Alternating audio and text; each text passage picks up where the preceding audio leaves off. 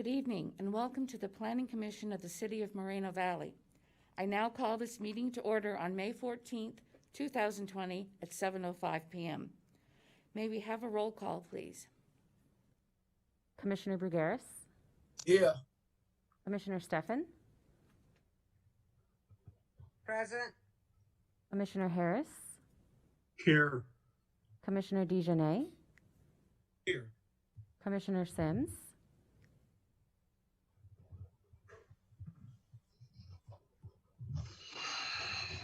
once again, that was Commissioner Sims. Let me see here. We can hear you, Mr. Sims. I'm here. Hold on. Thank you, sir. Vice Chairperson Baker, Here. Chairperson Corsick. Present. The Pledge of Allegiance will be led by Commissioner Brugaris. Please stand and repeat. I pledge allegiance Allegiance to to the Flag Of the Of the United States of America. and to the the republic for which it stands, one nation, Nation. under God, indivisible, for liberty, justice for all. Oh, Thank you, Commissioner Brugaris. Okay, we are now going to move to the approval of the agenda. Fellow commissioners, if you are going to make any motions tonight, would you please raise your hand? That will help us call on people and keep track of who's making the motions. So at this time, I'd like to move public comments for items not on the agenda after all the public hearing items. And I'd also like to move the public hearing item number 2 to be the first on the agenda for tonight. Could I please have a motion and a second, please?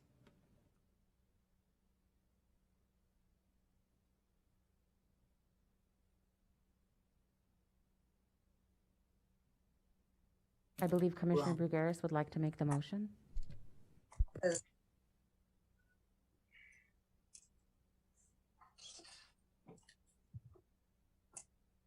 We have a motion from Commissioner Brugaris, and do we have a second?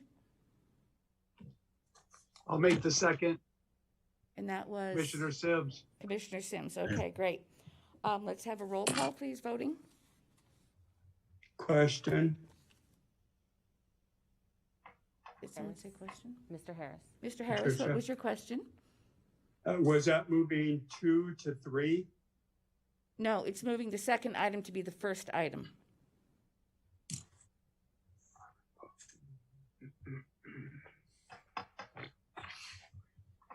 Would you want to consider moving that from the second to the third? Or no? I think we probably have a lot of public comments and things. It's going to be a lengthy part of the meeting. If we keep it to the end, I personally think we're going to run out of steam. It's just, I think it's easiest for us to do that one first and then move on to the 2 cannabis ones. Okay. Anyone else? If we have concerns, we can move it back to where it is, if that would be the pleasure of the commissioners. No, Koso, it's perfect. We can do it that way. Okay, so I need a second on that motion. Oh, we had Commissioner Sims. Okay, yes. now we'll do the roll call vote.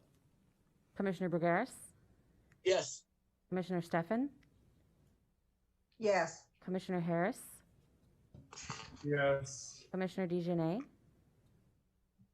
Yes. Commissioner Sims, Yes. Vice Chairperson Baker, yes. Chairperson Corsick.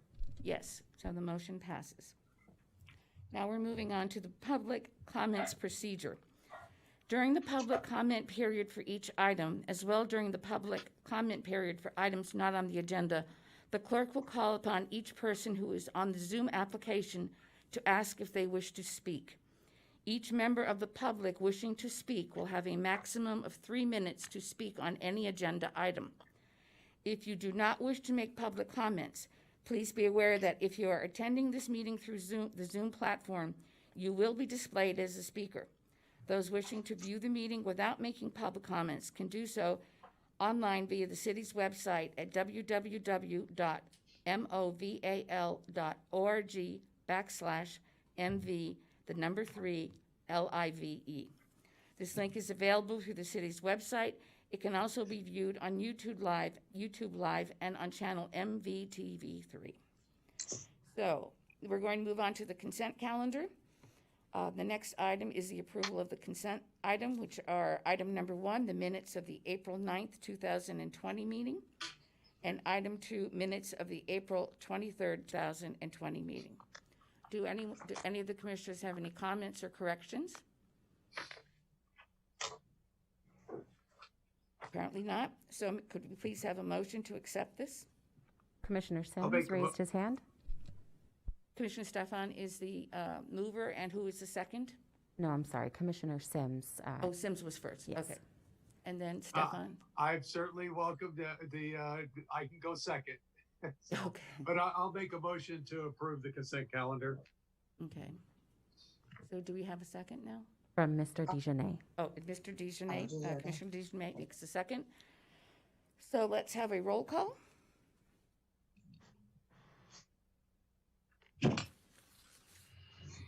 Commissioner Brugaris, Yes. Commissioner Stefan, Yes. Commissioner Harris, Yes. Commissioner Dejanay, Yes. Commissioner Sims, Yes. Vice Chairperson Baker, Yes. Chairperson Corsick. Yes, so the motion carries. We are now going to begin the public hearing portion of the meeting. We've moved item number 2 up into the first place. Item number 2 is the World Logistics Center revised final EIR tentative parcel map 36457 and development agreement. Before we begin, I just want to make a comment to the public and also to the commissioners. We are not discussing the project. The project was approved in 2015. What we're looking at tonight are the 5 revisions to the EIR. So, the project is approved, so comments really should be focused on those 5 particular portions. Could we please have the staff report? The staff report will be presented by, I see a hand raised from Commissioner Harris. Yes, is the city attorney there at the meeting? yes, he is.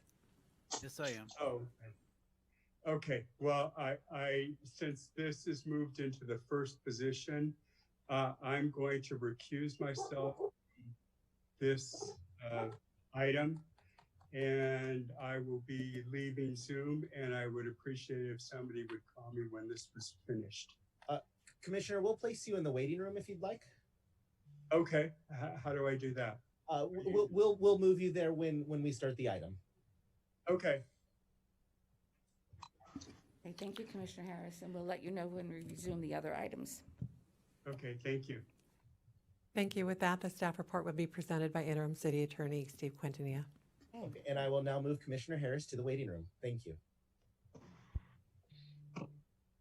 Well, good evening, Madam Chair and members of the commission and members of the public out there. First, I will remove my mask. We are here safely seated far apart enough. We're maintaining our social distancing, so I think I'm safe. Otherwise, it'll fog up my glasses. Before I begin my staff report, I just want to acknowledge the reasons why Commissioner Harris has decided to recuse himself from these proceedings. 2 days ago, I received a call from Commissioner Harris, and he had expressed concern that there may be a perception that he is biased, he would be biased in these proceedings because he is the individual who had signed the notice of intent to circulate the petition initiatives related to the World Logistics Project back in 2015. It was his decision to recuse himself. It's not my position to advise him one way or the other as to whether he should recuse himself, but he chose to recuse himself based on that particular issue. So he has not participated in any discussions with staff on this issue, nor has he asked any questions about this particular issue. And so he will not participate at all in any form or manner, and he will not vote. So the first question that probably comes to mind is, why is the interim city attorney presenting this particular item? And the reason for that is that this particular project has a history of litigation associated with it. And so what it presents a very unique situation in that as the chair has recognized, that the underlying entitlements for this particular project were approved back in 2015. And although there was some extensive litigation over this particular project on two different occasions, one in which the approvals of the City Council in August 2015 were challenged, and one in which the petition initiatives were challenged that were approved unanimously by the City Council in November 2015. Well, the result of that litigation was that the environmental impact report basically was not held to be adequate under CEQA for 5 particular reasons, and I'll get into those particular reasons later. But what did come out of that litigation, though, were we ended up with entitlements that were approved by the Court of Appeal or were not overturned by the Court of Appeal or the Superior Court. And so that left the underlying development entitlements approved for this project. And that is the reason why we had to remain very focused on the items that are presented to the Commission tonight and to the public. So tonight's public hearing is going to be dealing specifically with the revised final environmental impact report, and it's a final environmental impact final environmental impact report that consists of probably more than 100,000, 200,000 pages of documents, which include studies and reports. It's a very, very extensive study that's been prepared. And we also have our environmental consultants that are present during this meeting, so they will be available to answer any technical questions later on should the Commission have any questions on the technical aspects of the final EIR. The other items that are on the agenda also include a tentative parcel map. And this tentative parcel map is a map that's been submitted for what is deemed to be for financing and conveyance purposes only. This is a document that will be used to probably raise funds to construct the project, basically. And so it's important to note that this particular tentative parcel map is not providing any additional entitlements to develop the project. So that I need to make that very clear, because these entitlements are not necessary to develop this project since, again, the underlying development entitlements for the project have been approved and have withstood a legal challenge. The third item that we have on the agenda tonight for consideration by the Planning Commission includes the development agreement for the project.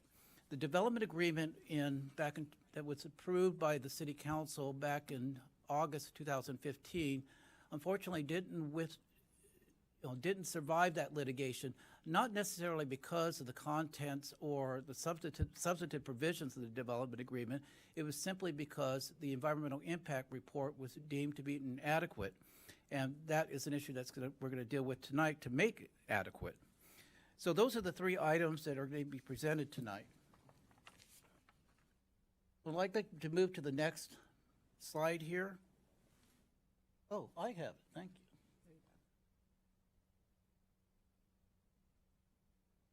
you. Okay, let me see. Where am I pointing to? Next slide, please.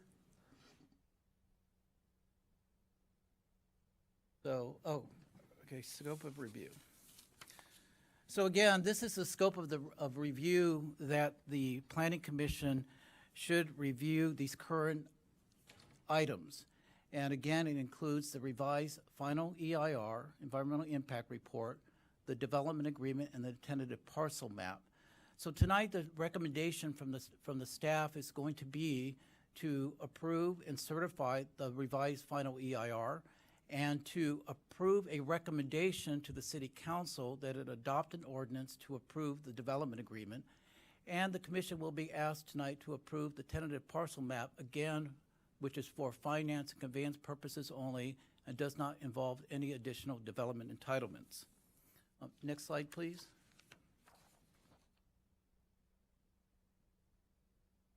So what are the underlying approved entitlements for the project? They include the Merino Highlands specific plan that was repealed.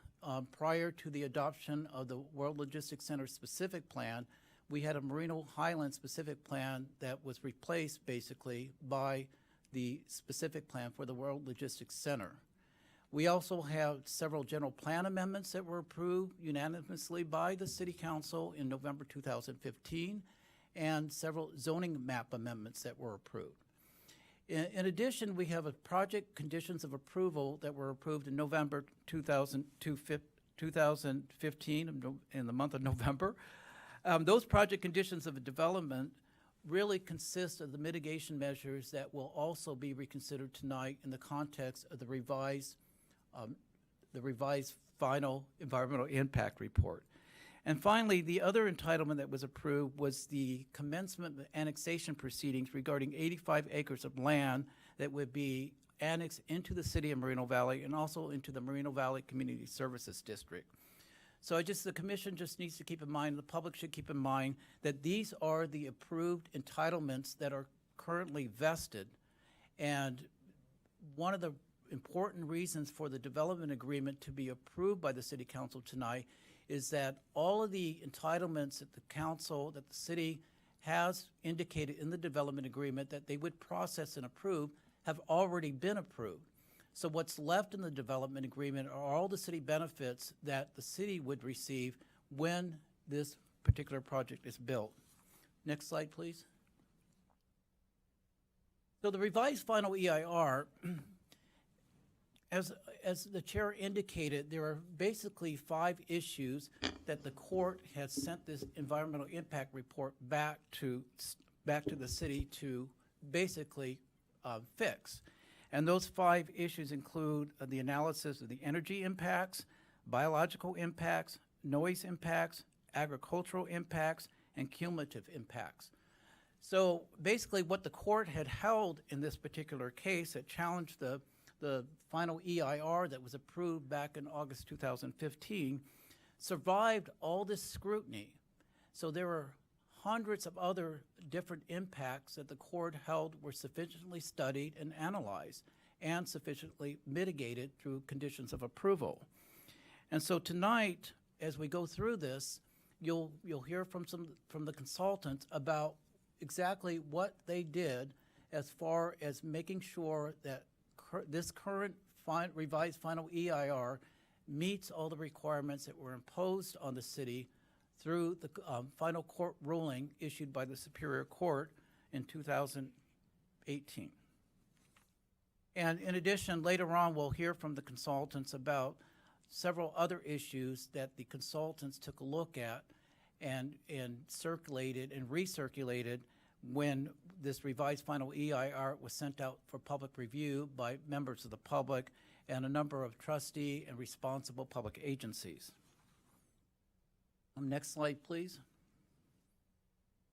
Now, in addition to the revised final EIR, the staff is recommending that the commission tonight also approve a mitigation monitoring and reporting program and a statement of overriding considerations.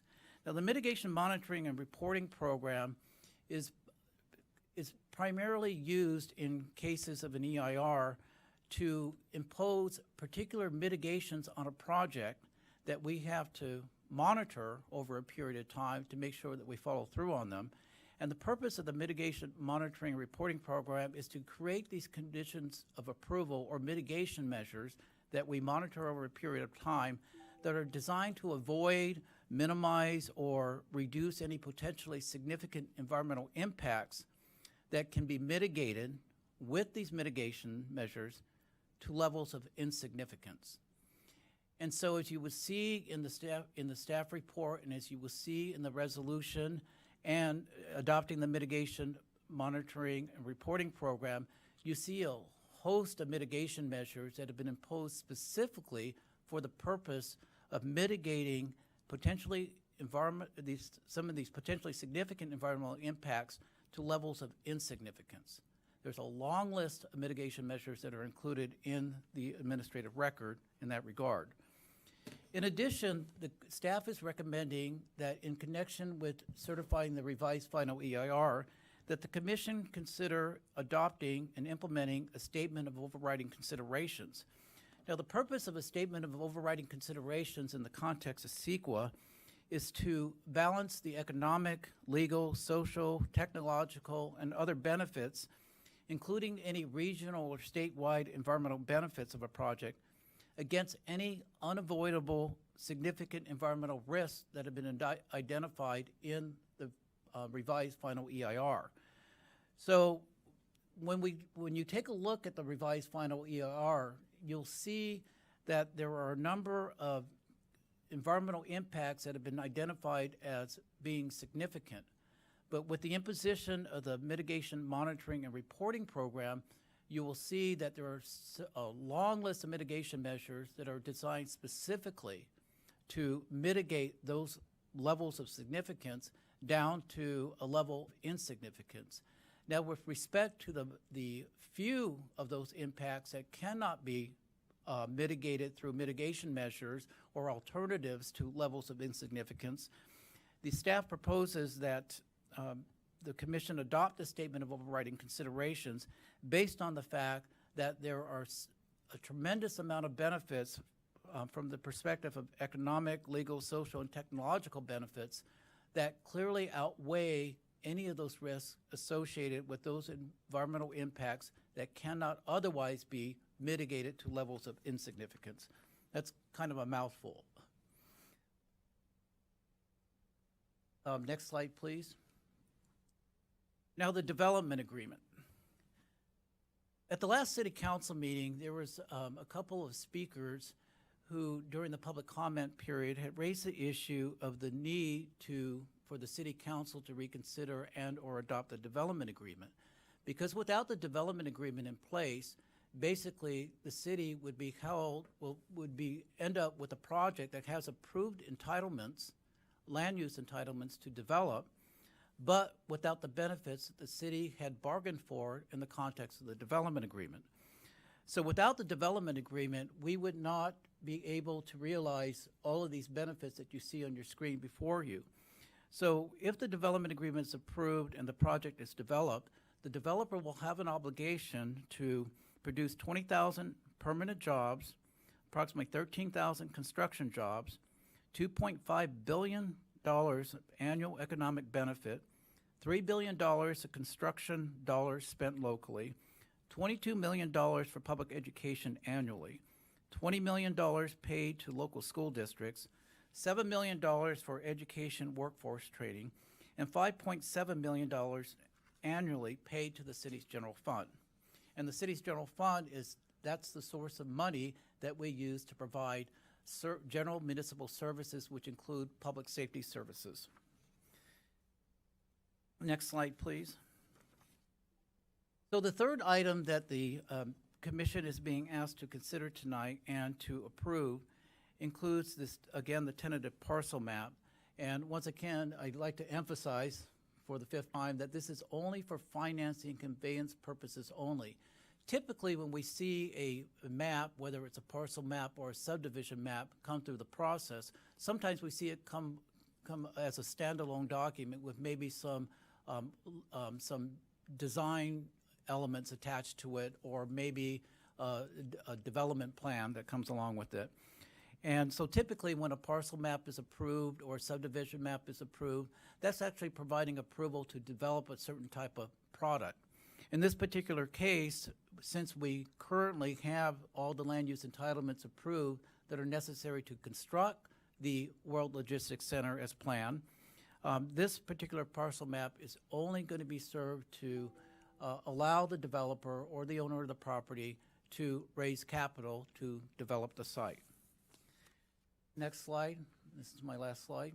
And so here are the staff recommendations that are being presented to the council and to the commission. First, there's a resolution number 20-20, and upon adoption of that resolution, the commission will approve and adopt the Mitigation Monitoring and Reporting Program. It will approve and adopt the Statement of Overriding Considerations, and it will approve and certify the revised final environmental impact report for the project. Number 2 is resolution number 2020-21. Upon adoption of this resolution, the commission will approve tentative parcel map 36457 for finance and conveyance purposes only. And finally, upon the adoption of resolution number 2020-22, that would be a recommendation to the City Council to approve and adopt an ordinance approving the World Logistics Center Development Agreement.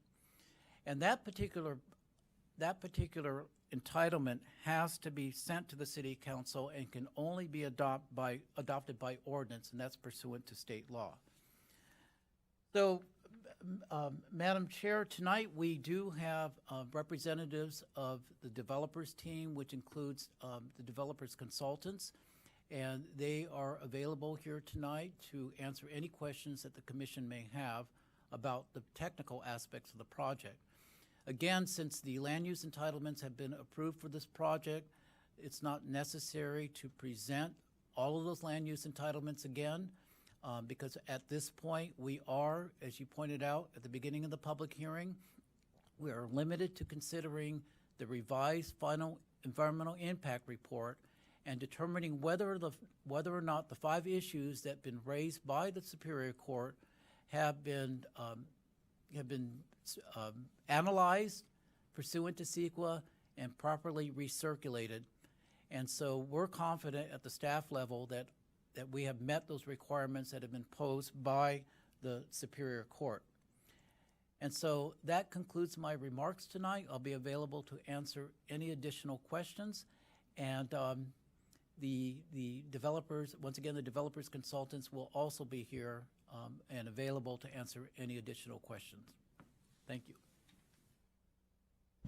Are there any commissioner questions for staff right now? Please raise your hand. Was I supposed to read something? Did you want me to work off the roll call list and call everyone by name? Oh, yes, actually, we're going to do the roll call list to start this off. So you will be called, and if you have any questions, please respond. Okay. Vice Chairperson Baker? Questions at this time? Commissioner Sims?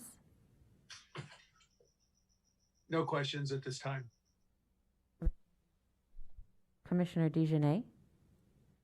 No questions. Commissioner Harris? Oh, he's recused. I apologize. Commissioner Stefan? This time. One more time, Commissioner Stefan. I do apologize. No questions at this time. Thank you. Commissioner Brugueras? On. Yes, sir.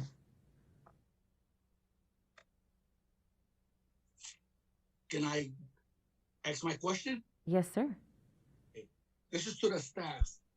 So what I understand by reading what I got in front of me and listening to the staff just now, Patrick,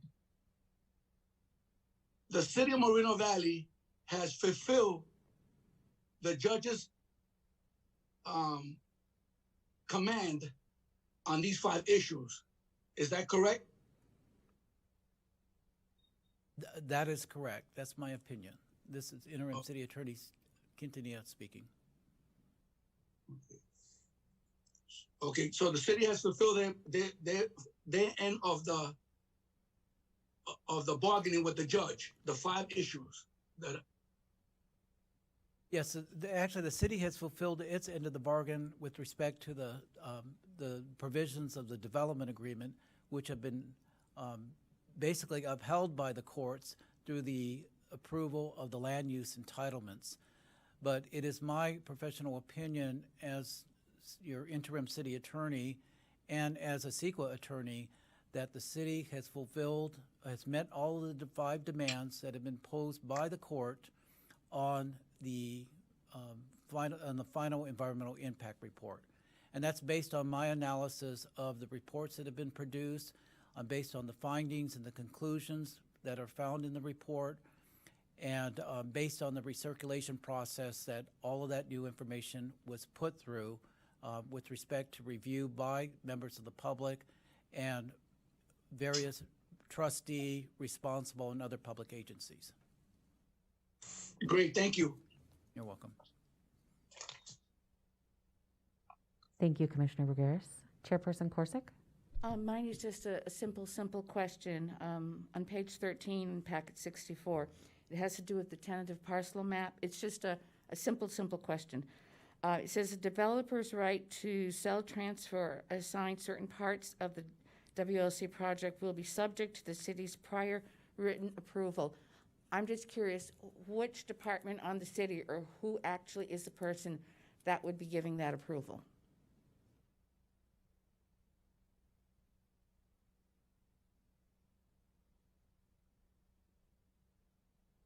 I'm sorry, can you direct me to the section on the page? It's on page 13. It would be the city council. It would be the city council.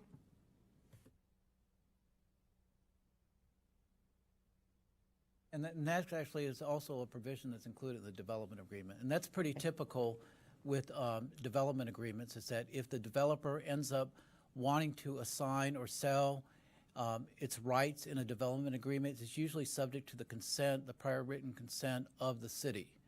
And typically that consent comes from the part of the entity or the entity that actually approved that original entitlement.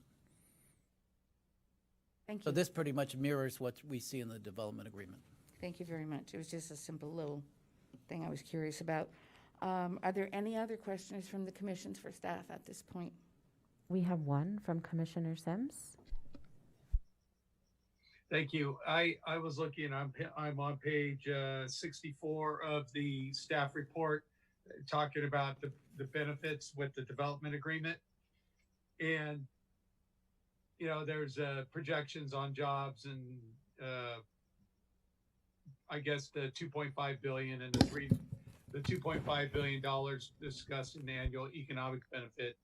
That's more of a regional, city and regional partakes in some of that. But I'm a little bit like to have some discussion about where you have the $22 million a year for public education annually. How is that generated? How does the project create that? And then as far as I'm assuming that the $5.7 million that goes into the city's general fund, those are part of the property tax increment. How are those generated? So first question is the $22 million for the public education, how is that generated? And then the 5.7, how is that generated? And then after I hear that, I have one more follow-up question. Madam Chair, since we have the consultants available here, maybe we can invite one of them to step forward to address those two particular issues. Who would you like to answer?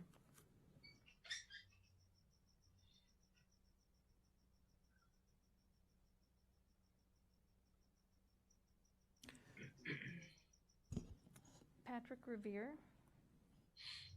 Okay.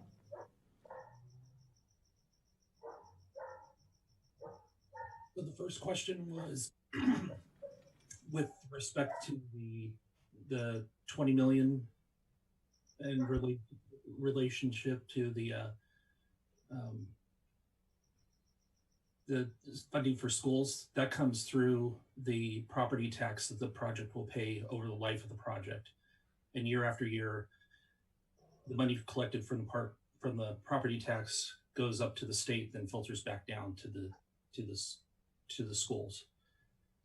The 5.7 million for education is a specific fund that the project will pay building by building to fund workforce education within the community. So that's kind of where those two numbers come from. So the one question I have is on the $5.7 million per year.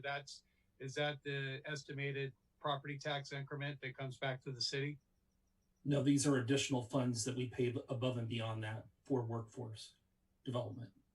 No, well, the workforce development says $7 million provided by developer for education. That sounds like a one-time or at per building type of setup. But the last bullet item on page 64 in the list of benefits, notice the $5.7 million annually to the city's general fund. I'm wondering how that's, how that is, that sounds like a in perpetuity Yeah, if it's an annual thing. Yeah, that is the tax increment as a result of the right. And is that an average? Is that based on an average over, or is that at build out, assuming it's the project build out? That's once the whole project's been built out. Okay.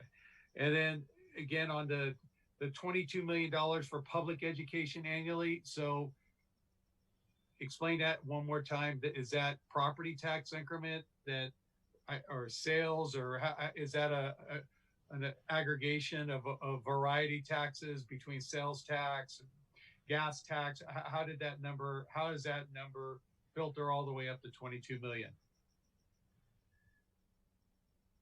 Yeah, that is based on the tax increment from all those things that you're talking about. That's how it derives the 22 million in public education. Okay, thank you. Then I guess the one question I have for staff is on the $5.7 million annually to the city general fund. For context, what percentage is that is of the current, would that be of the current general fund at the city? Or maybe in context, does that fund a fire station annually, or does it fire a percentage of the police contract with the county for police? Kind of give context of what that value is. I mean, I understand what $5.7 million is, but is it, a 0.5% of the entire general fund, or is it 10%? I haven't looked at the city's general fund budget. Mr. Benzibi, you can go ahead. We have you unmuted. Oh, thank you for the opportunity to respond, and thank you, everybody. I hope everybody's healthy and safe in today's time environment, and I appreciate everybody getting together on this Zoom public hearing. I just wanted to make a couple of points more specific to your question. The $5.7 million is actually the net surplus to the city. The taxes paid to the city for the project from a variety of tax revenue generation elements like property tax, sales tax, others, it's over $11 million. But the city will also have to provide services for the project. Like you said, fire, police, other things. So from that $11 million, you deduct approximately half, about $5.5 million, and therefore the surplus that the project will generate above the demands it may have from city services is that approximately $5 million in today's dollars. So that is the surplus above the cost associated with providing fire, police, and other services the city will provide to the project. The $22 million for education, that's simply for property taxes and all the taxes generated by the project in itself. It goes upstairs to the state and then it calculates back down for education. In addition to that, and that is through the development agreement, and we will provide approximately $7 million for workforce training and education to ensure that we have resources to enable our educational institutions and the city to provide necessary training, maybe let's call it wind the pump, leverage those dollars with other educational institutions to more directly help Moreno Valley residents protect the job opportunities in Virginia. Thank you. Madam Chair, in connection with these public benefits, I would like to just offer some additional benefits that are actually spelled out specifically in the development agreement, since we're on this topic. So in the development agreement, it specifically provides or describes certain public benefits that the developer will have to provide to the city, and those include, first of all, the developer's payment of development impact fees, and those fees are used to cover the costs associated with our police facilities, our city hall facilities, city's corporate yard facilities, and maintenance equipment. The development agreement also provides that that the developer is going to be required to pay for all development services provided by the city once the city designates a World Logistics Center coordinator. That will help facilitate the construction of the project. The developer will be required to pay for any costs associated with using qualified private entities or persons that are that are going to assist the city with the development project. Developer is going to be responsible for paying for or constructing all traffic circulation related improvements. The developer is going to be required at its own cost to provide a fully constructed, fully equipped fire station and fire station site, including fire trucks, as specified by the city's fire chief. Developer is going to be required to establish a World Logistics Center local hiring program at the developer's cost. And this is going to help identify, align, and facilitate educational interests and programs with workforce development programs that will facilitate the hiring of Moreno Valley residents for job opportunities at the project. The development agreement provides that the developer will requires contractors, suppliers, and tenants to be active participants in the Moreno Valley Employment Resource Center programs, including utilizing the program's job opportunity announcements programs, which are geared toward or are targeted toward residents of Moreno Valley. The development agreement provides that the developer is required to actively participate in our Hire Mobile incentive program and to contribute up to $6,993,000 to be used by the city to enhance educational and workforce development training in the logistics industry. And the developer will contribute up to $500,000 to develop freeway-related landscaping, bridge architectural concepts, engineering, and freeway signage regulations. So that's just a sample of the specific benefits that the city has provided in the development agreement. Thank you. Any other questions from commissioners? Well, if there aren't any more questions, at this time, would the applicant like to speak? As well, thank you again for the opportunity to speak and address the Commission Chairman, Ozark, and the commissioners. I think staff has done a good job describing the project. As you know, we had a substantial and massive EIR prepared over several years that culminated in the certification of that EIR back in August of 2015, after several years.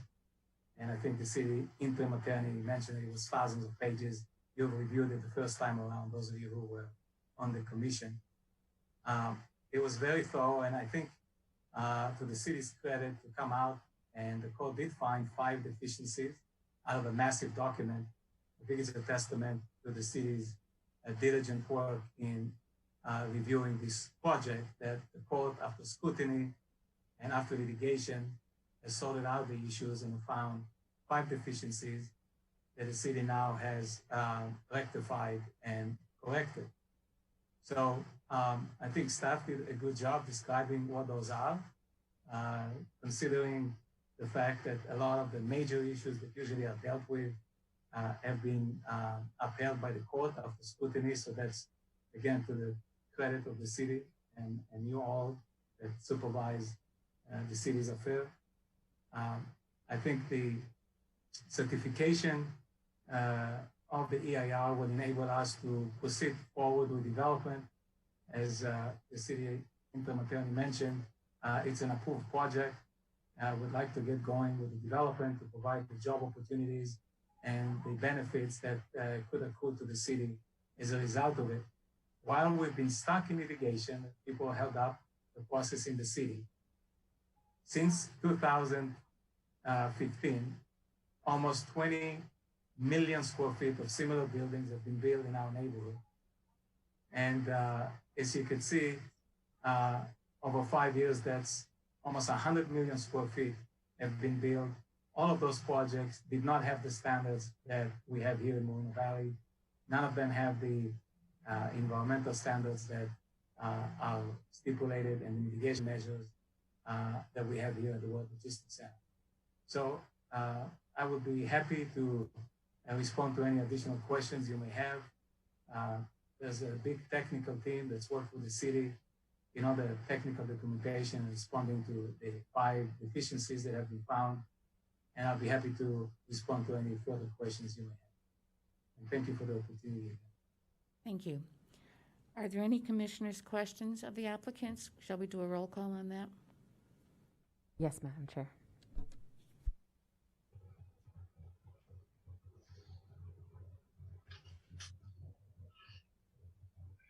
Vice Chairperson Baker, I have no questions.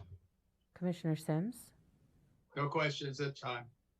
Commissioner DeJournette, No question. Commissioner Stefan, No questions. Commissioner Brugaris,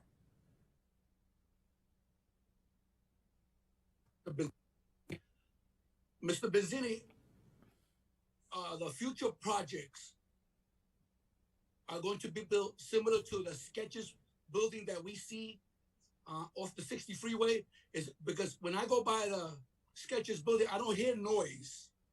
It's real quiet. So are we gonna have technology like that in the other buildings? Yes, technology continues to move forward, and even the new building that's under construction or next to Skechers that we're building is even more advanced than the first building you're referring to.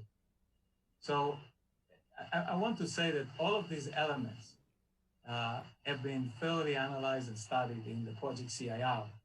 And I want to make it clear so people won't get confused where the numbers come from, whether it's the economic base, the tax base, the revenue generation, the number of jobs.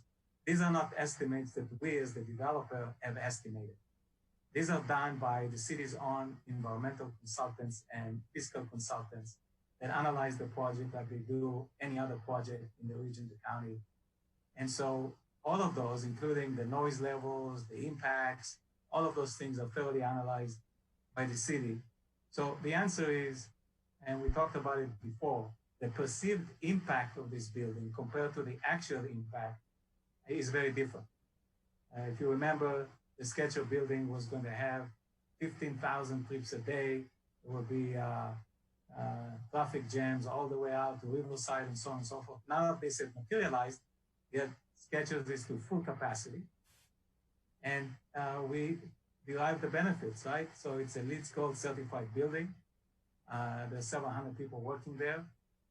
What I've understood from Skechers lately is there's 480 Moreno Valley residents that actually work at the Sketcher facility. And they're now expanding into the new building we'll be building for them. And that's under construction now. So we have essentially you do a good job. You have I wouldn't call it a homegrown company because Skechers existed before Moreno Valley. But nonetheless, here's a company that's doing well, expanding in Moreno Valley, generating more revenue to the city, more job opportunities. And the skill set required to work in this building is ever rising. And that's why in the development agreement, we committed to that almost $7 million. I think the number was $6,996,000 actually, but that money is specifically to further reinforce and help those who could potentially seek job opportunities have the skill set to work, because the skills you need to operate in those buildings is ever growing, and I think we need to take that element of it very seriously.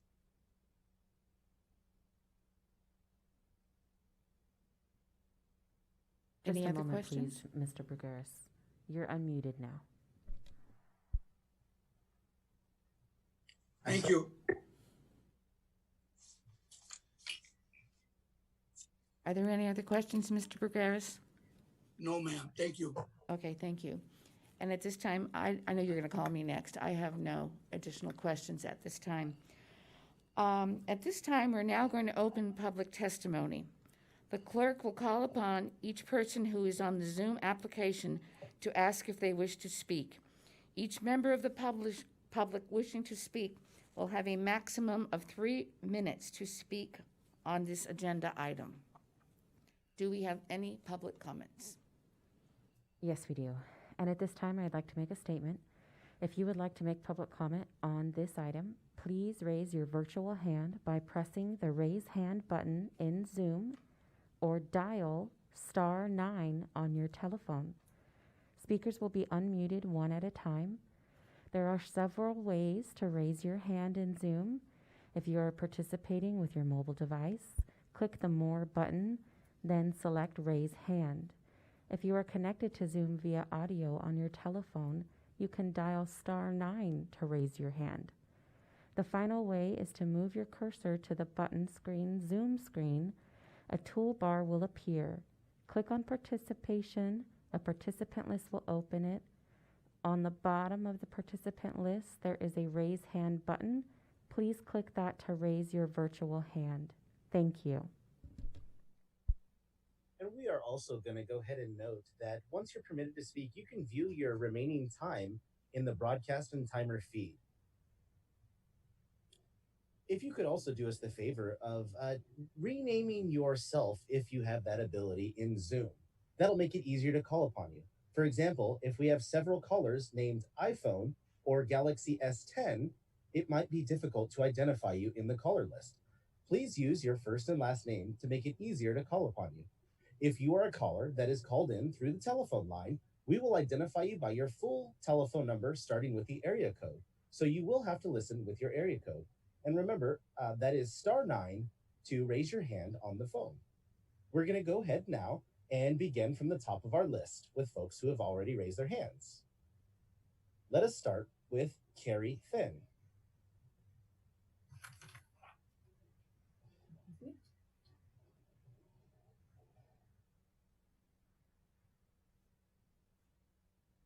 Carrie, you may begin. Yes, I'd like to ask the commission if I can speak both on an agenda item and a non-agenda item. At this point, we're only doing the agenda items. So will the non-agenda items be held for later? Yes, they will be at the very end of the meeting. Okay, thank you so much. So my comments with respect to this agenda item is the World Logistics Center, the revised EIR, and the resolutions as presented to you are not right for Moreno Valley. It will result in no significant job increases, only an automated wasteland of massive gray buildings that bring more air pollution, traffic, and noise to our city and region. I ask this commission to unanimously reject the revised EIR and the accompanying resolutions. The World Logistics Center will be 2,600 acres of trucks, warehouses, and smog that will bring more cancer-related deaths, breathing-related illnesses, and result in the release of massive amounts of fossil fuel exhaust less than a few miles from homes and schools. Commissioners, please consider that this project, the revised EIR, and the project agreement has lost every single civil lawsuit and also caused the California Attorney General to file an amicus brief against it. You can stop this continued litigation and the scrutiny brought on our city. The WLC will not only worsen the smog in the worst air quality region in the country, as defined by the American Lung Association, for the past 20 out of 21 years. Your resolutions and this revised EIR may not change that fact, but approval of it will dramatically add to this unhealthy environment. If you approve these resolutions, we will experience more unhealthy air days, further congested freeways, and we will also have an impact on our side streets, which the City Council is planning to levy taxes on our citizens to pay for. The WLC will not bring the jobs it claimed 5 years ago because automation has arrived. In addition to that, the world has changed. The Trans-Pacific Partnership that should have been approved more than 5 years ago was not by the US Senate. The change in where we store and deliver goods to bring them closer to the delivery point has also changed. So much has changed in the last 5 years when this project was approved. I urge you to vote no on the resolutions that support the revised EIR and also on the WLC. Thank you very much. Thank you. Carrie. Next person. Our next speaker will be Galaxy S10 Plus. If your name is Galaxy S10 Plus, you may be.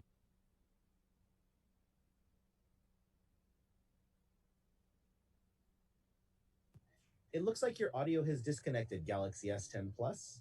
We do not see the audio available in your Zoom. We're going to go ahead and move on to the next caller. We have Yvette.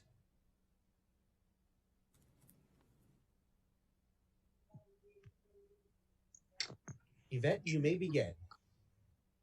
Good afternoon, Commissioners. My name is Yvette Torres. I am a resident of Moreno Valley, but also a member of the Center for Community Action and Environmental Justice. I am here today to ask the Planning Commission to not approve and adopt item number 2. The revised environmental impact report for such a large project like the World Logistics Center should have appropriate mitigation, and the current revise still fails to do so. Appropriate mitigation for a project that is 2,263 acres should not dismiss significant noise impacts that will have impact on not only residential life but wildlife. It should not dismiss significant impacts on air quality. The mitigation for air quality and the residents near there is not enough. Air filters will not stop the asthma rates. It will not allow children to go outside and play. We have our planet changing, and climate is predicted for hotter days, meaning worse air quality days. Another significant impact that is also ignored is traffic. Expansion of roads will not help with that. We are going to add another 10,000 trucks. There needs to be more done. We need stronger mitigation measures. There's not enough to override all these significant impacts. Again, 14 days is not enough for residents to go over all these documents. We need stronger development agreements. We need a more diverse employment. We need to know jobs, numbers, not just assumptions. We have heard time and time again that we're going to get paid well, but yet most of our workers working in logistics are not even at the poverty line. We are seeing now with COVID how needed sustainable jobs are. Please, I ask you commissioners to not approve this project. Thank you very much. May we have the next comment, please? We're going to go back to Galaxy S10 Plus. It looks like their audio is now on the line. Galaxy X10 Plus, you are unmuted. You may begin. Hello.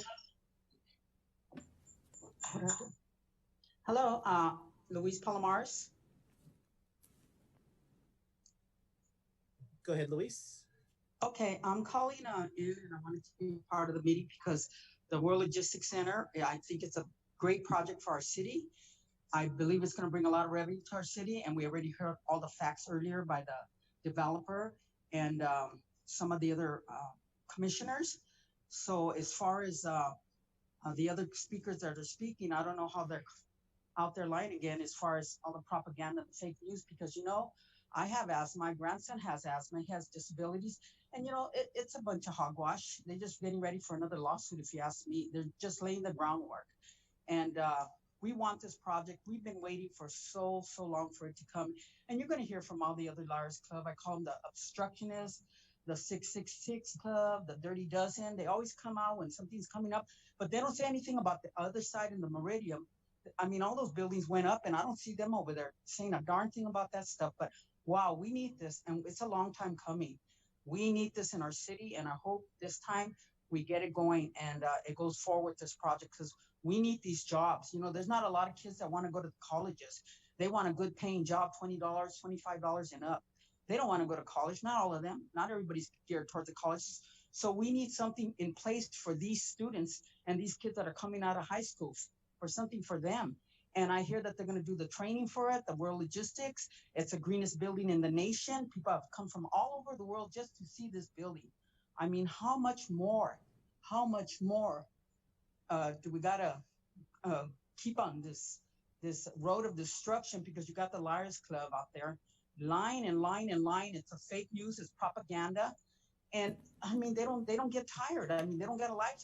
They should just move out to Sun City then. I mean, come on. We raised kids here. We came 32 years ago here. My husband had to commute for the longest time. Then my kids all bought houses here. They're all commuting to different communities to work. Now I got my grandkids. They've gone to college. They went to the military, and they're still waiting for jobs. They commute everywhere else to work too. They don't even want to buy homes here because there's not enough to keep them here. So are we a bedroom community? Are we going to be in Egypt another 40 years? Come on. I mean, it's our turn. I mean, Riverside took it all in the 11th hour. It's our turn to have something here for our community. Please, please pass this project. It's an excellent project.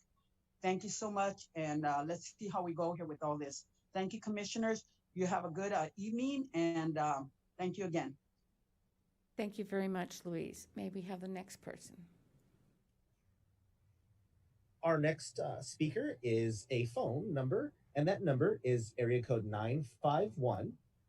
951-892-2431. Once again, that's 951-892-4311.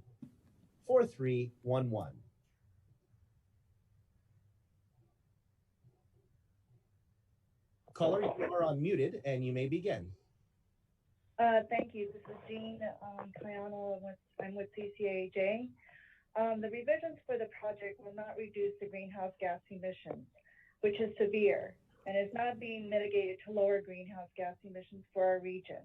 We are asking you to not approve the revisions in the revised EIR. It's still inadequate. 800 children, youth, and adults and elderly die of air pollution in Riverside and San Bernardino counties every year. Our lungs are so compromised due to the air pollution that all of us are now more vulnerable to the COVID-19 crisis. And yet, warehouse development after development permeates every empty space in our region. And now with the World Logistics Center, imagine having 30 Disneylands in Moreno Valley, except unfortunately, it won't be fantasy land. Instead, it will be a toxic pollution land, bringing an additional 14,000 diesel trucks into this region, impacting communities along the 60, 10, and the 15 freeways, causing our health to be more compromised for diseases such as heart, lung, asthma, and cancers and viruses like the COVID-19. And what about the jobs? All the thousands promised jobs that are not sustainable, not livable wages. Right now, if warehouse jobs were so great, why does Moreno Valley still have one of the highest rate of poverty in our region? How long will these jobs last? Automation is already here.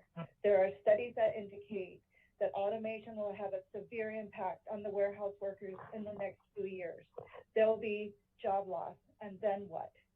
You need now to create a better vision for a better economy than just logistics. Not a vision for developers, but a vision for people who live in our communities. Already, warehouse workers are treated like robots, only to be replaced by them within years. We are better than this.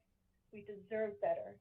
Don't let corporate greed or a greedy developer do this. You can stop this. You can stop this now. Don't give in to what a developer wants to believe, that residents in the Inland Empire should be happy with warehouse jobs. I have heard over and over again that this is the best we can offer our jobs for our residents. I don't believe this, and you shouldn't either. Our Inland Empire residents are better than this. We have a right to good wage jobs with benefits and clean environment to live and work. We will oppose this project and the revisions, and we'll continue to fight against it. Thank you. Thank you. May we have the next person, please? Our next speaker is Gabriela Mendez. Gabriela Mendez, you are unmuted and you may begin. Hello, Board of the Planning Commission. I am urging the Planning Commission to not approve, and adopt the environmental impact report, the parcel map, and the development agreement. We should not be putting economic benefits over our people's health. There's community there, and this is around residency areas. When this massive warehouse is going to bring in 14,000 trucks per day, when we already have thousands and thousands of trucks through our freeways, this is not only going to impact the community of Moreno Valley, but it will also impact the neighboring cities and the whole inland region, as these trucks will not only be traveling inside the Moreno Valley. I want to remind everyone, right? You guys keep talking about jobs, and Mr. Benzini talks about all these great jobs, but there are many articles that show that he has not followed through with his word in the past. So what tells us that he will follow through with it now, right? And also, we want to talk about jobs, but who's going to pay for the infrastructure costs of the ruined roads when this goes through, right? So there's many things that are happening, but I also, on a personal note, right, I have a brother who has Down syndrome, who does not have the strongest system to fight air pollution. And there's a whole community out there, a whole special needs community out there that where the systems are already fragile because of birth or because of other reasons. And they are not as strong internally to fight the air contamination, the air pollution, and we ask that you do not put our community's health at risk any more than it is, right? We already have the worst air quality here in Southern California, and it's just going to get more disgusting with this project. We need now more than ever to trust on your leadership to not approve and adopt the things that I mentioned. And with that, thank you so much. And I really want to once again urge you not to approve and adopt the environmental impact report, the parcel map, and the development agreement. Thank you so much. Thank you. May we have the next person, please? Our next caller is Ricardo. Ricardo Olea, please. You are unmuted. You may begin.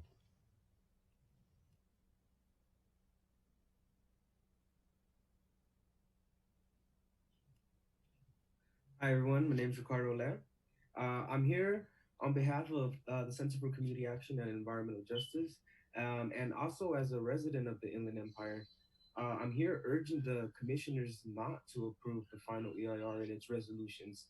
The mitigation measures presented under the final EIR are not enough to address the air quality and health concerns. Given the size of this project, right? I believe personally that the mitigation measures are just not enough. If you take into account the cumulative impact of warehouse pollution that's already present, adding a project the size of the World Logistics Center is just the impacts are unimaginable, right? I hear the issue about issues being brought up, the jobs being brought up a lot. Warehouses are already present in our region. Moreno Valley has one of the highest poverty rates in the Inland Empire. If warehouse jobs were as great as this developer is talking about, this issue would have been solved long ago. Warehouse employment is just not the solution to our social issues here in this region, right? At the very least, if the developer has the funds to stay 5 years in litigation, he has the funds to provide that every single operation within the World Logistics Center be operated on a zero emissions basis, right? The zero emissions is a feasible outcome. It's a feasible solution. And I'm not here to recommend the commissioner to approve this project, but if that's the route that this is going to go, zero emissions, right? This is not a project the size of this. The size of this project is the pollution impact is unimaginable. And as we've seen from so many people talking tonight, we have personal issues on the line, right? Our lives are here. It's not a secret that this development is on the lines of is on the basis of race. So many communities of color are being impacted here, and I don't think we're talking about that tonight. We're not a lot of people are acknowledging that, right? It's not your typical affluent white communities that are at stake here. It's getting tired. We're getting tired of this imposition of environmental pollution. So just consider what we have to say. The mitigation measures are not enough, and I urge the commissioners to not approve this project at all. Just consider what everyone is saying, and thanks for the time. Thank you, Ricardo. Next person, please. Absolutely. And as a reminder to everyone in the list, if you would like to make a public comment, please raise your hand in Zoom. Also, if you've noticed, we are going down the participant lists item by item. So the next speakers will be a phone number followed by Daniel Fernandez and Angel Lopez. Our next public speaker is 951-924-0816. Once again, phone number 951-924-0816. You are unmuted and you may begin. I'm here. Can you hear me? You may begin. We can hear you loud and clear. Thank you.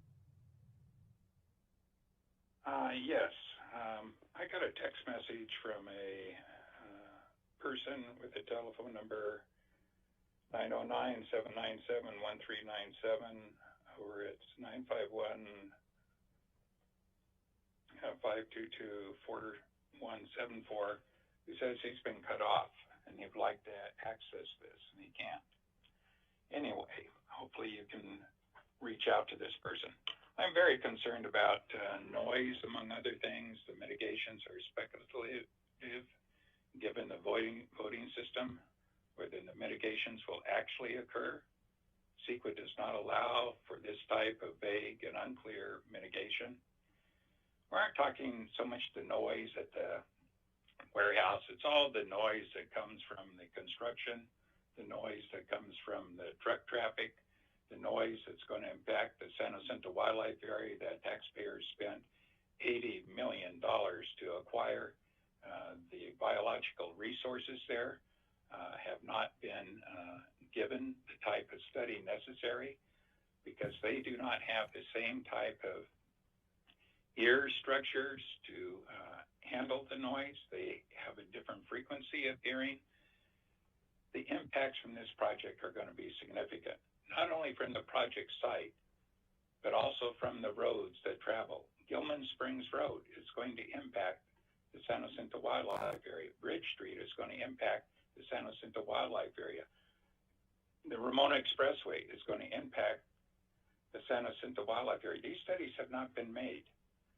The roads that you go on north of State Route 60, the noise impacts to the homes along Redlands Boulevard, the homes along Marina Beach, those are going to be impacted. And this project isn't doing anything to mitigate those impacts. You have Ironwood Avenue being widened, and there's already a private school there, and high school number 5 is also approved on that section of Ironwood. These are impacts that have not been addressed as far as noise. Energy impacts, it is a crime that all of this warehousing does not have maximum use of solar all across the top of every roof. It must be that way. And then all of the equipment, the polluting diesel equipment, hostlers, yard trucks, forklifts, all of them need to be electric. And they could run off the solar from the top of the roof. All the different forms of trucks, from the diesel all the way down to the vans, can be electric, and it needs to be required. And yet that is not being done as part of this project. Your time has expired. Before we move on, I'd like to request that people whose name is not popping up, we just see a phone number, would you please just state your name? It's just kind of a nice thing to know who you are versus a phone number. So let's have the next person, please. Our next participant is Daniel Fernandez. Daniel Fernandez, you are unmuted and you may begin.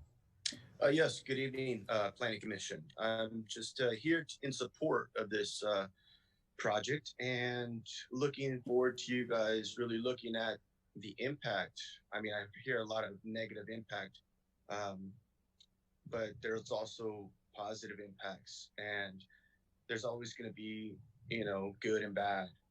But at the same time, with the current situation that we have, I think Moreno Valley has an opportunity to, you know, look at things. And yes, it may not be perfect, but they can also look at it as, you know, right now, a lot of people are looking at manufacturing. Where is it at?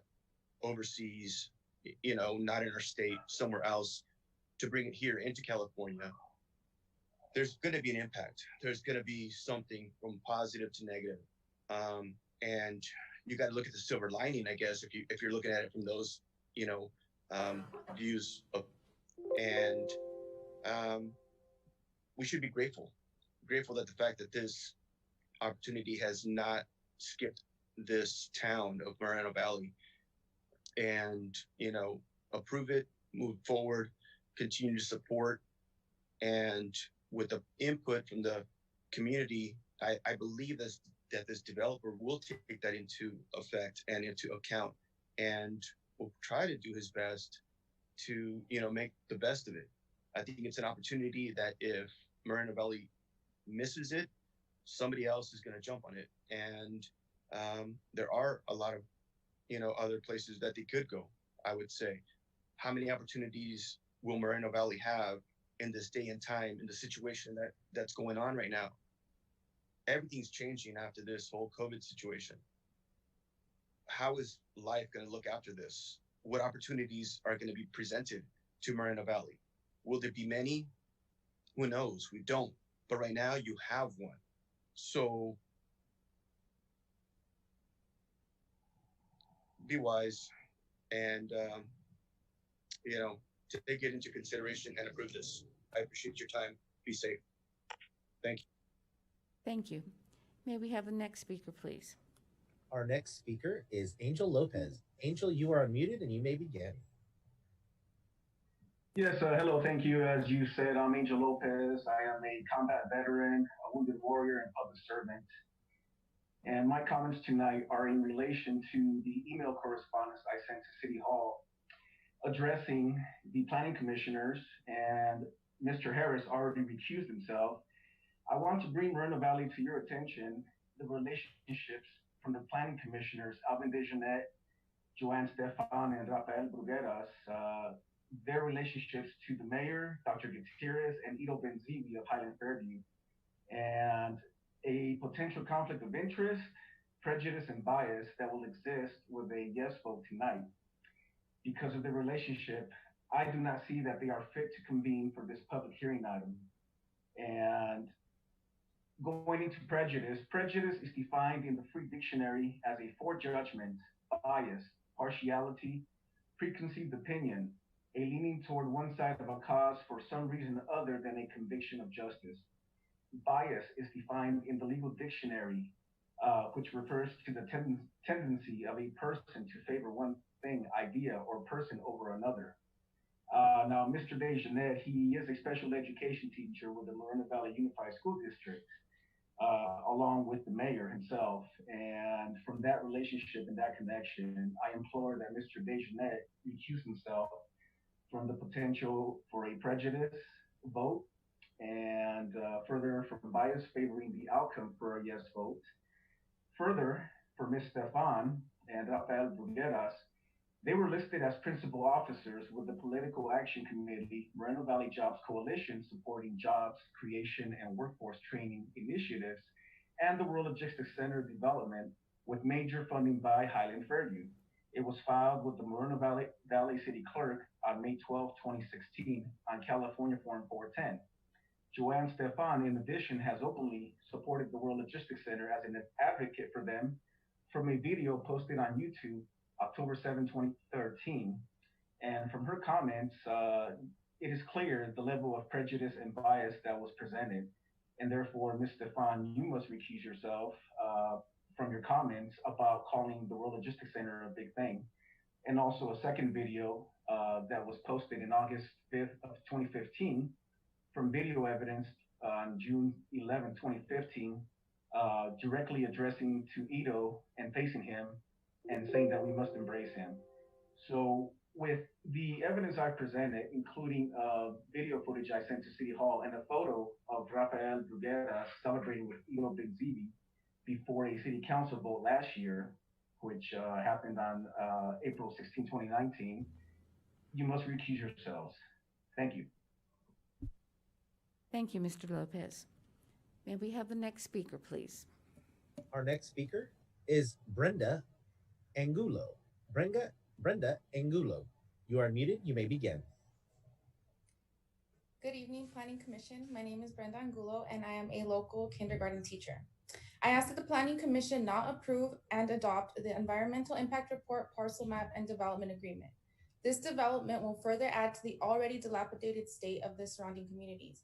It's really an abhorrent display of disrespect to even consider the development of this World Logistics Center in a community that has been advocating for reparation policies due to the effects of the current infestation of the goods movement industry.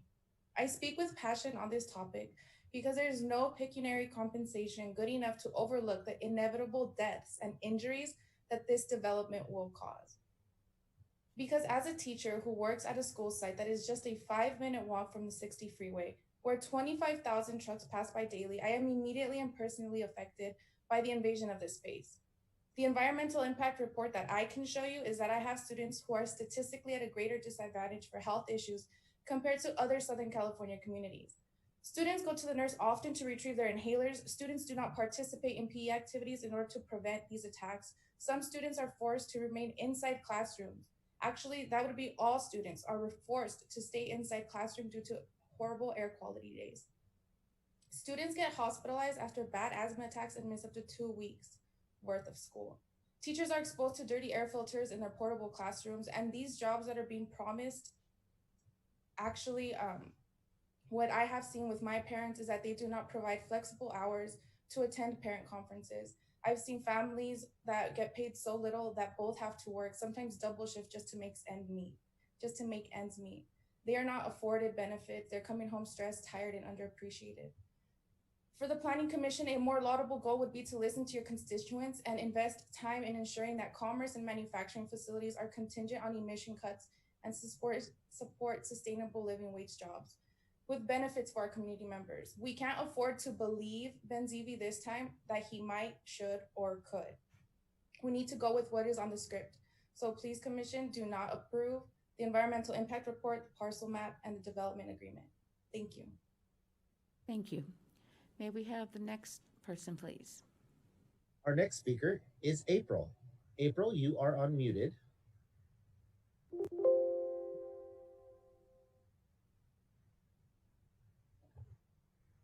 Hello? Yes, April. I am a resident of Moreno Valley, and you say adopting mitigation will reduce significant environmental impact to levels of insignificance. Yet the environmental impact is already present within the community. The air quality will only continue to get worse and affect the health of residents of Moreno Valley. The close proximity of the warehouse will in effect subject our community to 14,000 more diesel trucks taking routes through their homes. I do not approve the developmental agreement, environmental impact report, and the tentative parcel map. Thank you. Thank you, April. May we have the next person? Our next speaker is Karen Jackbour. Thank you. My name is Dr. Karen Jackbour, and I'm a physician volunteer with the American Lung Association. I'm from Riverside, and I know firsthand the impacts of air pollution on public health. I've been diagnosed with severe asthma and have been hospitalized or in the ER more than 40 times. Please pardon my voice tonight because I'm currently suffering an asthma flare due to the high ozone levels we had at the end of last week. I'm here to speak on the revised final EIR concerning the revised biological impacts and the proposed statement of overriding considerations. As an MD who also has a master's in public health, I urge the City of Moreno Valley to consider all of the short-term and long-term impacts of COVID-19 in their planning, as the COVID-19 pandemic directly affects the environmental health impacts of the proposed World Logistics Project. A recent study from Harvard University showed that for each increase in particulate air pollution of just 1 microgram in PM 2.5, there was an associated 8% increase in the risk of death from COVID-19. 1 microgram increase in air pollution associated with an 8% increased risk of death from COVID-19. We know that pre-existing conditions increase the risk of death for COVID-19, and air pollution causes an increase in many of these same preconditions, such as cardiovascular disease. The study found that a person living in a county with high levels of fine particulate air pollution is 15% more likely to die from COVID-19 than someone living in a county with less fine particulate air pollution. The bad news for us is that we live in a county that has some of the highest particulate air pollution in the nation. Do we really want to make our risk of dying of COVID-19 even higher by building a rural logistics center? Even a small increase in particulate air pollution results in a large increase in the risk of death. The impacts of this evolving situation are not addressed in the revised final EIR and must be fully evaluated and considered in this report. Without that consideration, the mortality predictions from this report are wrong. Therefore, this EIR is insufficient for present evolving conditions and should not be approved. with a project that will increase air pollution from diesel truck trips and disproportionately impact our local community, it is imperative that you not approve the revised final EIR during the COVID-19 pandemic and must provide more time for the public and local, state, and federal health agencies to provide an assessment of the impacts. There remains significant and unavoidable Thank you, impacts. Karen. Your time has passed. Thank you. May we have the next person, please? Yes, I actually believe Robert Fenn was meaning to comment during Carrie's time. I see you, sir. You're unmuted and you can go ahead. Okay, got it. Okay, Got it. Thank you. Had some technical difficulties again. I'll figure this out one day. I do not believe that the EIR update will mitigate the negative impact that this project will have on our environment. The project will have on our environment, our quality of life, and the health of our residents, especially our children, far exceed any benefit that might be derived from this project. I believe it is environmentally irresponsible and morally indefensible to continue to support this program and this EIR update. The approval of the WLC will be yet again another example of corporate, municipal, and personal profit being made at the expense and on the backs of the less affluent, the less politically active, and the less politically connected. If this project is allowed to proceed, Moreno Valley will stand along with Love Canal, New York, Hinkley, California, Flint, Michigan, as examples of environmental injustice, unequal and discriminatory political power, and the failure of those, to include yourselves, in positions of responsibility to exercise a sense of concern for the well-being of others and future generations. It is morally indefensible to approve this project. It is environmentally irresponsible to continue on with this project. Thank you. Thank you, Robert. The next person, please. Thank you. And Robert, next time you can just notify us that you and Carrie will be speaking from the same machine. That's fine. We can. Thank you very much. Thank you. Okay, Joanna Gibson is our next speaker. Joanna Gibson, you are unmuted. You may begin. Hi, thank you. Thank you for your time this evening. I'm Joanna Gibson, Senior Environmental Scientist with the California Department of Fish and Wildlife. I'm the lead for the Western Riverside County MSHCP. CDFW has identified significant concerns with the revised final EIR for the World Logistics Center project, which have been identified in a comment letter submitted to the Planning Commission on May 13. Our letter also includes specific suggested revisions to the mitigation measures to ensure enforceability. CDFW requests that the Planning Commission not approve the final revised EIR. Briefly, CDFW's concerns include impacts to recreational use, wildlife movement and wildlife species, and mitigation measures in the environmental document that are not specific or enforceable. In regards to recreation impacts, the proposed project setback of 250 feet from the Santa Cena Wildlife Area is not adequate and will directly impact public use and enjoyment. Despite directly impacting recreational opportunities and public use of the wildlife area, the environmental document does not analyze these impacts, nor has it identified mitigation to offset the public's loss of recreational opportunities. In regards to wildlife movement and wildlife species, a fair argument can be made that the project will impact wildlife movement. The environmental document lacks specific and enforceable mitigation measures to address impacts to wildlife movement.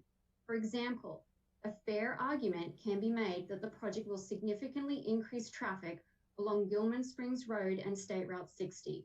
The maintenance of wildlife connectivity corridors between the Badlands and the Santa Cena Wildlife Area is important for a breadth of species, and increased traffic without commitments to maintain wildlife connectivity has the potential to significantly negatively impact regional wildlife movement patterns. The environmental document does not include mitigation measures that require fencing to facilitate continued wildlife movement during and after project construction, nor does it include commitments to wildlife crossings. To ensure enforceability, CDFW has submitted specific language in our comment letter for new mitigation measures, which include fencing along the project's eastern and southern boundary, wildlife fencing along Gilman Springs Road and State Route 60 to ensure that wildlife are directed to existing undercrossings, and the contribution of a fair share of improvements along Gilman Springs Road. CDFW appreciates the opportunity to discuss some of our concerns, and we request that the Planning Commission not approve the revised final EIR. Thank you. Thank you. Next person, please. Our next speaker is Marina S. Marina S., you are unmuted. You may begin. Hello, everybody. Hello, everybody. When our country trying to find the COVID-19 virus, the city officials of Moreno Valley are working hard on approving a project that is much more dangerous than the COVID virus. And now I'm going to explain why it's even more dangerous. The tiny particles generated by diesel trucks include toxic metal and chemicals that can penetrate very deeply into our lungs. Particles are so small that they not only penetrate the lungs, but they also enter the bloodstream of the elderly and children and pregnant women. These tiny toxic diesel particles can harm the unborn children while they're still in the womb. Pregnant women exposed to these dangerous particles are more likely to have babies with damaged DNA. That is what our city officials are trying to approve today. The World Health Organization has classified diesel exhaust as a carcinogen that causes lung cancer. But even the World Health Organization would not expect this enormous amount of pollution from 14,000 trucks daily in the residential area, because this is unthinkable. In my opinion, it's a crime. When people's health is involved to such a degree, even the President of the United States makes his decision based on medical science. You need to stop this meeting immediately and delay voting on this project until you listen to the medical doctors and medical scientists. And yes, I am a medical doctor. You're horribly unqualified to make this huge decision alone without involving medical professionals. Too many people, adults and children, are going to suffer and die because of that. You will be completely responsible and accountable for one of the highest rates for lung cancer, asthma, premature deaths, and birth defects in the United States. Stop this madness already.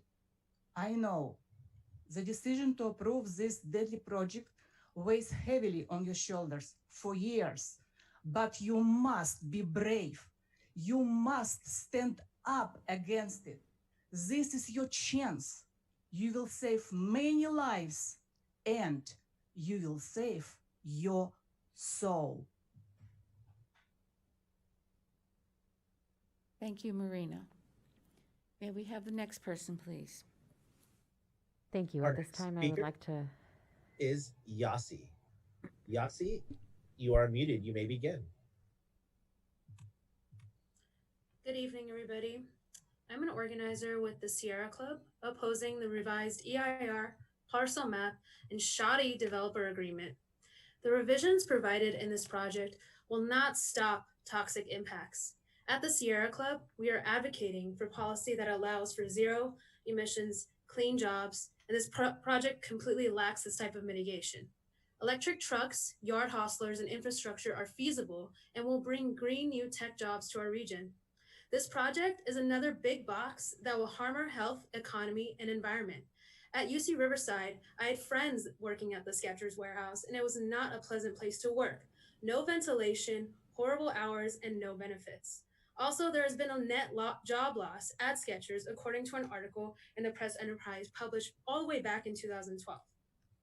The development agreement is a sham, like most developments we see time and time again across the region from logistics. If warehouses are so great, why do we still have asthma and high poverty? How many warehouse workers do you know that have a retirement, who are in good health, who have good health care, who do warehouse jobs pay a good living wage? If approved, this project will continue to sell out our communities to developers like Highland Fairview that take advantage of cheap land, labor, and communities who are Black and Brown, feeling the frontline impacts of smoggy air pollution. On the environmental aspect, your approval of this project will continue a path for the Inland Empire to keep its F grade on air quality granted by the American Lung Association. Congratulations, we got an F again. The revisions of the EIR do not do enough to reduce impacts of truck pollution, passenger vehicles, and the total expansion of goods movement that our inland communities cannot take on. Your approval will keep children with asthma suffering, elders with chronic respiratory issues in hospitals, while our communities are also at higher risk of dying from COVID-19, according to a recent study at Harvard finding a causal relationship between air pollution and dying from the virus. Voting no would mean that you are a leader who's not willing to settle for jobs. There's my sister's doing something in the background. Voting no will mean that you are not a leader who's not willing to settle for jobs that continue the cycle of poverty we see in the logistics movement. We can no longer afford asthma, cancer, and chronic bronchitis. We cannot afford asthma, cancer, and chronic bronchitis. This project is not completely approved either. That's why the courts found issues multiple times, and that's why it's not built yet. So stop saying that it's approved because it's been stalled. There's legalities. You're lying to the people by saying it was approved on the surface. That's why you're back here with a final EIR.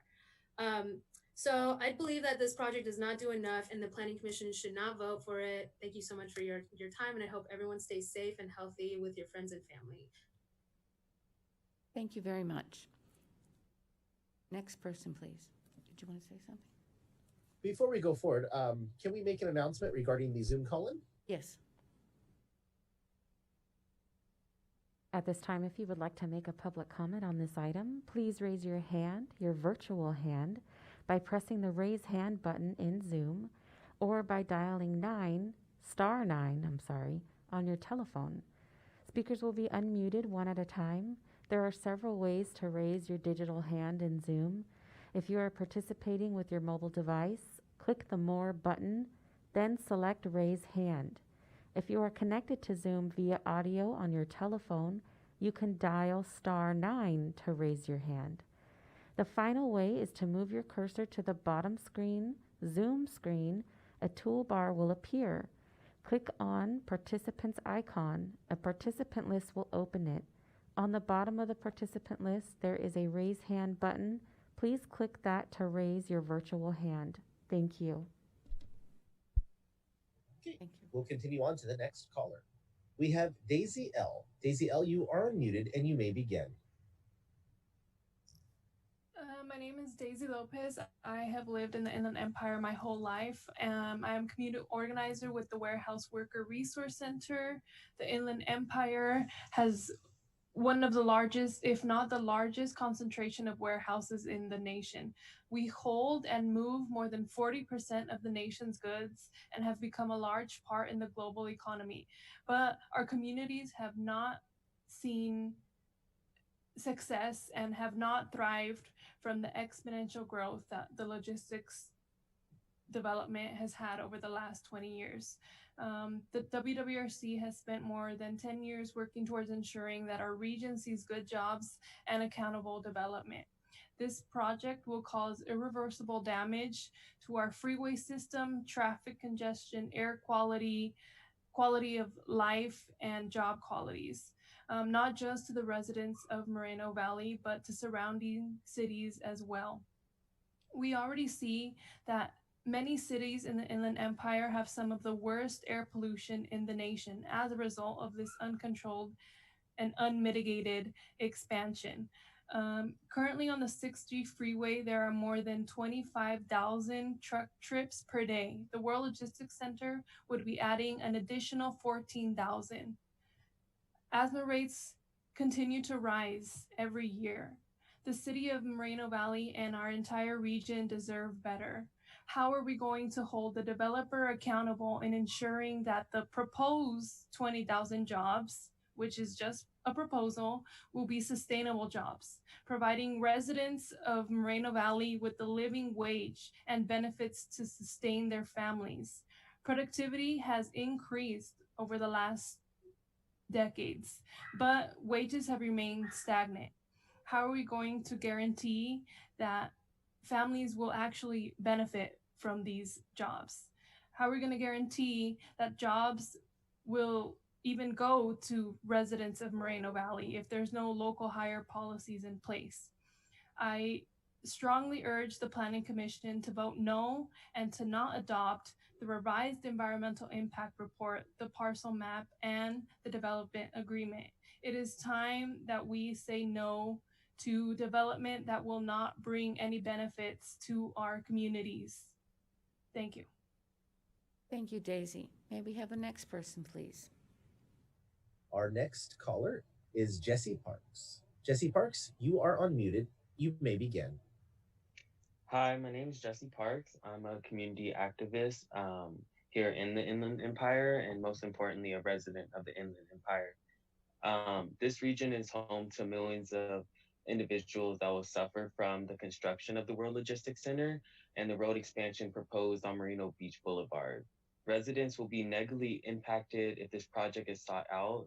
If the Planning Commission approves the current environmental impact report, our community will suffer as it does not show us enough information on the impact this project will bring.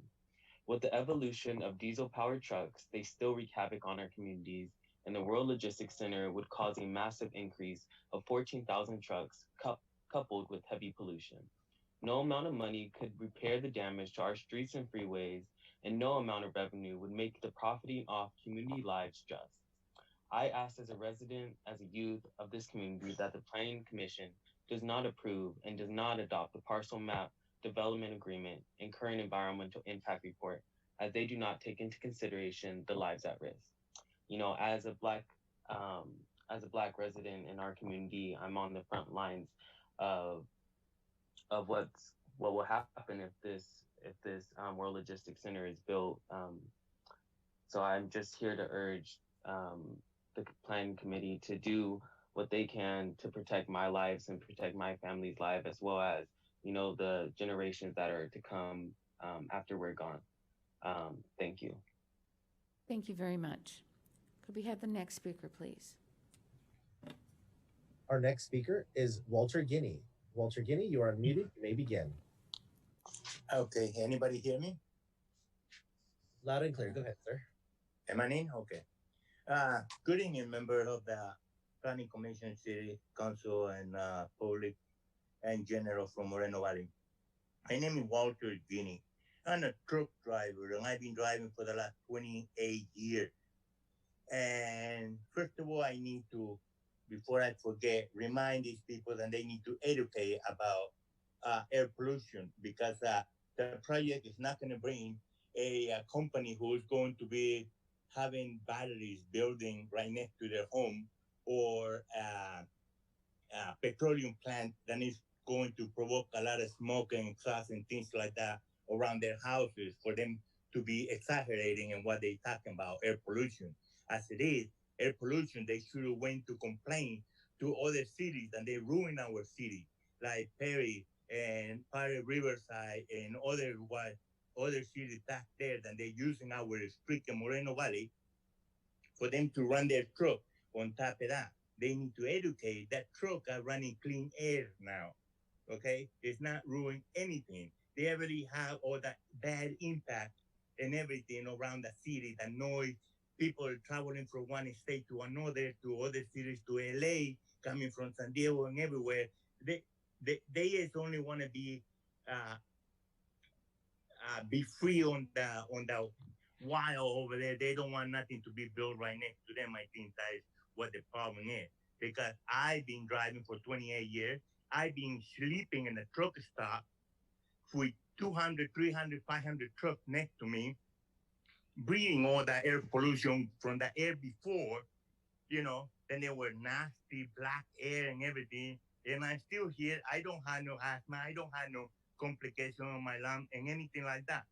So that is out of the question, because right now the government is making every truck to have clean air, green air, and now they're going to go to propane gas, and eventually in a few more years there will be electric truck. and there won't be no air pollution. What we need is our city to grow more. I got 10 years living over here, 28 years making deliveries in Moreno Valley. I saw these cities and they were a little highway 395 when it was nothing. It was dangerous to come over here to walk in the street. You know, we've been growing and we need this World Logistics Center project to get up and bring us up and let not all truck drivers and from other companies pass by destroying our city. We need our city to be up there. You know, this project will bring a lot of revenue for us. We need mass food. This company, this. Thank you, Walter. Your time has expired. Thank you very much, Walter. The next person, please. Our next speaker is Oscar. Oscar, you are unmuted. You may begin. Thank you. Good evening, Council, Commission Chair Korzak and Commissioners. Oscar Valdepeña, President, CEO for the Moreno Valley Chamber of Commerce, and I'm here to represent the Moreno Valley Chamber and its Board of Directors. I would like to say first, thank you for practicing physical distancing, and for all those of you in the building for wearing those masks, protecting yourselves and others. Thank you so much for setting a good example. In December 2016, the Moreno Valley Chamber of Commerce Board discussed and voted to support the World Logistics Center. Recently, we were updated of the changes made to the EIR for the World Logistics Center in a meeting with members of our board and Mr. Benzivi from Highland Fairview. After the discussion and update, the board wished to extend its continued support to move forward with the WLC and its lending its support to the construction and development of the World Logistics Center. The Moreno Valley Chamber of Commerce prides itself on being the voice of business and advocates development, which provides jobs, businesses, and commerce in the city of Moreno Valley. The Chamber also promotes the community and help strengthening the local economy as much as we can. So on behalf of the Moreno Valley Chamber of Commerce and its Board of Directors, we ask that you approve item 2 on tonight's agenda as presented, the revised final EIR 2020-20, the tentative parcel map 2020-21, and the development agreement 2020-22. We appreciate what you guys are doing, and we look forward to a strong Moreno Valley. Thank you. Thank you very much, Oscar. Next person, please. Our next speaker is Abraham Gonzalez. Abraham, you are unmuted and you may begin.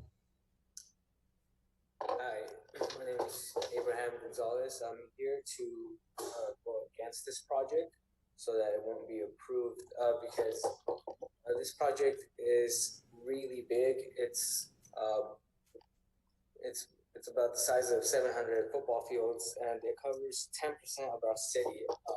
This project would put so many more trucks in our city, and we already have enough. I have enough trouble coming home with all the trucks are already here in traffic. These diesel trucks in our community would cause irreversible damage to the lungs, heart, and body of not just all residents in the Inland Empire, but especially people living here in Moreno Valley. There is already such bad air quality, the freeways, streets, and the city is gonna look ugly with these warehouses. I understand it's gonna bring jobs. I don't think it's gonna bring that many jobs, and that amount of space that this project is gonna take, you could add so much more stuff that's gonna benefit our city. All that space you could put businesses that people can go every day. You can put malls, movie theaters, something that's going to benefit the community and people around the community. People could come visit Moreno Valley and pay taxes in these businesses. These warehouses are going to be extremely close to our houses, extremely close to our parks and our schools. And I don't think that the amount of money that the developers will give will be able to buy our quality of life and house. Thank you. Thank you very much, Abraham. Next person, please. Okay. Our next speaker is Suzanne Nash, or Susan Nash. Susan, you may begin. You are unmuted.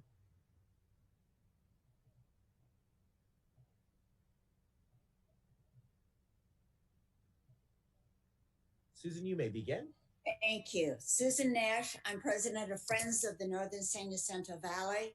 I just want to highlight my extensive written comments that I have submitted that I assume that you have received and gotten a chance to review.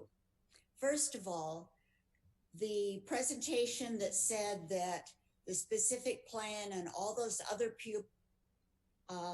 projects, parts of the project, had survived the court decision. In fact, they were never before the court because the city of Moreno Valley put an initiative on the ballot and asked the people whether they wanted to vote on the project or not. Then they took it off the ballot and voted to approve it for the one reason that a specific plan and all those other approvals, except for the development agreement and the tentative track map, are exempt from CEQA. So the specific plan that you have before you is different than the specific plan or the tentative track map, or I don't even know what, is presented to you in the revised EIR. The revised EIR is for a specific plan and all those other approvals that don't exist because significant changes have been made in the specific plan, or they actually have not been made in the specific plan. You can't put the cart before the horse. The purpose of an EIR is to analyze the impacts of a specific plan. If the specific plan is not changed, you cannot change the specific plan by putting it in the EIR. The other way in which the presentation or the EIR, this was mentioned in the presentation, was deceptive is that the developer and the city have filed a cross appeal. Now this project, whatever it is, the specific plan, the tentative track map, the development agreement, whatever isn't exempt from CEQA,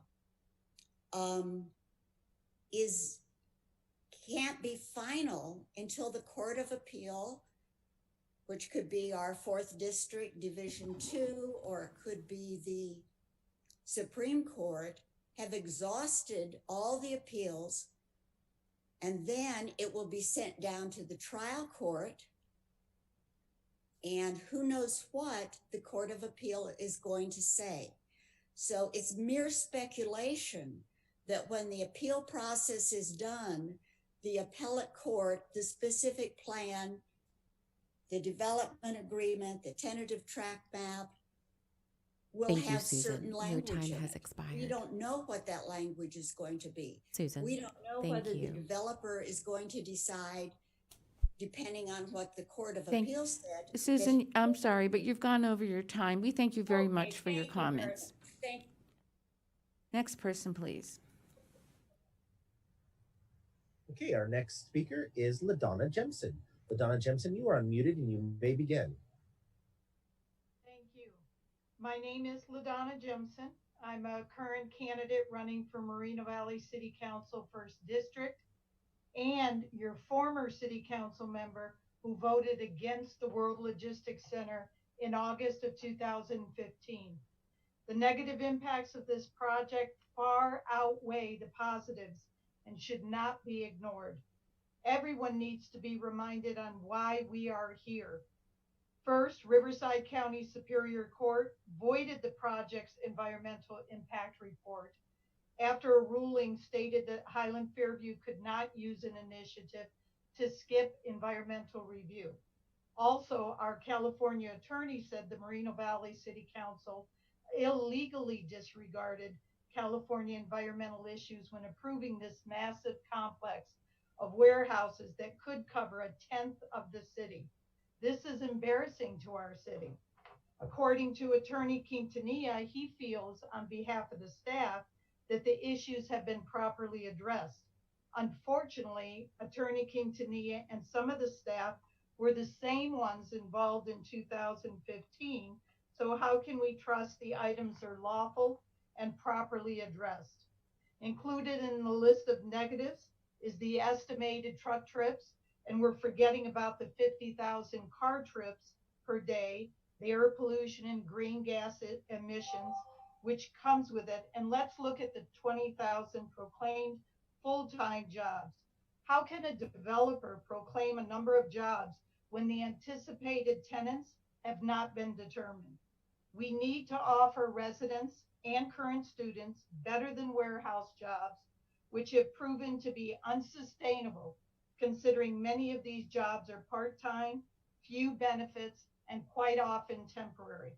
The city of Moreno Valley is using almost all available job-producing land for warehousing, which allows for very few jobs per acre based on the ongoing and anticipated increase of automation and robotics over the next 10 years. The WLC will do nothing to improve Moreno Valley's per capita income of only $20,650 annually, as noted 1 year ago, after several which lags far behind both state and national figures of 35 and 33,000 respectively. This is not only WLC, but all warehouses are not helping those figures, and we deserve better. You have a responsibility, commissioners, to this community to consider all facts and consider the impact this project would have to the quality of life, even with these modifications. So I encourage you to vote no. Thank you very much. Next speaker, please. Our next speaker is Consuelo. Consuelo, you are unmuted. You may begin.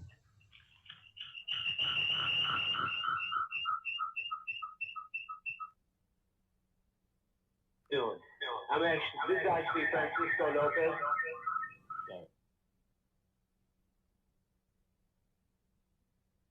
I believe we've lost Speaker Consuelo. We will move on to Speaker Tom Thormsley.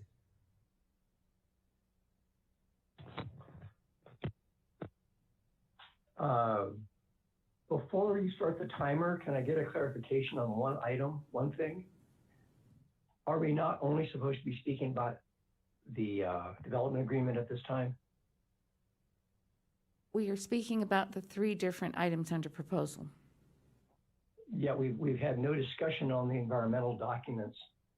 So I thought we were doing comments just on items 1 and 2, the map and the development agreement. We began the meeting. Were you here for the beginning of the meeting? I've been here all the way along, and when you opened up the speaking, it was supposed to be just on the first 2 items that you discussed. You've never spoken on the environmental documents yet. We did do a review at the very, very beginning of the environmental documents. And I believe all these were also posted on the website. Yeah, no, you haven't done your presentation as, anyway, go ahead and start my time. Let's start the time and you can make your remarks. Thank you. Okay. First off, the initial slide they showed about the benefits to the city, those aren't the benefits, those need to be the outcomes of the project. The benefits to the city are the things buried in the DA, most of which will benefit the developer. First and foremost, the precluding of DIF fees for roads, signals, on-ramps, all of those are not going to be collected, and yet the majority of the impacts coming from this project will come from that site. There'll be immense amount of congestion immediately around it that he's responsible for, and by not collecting any fees, it's not going to work well. Another thing I saw in the development agreement, you've got the cost for the air filters that are supposed to be provided to people. That cost is 5 or 6 years old now, so it's you're underestimating what it's going to cost. It's closer to $30,000 for the type of air filter that they're proposing, having recently checked with air conditioning company. The major concerns I have environmentally at this point have to do with the noise. This project originally had a noise study that indicated how they should mitigate the noise impacts to the surrounding existing residents in the area. That initial noise study indicated that if there's going to be 24-hour a day operations, that nighttime operations cannot be closer than 2,800 feet to where the homes are unless they put in a sound barrier. And if they did that, it could be, I believe it was 1,540 feet or something like that. The new study that was put in there in the most recent edition now has changed that down to only 800 feet from all the homes. 800 feet is like 3 football fields. It's, you know, it's half a block long for most neighborhoods. So it's really not a very great distance. There's also preclusion in there for having to put in a sound barrier should there not be enough votes from the affected homeowners. That is a clause in a mitigation measure that all my years in planning and doing environmental things, I've never seen anybody use one like that. It's too easy for the project owner, for the project developer to own land and not vote, and kill the need to even put in that part of the mitigation measure. Anyway, that's all I can say. I hope you get this thing through with all the corrections that should be made. Thank you very much, Tom. Next person, please.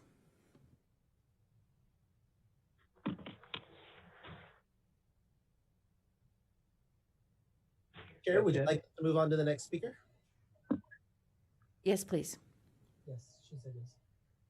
Okay, our next speaker is Christopher Malden. Christopher Malden, you are unmuted. You may begin. Yeah, can you hear me okay? Can you hear me all right? We hear you loud and clear. Go ahead. Okay. I just wanted to say that I support all 3 items discussed about. Ido Benzivi is not involved in some conspiracy. People like to say that he's biased and stuff. I'm tired of hearing this for years now. They've been attacking this man. If he was a con artist, he would have left a long time ago.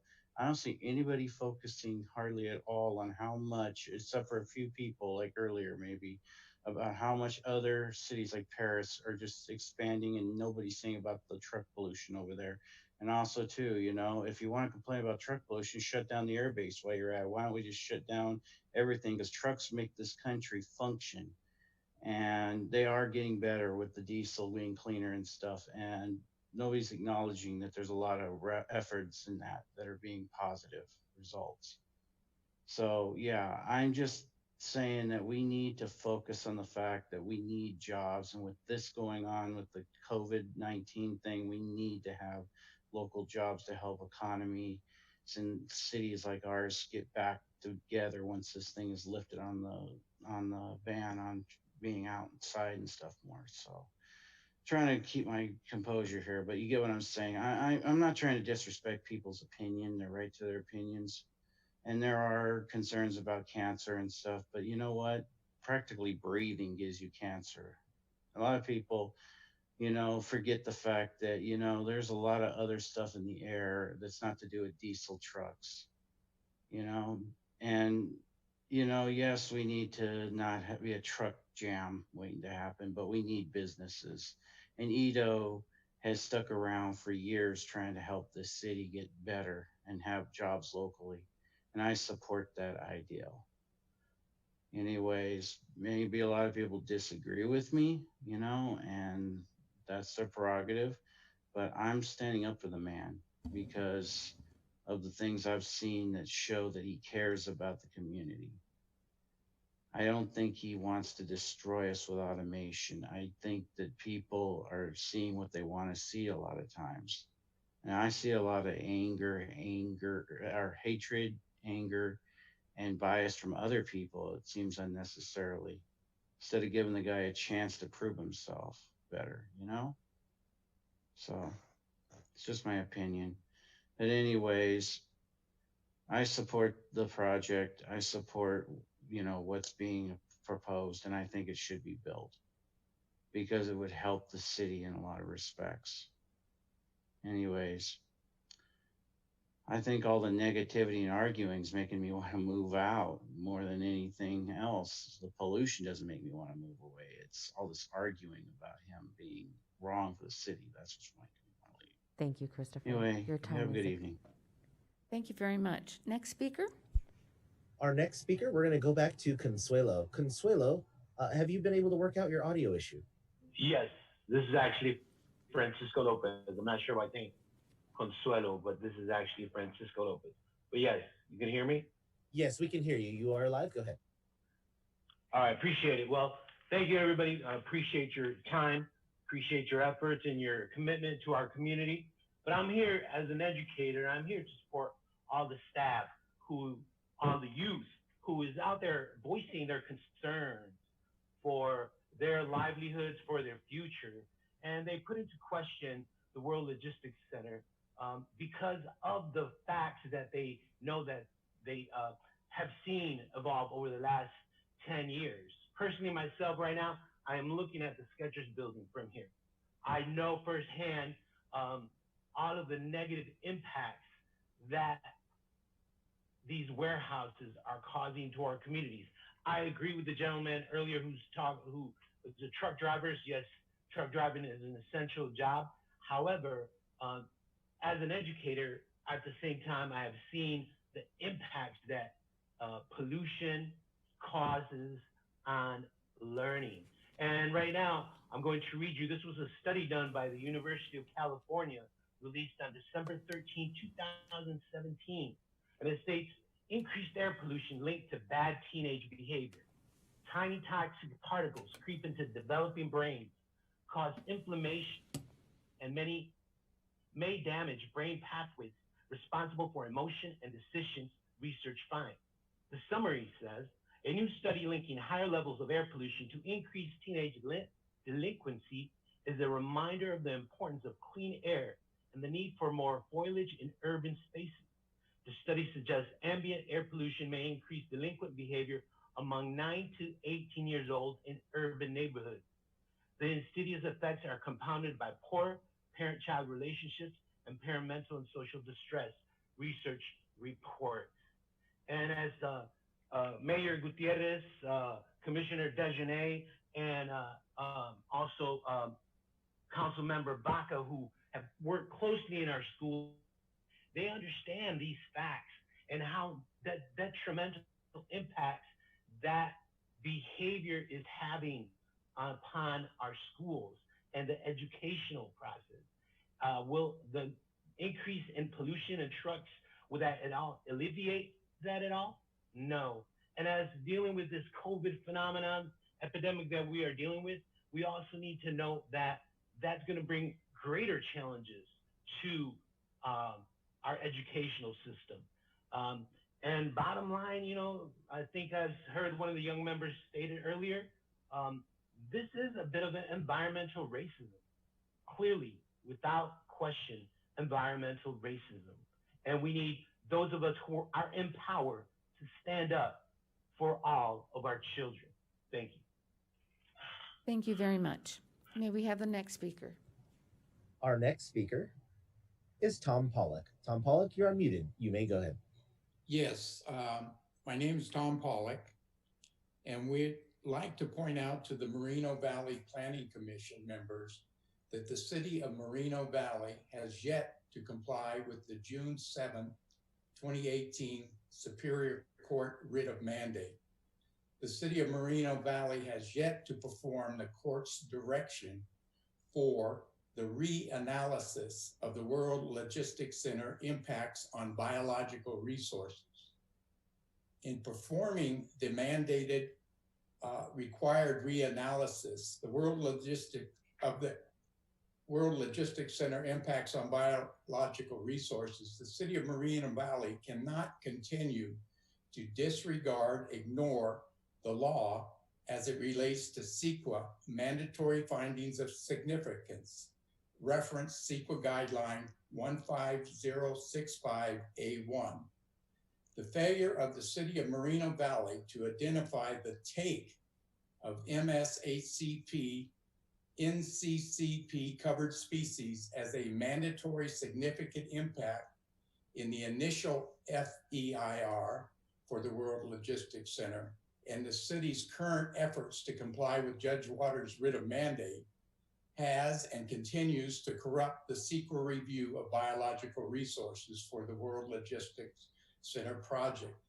The consideration of cumulative impacts on biological resources in the original FEIR and the draft recirculated document fails to consider the cumulative impact of the take of MSAC covered species. This is contrary to Judge Waters' ruling on the peremptory writ of mandate. Both the SKR and the MSACP authorized the incidental take of endangered and special status plants and animals throughout Western Riverside County, including the city of Moreno Valley, thereby eliminating habitats, populations of already declining species in exchange for the establishment in perpetuity of designated wildlife conservation area reserves such as the San Jacinto Wildlife Area, which adjoins the World Logistics Center project site.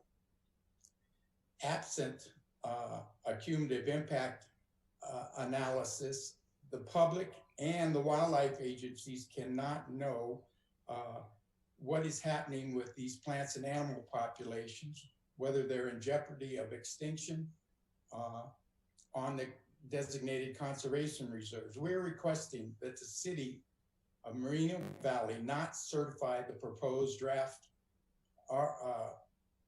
recirculated FEIR as being compliant with CEQA. Thank We you, are also Tom. requesting Your the city of time has Moreno Valley. expired. Thank you very much, Tom. May we have next speaker?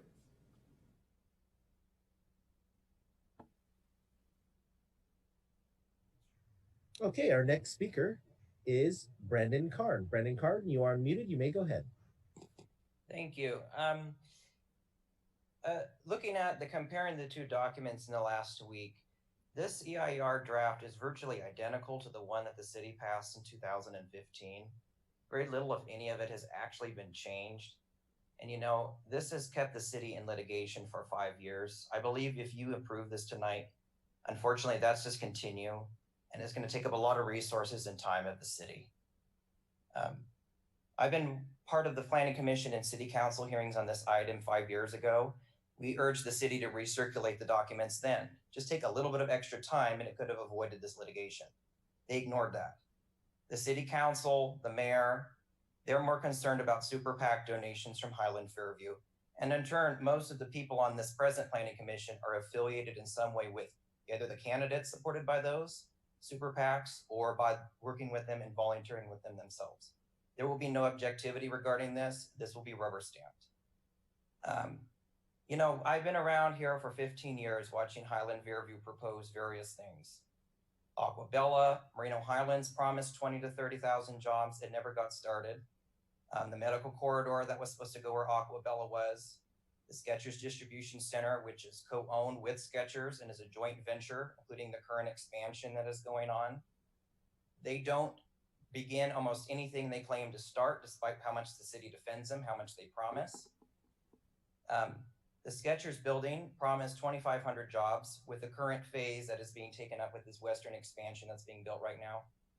383 jobs, Mr. Benzivi claims earlier. There's no documentation that that's Moreno Valley residents are that many there, number one. And plus 2,500 jobs were promised 5 years ago. That's 1/5 of what was claimed. I looked last year when the Skechers expansion was being approved. The tax revenue he claims is about half. Look at that yourself at the Treasury for the county. You promised 2,500 jobs. This promises 220,000. They couldn't even get about 1/5 of what was claimed for the first phase. And we've seen this from everything that they proved. I was very skeptical that an EIR was even going to be completed back in 2015, let alone one that held up in court.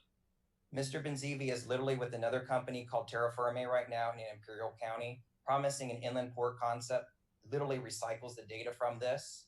So there's very little planning to begin.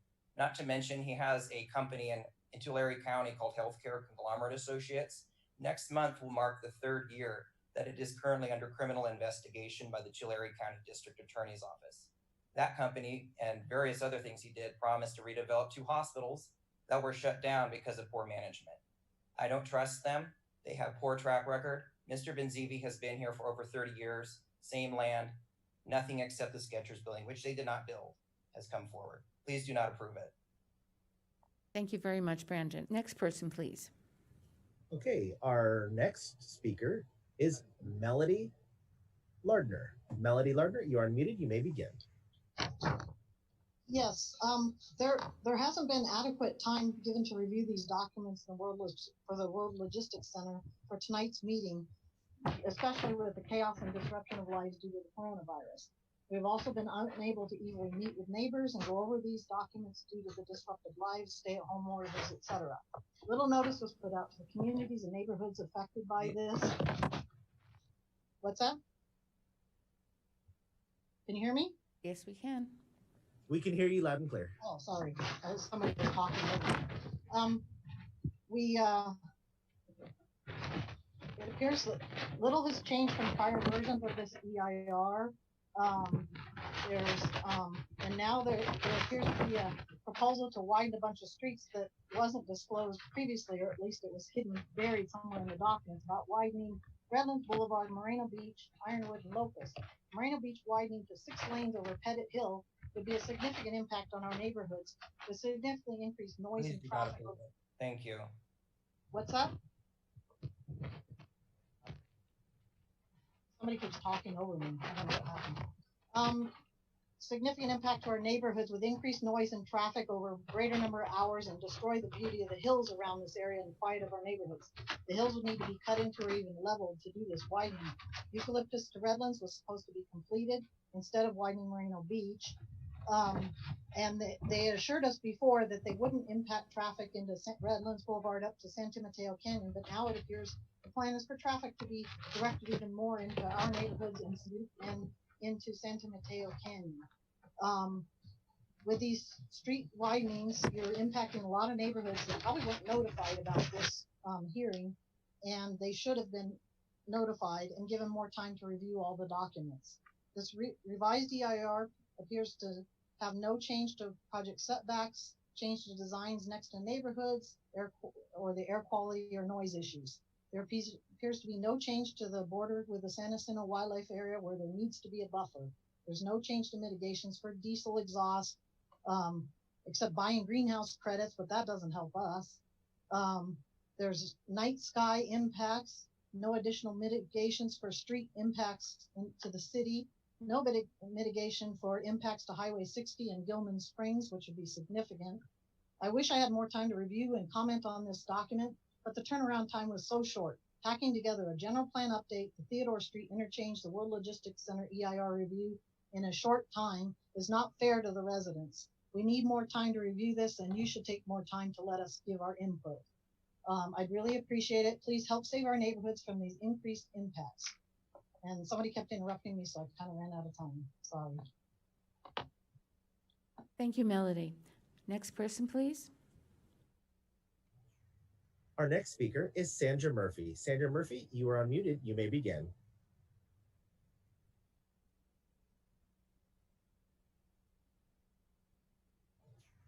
Sandra Murphy, are you ready to speak?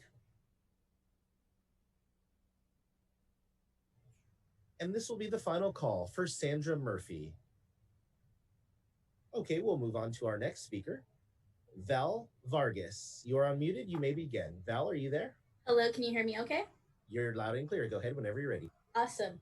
So I'm Val. I'm currently a college student at Moreno Valley College. I noticed in the EIR, many of the excuses were simply, yes, this is bad, but if you do anything about it, it'll also be bad, particularly in regards to wildlife.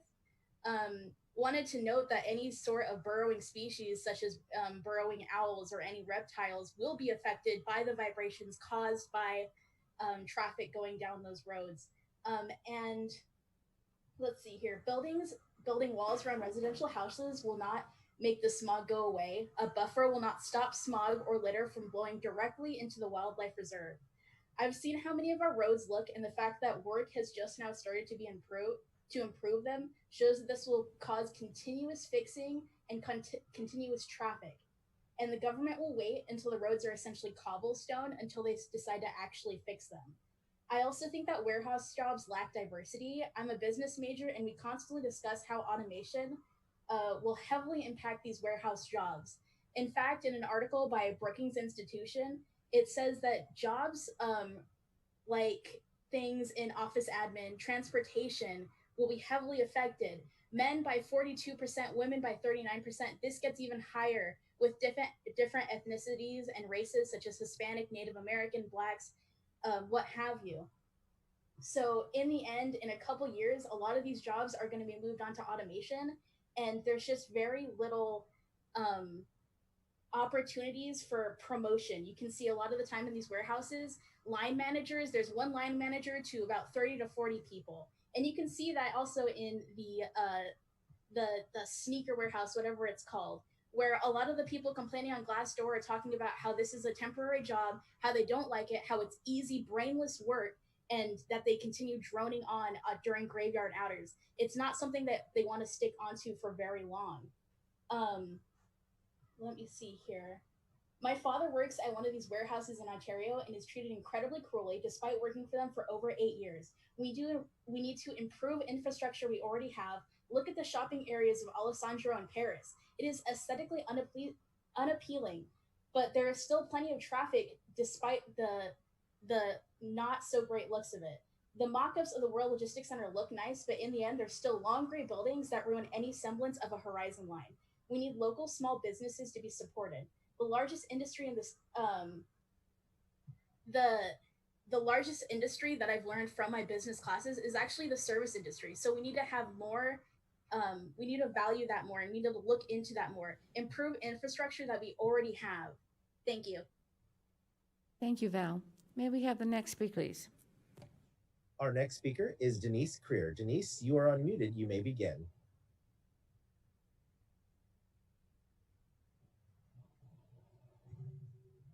Hello, can you hear me? Yes.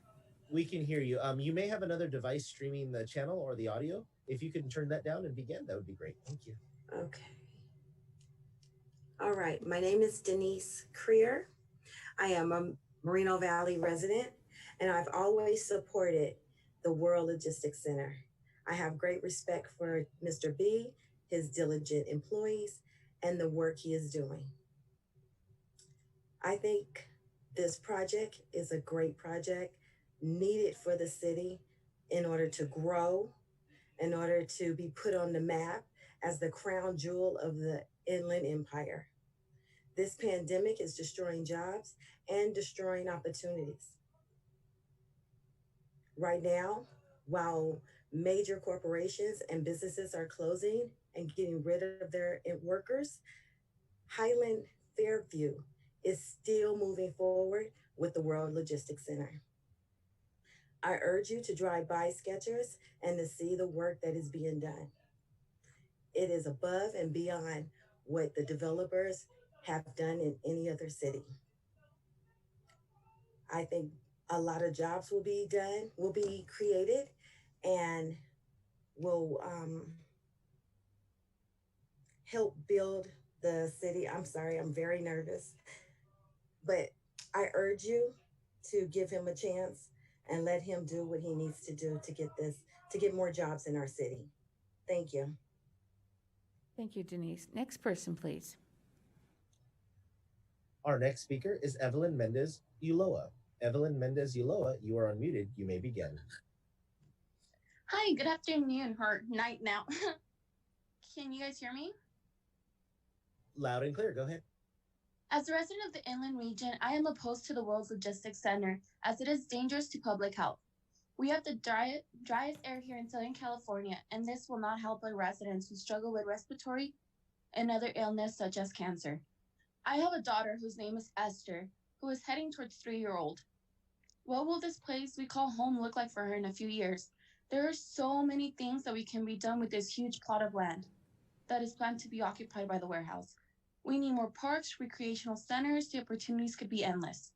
We should not strive to reduce emissions. We should strive to reduce emissions, not increase our trucks, traffic, and deaths per year because of air quality. I ask that you please do not pass this project. As a worker, community member, and most especially mother, some people mentioned that they didn't have asthma and they've been around this for such a long time. And even though they're lucky enough to not have that, a lot of people aren't as lucky.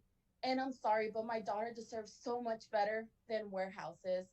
And I cannot accept by any source that this is the best that she deserves and that these are the only jobs we could offer. Sorry, I'm getting emotional. But yeah, have a great night. Thank you for taking us into consideration. Thank you very much. Let's have the next speaker, please. Our next speaker is Eileen Anderson. Eileen Anderson, you are unmuted. You may begin. Good evening. This is Eileen Anderson. I'm a senior scientist with the Center for Biological Diversity, and I urge you not to approve this project tonight. We've concentrated on the biological section of the revised FEIR and found it to be woefully inadequate. With all due respect, the staff cannot have looked at the cumulative impact section, because if they did, they would not have found one. There is no cumulative impacts analysis for biological resources in the revised FEIR. That's a CEQA violation. As the California Department of Fish and Wildlife identified, the setback from the San Jacinto Wildlife Area is inadequate based on well-known conservation science. It needs to be much greater to be effective. The revised FEIR has confusing and inconsistent mitigation measures that therefore ultimately fail to be enforceable.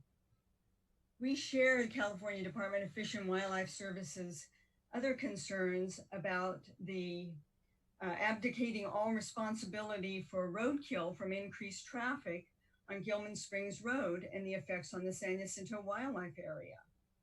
We detailed our concerns in a letter we submitted to your commission yesterday. We urge you not to approve the project. Thank you for the opportunity to speak tonight remotely and wish you all good health. Thank you, Eileen. Next speaker, please. Our next speaker is Evan Morgan. Evan Morgan, you are unmuted. You may begin.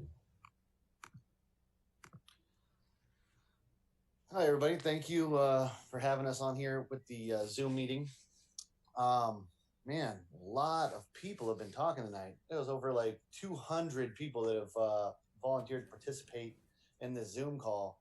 And one of the things I find funny is how many people miraculously started showing up for a hearing by the Planning Commission. Last time when the actual project itself was being heard by the Planning Commission, there were about 500 people that showed up to the giant rec center in our city in person. And I think about 20 of them were actually against the project. So out of the 500 that showed up, 20 were against the project. So that shows you that, it looks like they've been heavily recruited from local college campuses, that being the activists, if you will. So they've also been recruiting from people obviously not in Moreno Valley. I keep hearing, I'm an Inland Empire resident. I'm a resident of the Inland Valley, but they're not saying I'm a resident of Moreno Valley. And I've noticed that everybody who supports the project keeps saying how they're a resident of Moreno Valley. They obviously had to do their recruiting outside of Moreno Valley because most of the people in this city approve this project. They want this project. They want this project to be brought on. Whereas people outside of it, like Riverside Influences, don't, because we're competition. They just want to continue holding us down. You notice none of these people are over there in the Riverside City Council meetings complaining about all of the massive amounts of warehouses that they've been putting up, which is twice the amount, if not more, than what the World Logistics Center itself will put up. And you notice where they're putting it up as well. Riverside's putting it up right along the Moreno Valley border, right along the Paris border, right along every other city that they surround border. That's a pretty crappy neighbor, if you ask me.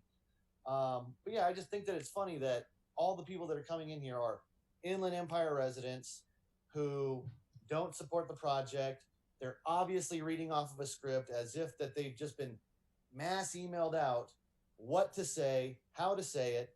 And obviously none of them even know what's in the project to begin with, because all they keep talking about is massive amounts of pollution. If you could make zero emissions, I'd approve this project.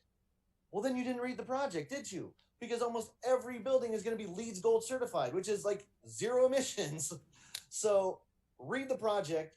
Don't just go on and start talking to be a social or an environmental activist because somebody fooled you into saying, oh, this project's going to be bad. Actually do some research. That might help. Have a good night, everybody. Thank you very much, Evan. Next person, please. Our next speaker is Jeremy Garzon. Jeremy Garzon, you are able to speak now. Thank you very much. I just want to say I am a small business owner here in Moreno Valley. I vote yes to adopt the EIR. I hope you guys, I urge you guys to. It's going to be great for small businesses. I look at it when it creates jobs and we have job growth in the area and we have commerce. People go out, they spend their lunch breaks, they spend it on small businesses surrounding the area, they grow, and commerce happens. Trucks, more trucks on the road. You know, a lot of people are inconvenienced by trucks, but that's how we get our goods delivered to us, our fruits, our vegetables. So you know, we do need to have a better infrastructure, and I'm an optimist, but I think down the line, all the activists that are talking about pollution, California has some of the most stringent air quality regulations that are on vehicles. I think it's only going to improve. I really do. And as this goes, I really want to give it a shot. I think it's going to grow in the area, you know, and my hope is that you're proven wrong because we're going to have better engine technology down the line. We're going to have less polluting vehicles, and we're going to have more opportunities to continue to grow and create commerce here in Moreno Valley and in the state. So thank you. Thank you for your time, and thank you everybody for your point of view. Thank you very much. Could we have the next speaker, please? Our next speaker is Jacqueline. Jacqueline, you are unmuted. You may begin.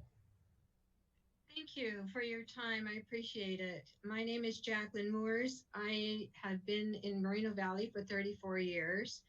I lived here when we had lots of orange trees and we had the wonderful smell of orange blossoms flowing across our city, which succumbed to buildings. I am a registered nurse. I have worked in 2 large health maintenance organizations, and we constantly do studies on where the largest expenses are in diseases in Southern California, and Riverside County and this area always came back as being the worst for respiratory diseases. So increased traffic is not going to decrease what is currently been proven to be an issue. I've also have heard all of the issues with, we originally coming through with the first distribution center and promises of all these jobs, but we found that these jobs came from non-Moreno Valley residents. They were people who were brought in for these jobs. So I question what is percentage of these jobs are to be guaranteed to go to Moreno Valley residents. Also, I've noticed that Moreno Valley has a history of building and then it becomes empty. And I question what is the percentage of the current centers of what their usage is? Are they at capacity right now?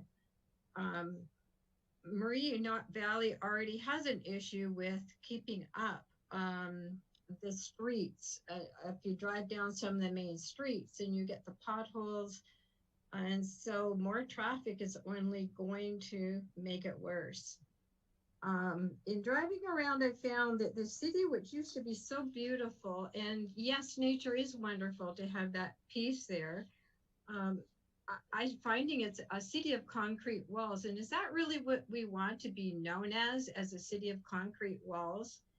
And I question then, I have actually talked to residents. The majority of residents that I talked to do not want it. And it's interesting, the calls tonight, it seems like the majority don't want it. So I question, what is the rationale for forcing it onto us? We do know the history of underlying financial payments to the council in order to make the decisions to go towards it. But I would like the decision to be made for the benefit of the people, not for the benefit of what is to be proposed that may never happen. Thank you very much. Thank you, Jacqueline. Next person, please. Our next speaker is the phone number, and that phone number is 562-889-4105. Phone number 562-889-4105. If you could also please provide your first and last name, that would be wonderful. Thank you. Hello, greetings.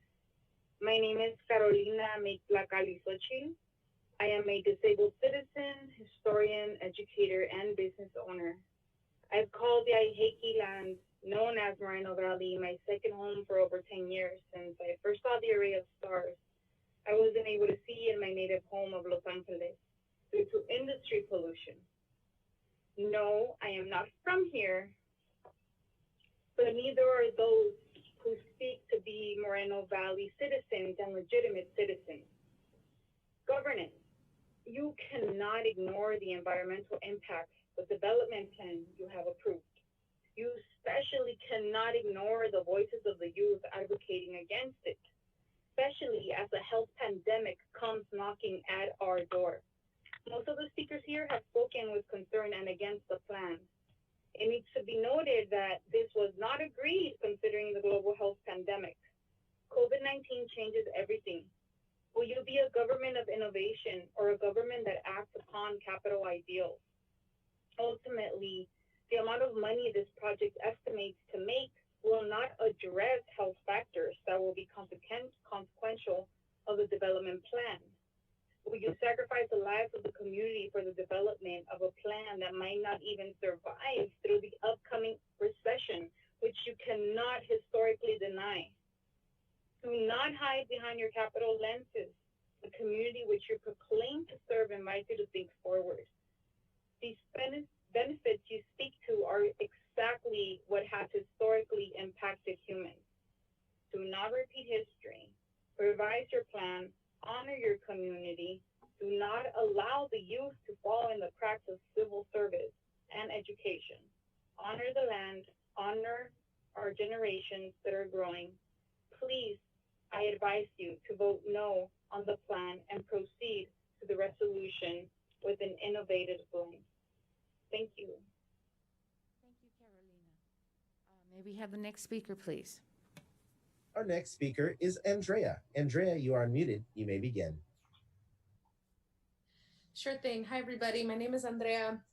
I just wanted to start off by saying that I think we're rushing a decision tonight, especially one during a global pandemic when there is so much insecurity and instability. I think a project of this controversy should have been given the appropriate medium for everyone to be able to access it.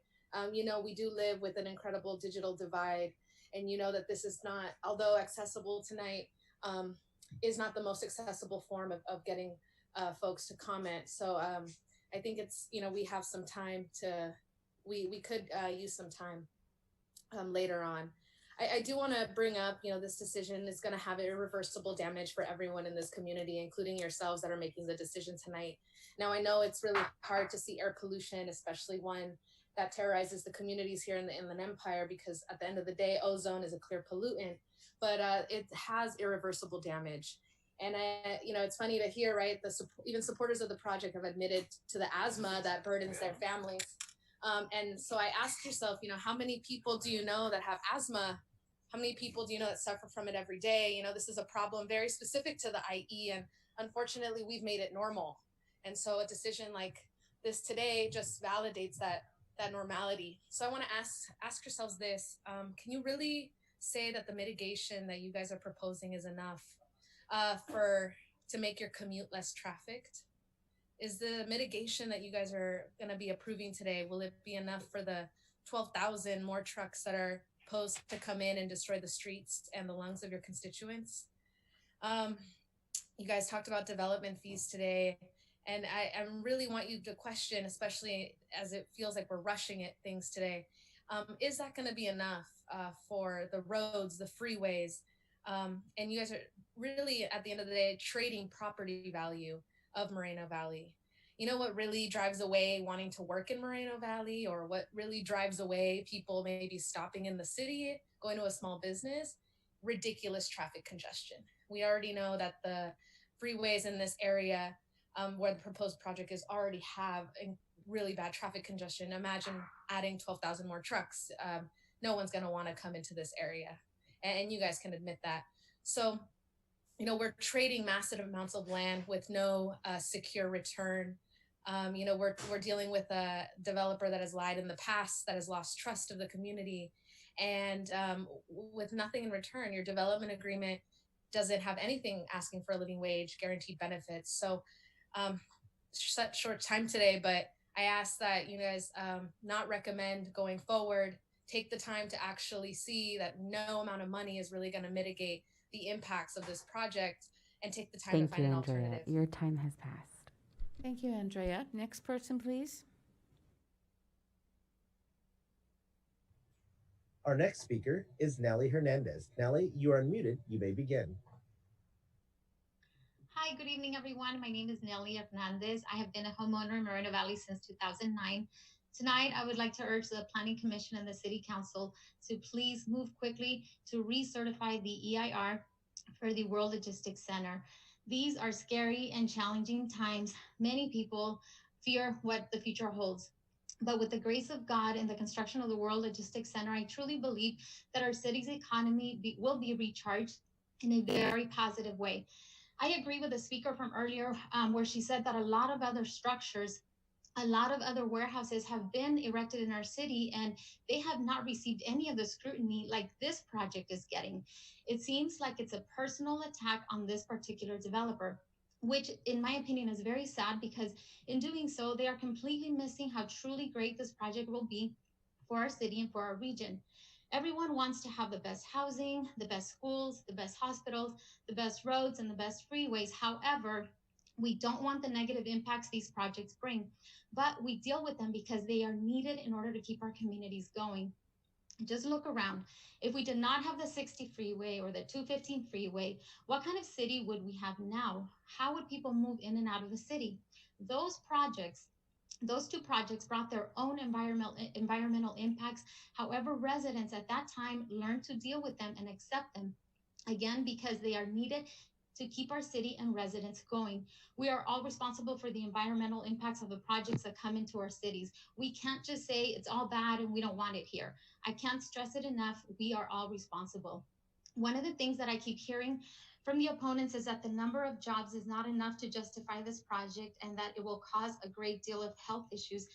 I respect their opinion and I understand their concerns, because I too had the same concerns. I started asking questions, a lot of questions, and I'm still asking them, and I'm doing research. What I can tell you is that this will be a fantastic project for our city and for our region because of the economic benefits. Most people have said on this call that, you know, the jobs are not going to be enough, and that money, you know, most people say that money is not everything, but let's think about it. It is important. It is up there like oxygen. We need it on a daily basis. Did you know that most people stress over the lack of money? That stress alone causes a lot more health issues. I recently read a study that said that at least 80% of adults live with anxiety about the rising cost of healthcare, money emergencies, income, and savings. All of these have to do with the need for money. This project will generate thousands of jobs in multiple stages of the project. Let's say that for whatever reason, they only bring 500 jobs into our city. That is 500 jobs that we did not have before. That's 500 people that will be able to put food on the table and a roof over their families' heads. Warehouse workers move the goods and products that we use and need from Thank you, manufacturers. Nelly. Your time has expired. Thank you, Nelly. May we have the next speaker, please? Our next speaker is Beatrice or Beatriz. You are unmuted. You may begin. Thank you. Thank you for taking my call. And I would just like to say that, first of all, to let you know that I am a resident of Moreno Valley. I'm also a business owner here. And I would just like to voice my opinion and really urge the Board of Commission to recertificate the environmental impact report and to accelerate the process, because at this time, especially at this time, it is very needed. And, there is a lot of negative talk about this and um, pollution and cancer and people are going to die and all this. But all these cities around here, they have warehouses and, people are not just falling dead. Instead, their cities are growing. And, we want this for our cities too. And I have adult children who have for years been having to go to other cities far from here for their jobs. And, this is an opportunity. They might get a job, they might not, but I will be happy if other residents of Moreno Valley will have a local job and will be able to spend time with their children and their family. I just think it's a big blessing. And, it's just been a hard process through this years. It's taken so long for something that is so good and benefits all of us. A lot of people, they talk about we deserve better, but is there other, there is not people in line trying to give us other developments or anything. I think we have a big, great blessing opportunity, and we really need to take it. And just if you don't get a job, if your family doesn't get a job, but somebody else does, I think that is a big help. And help to our city to grow and make it a better place. And I just want to thank Mr. Benzini for giving us this opportunity. Cities don't just have a Mr. Benzini that comes in and gives them so much to better their city. So it's a big opportunity that we have and that we just need to take. And so I just wanted to thank you for the time you have given me. And please just think about other people. Thank you, Beatrice. And the Your benefit. time has expired. Thank you, Beatrice. May we have the next speaker, please? Our next speaker is Roy Blecker. Roy, you are unmuted. You may begin. It appears Roy may have stepped away. Oh, here I am. Here I There am. he is. Okay. Caught me off guard in there. I see. I'm away from the proceedings of the city of Moreno Valley for a while, and I see we're taking stupid to a new level. We're discussing a few technical adjustments to an EIR and a project that was heard almost 5 years ago. It illustrates the absurdity not only in this system, the CEQA system, and the system we've created in California, but even so, what we've created in our state with the COVID-19 situation. We keep digging ourselves into a deeper hole each and every day. We don't understand. We're taking away the commerce, the jobs, the opportunity, not only in our state with this, but even within our own community with the things we're doing. Because it's a travesty that this project is not on board, on the way, and to fruition of being fully developed. As I said, it's approaching 5 years since this was passed at the council, and we haven't even turned a rock. We're standing here arguing about technical violations and this and that. It's a true travesty. And you know who gets hurt?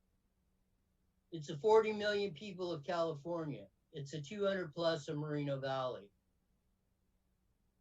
Because even at this particular time when we need revenue all across the board and we need jobs and we need opportunities, and manufacturing and logistics are on some of the stuff that are still allowed to be open now, we don't have those opportunities. As Mr. Benzivi pointed out, there's been 20 million square feet built from the time of this passage to now, and we're still sitting spinning our tires. I urge this planning commission to pass this and pass this now and get it on down the road so we can get to the point of maybe stop practicing stupid. So I want to take, because I don't want to wait around for the non-public comments. I just want to make City Attorney Steve Quintanilla aware and get the email that I sent on this meeting, because I have some very vigorous concerns about this and the way meetings are conducted in this environment and what we're doing and our potential violations of our constitutional rights. So please, sir, I hope you get the emails I've sent to the City Council on this, and I will be in contact with you later on this issue. So with that, again, Planning Commission, pass this, send it on to City Council. Let's get this done. Let's get this on and quit practicing stupid. Thank you, Roy. Next speaker, please. Our next caller is Stephen. Stephen, you're unmuted. You may begin. Hi, thank you. Can you hear me? We can hear you loud and clear. Go ahead. Okay, perfect. Thank you for taking my call. I hope everyone's doing well considering the circumstances. I will be speaking for Damon Allen tonight. He's having a little problem with the Zoom app. So I'll begin. Good evening. My name is Damon Allen, and I'm with the Golden State Environmental Justice Alliance. We submitted a comment letter to the revised environmental impact report. Our letter identifies deficiencies with the revised environmental impact report. The city's elected and appointed officials have the obligation to protect the citizens of this city from environmental and social injustice, to protect the environment we all share and live in, and to make environmentally responsible development decisions. We stand by our comment letter. As a resident of the city of Moreno Valley and a representative of the Golden State Environmental Justice Alliance, I call on this commission to be a leader on the aforementioned issues and be the first line of defense for our citizenry and environment. Only by working together can we continue to be excellent stewards of our environment and outstanding stewards to our fellow citizens. Thank you, and I can see the rest of my time. Thank you very much. Next speaker, please. Our next speaker is a phone number. The phone number is area code 602-768-5817.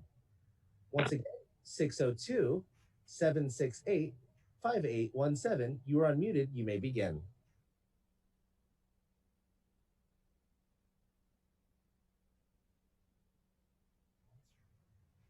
This will be the last call for phone number area code 602-768-5817. You are unmuted. You may begin. Okay, we will move on to our next speaker, which is REB. REB, you are unmuted. You may begin. Thank you, and good evening. I am a resident of San Bernardino, but really I am also a resident of Moreno Valley. There are no borders when it comes to the environment. Recently, San Bernardino just tried battling our own logistics center, during which countless residents voiced concerns and personal testimonials of what living in this part of California does to their health and quality of life. There is no doubt the impact of this project for Moreno Valley would be detrimental to the health and livelihood of our most vulnerable members. And at the rate current events are unfolding, that number of vulnerable community members is skyrocketing. Do not continue to put profit over people's lives. Find a better, sustainable way to support this community. Please listen to the voices of the people that this project will overwhelmingly negatively impact, and do not approve it. Thank you, and be safe. Thank you. Next speaker, please. Our next speaker is Daryl Peden. Daryl, you are unmuted. You may begin.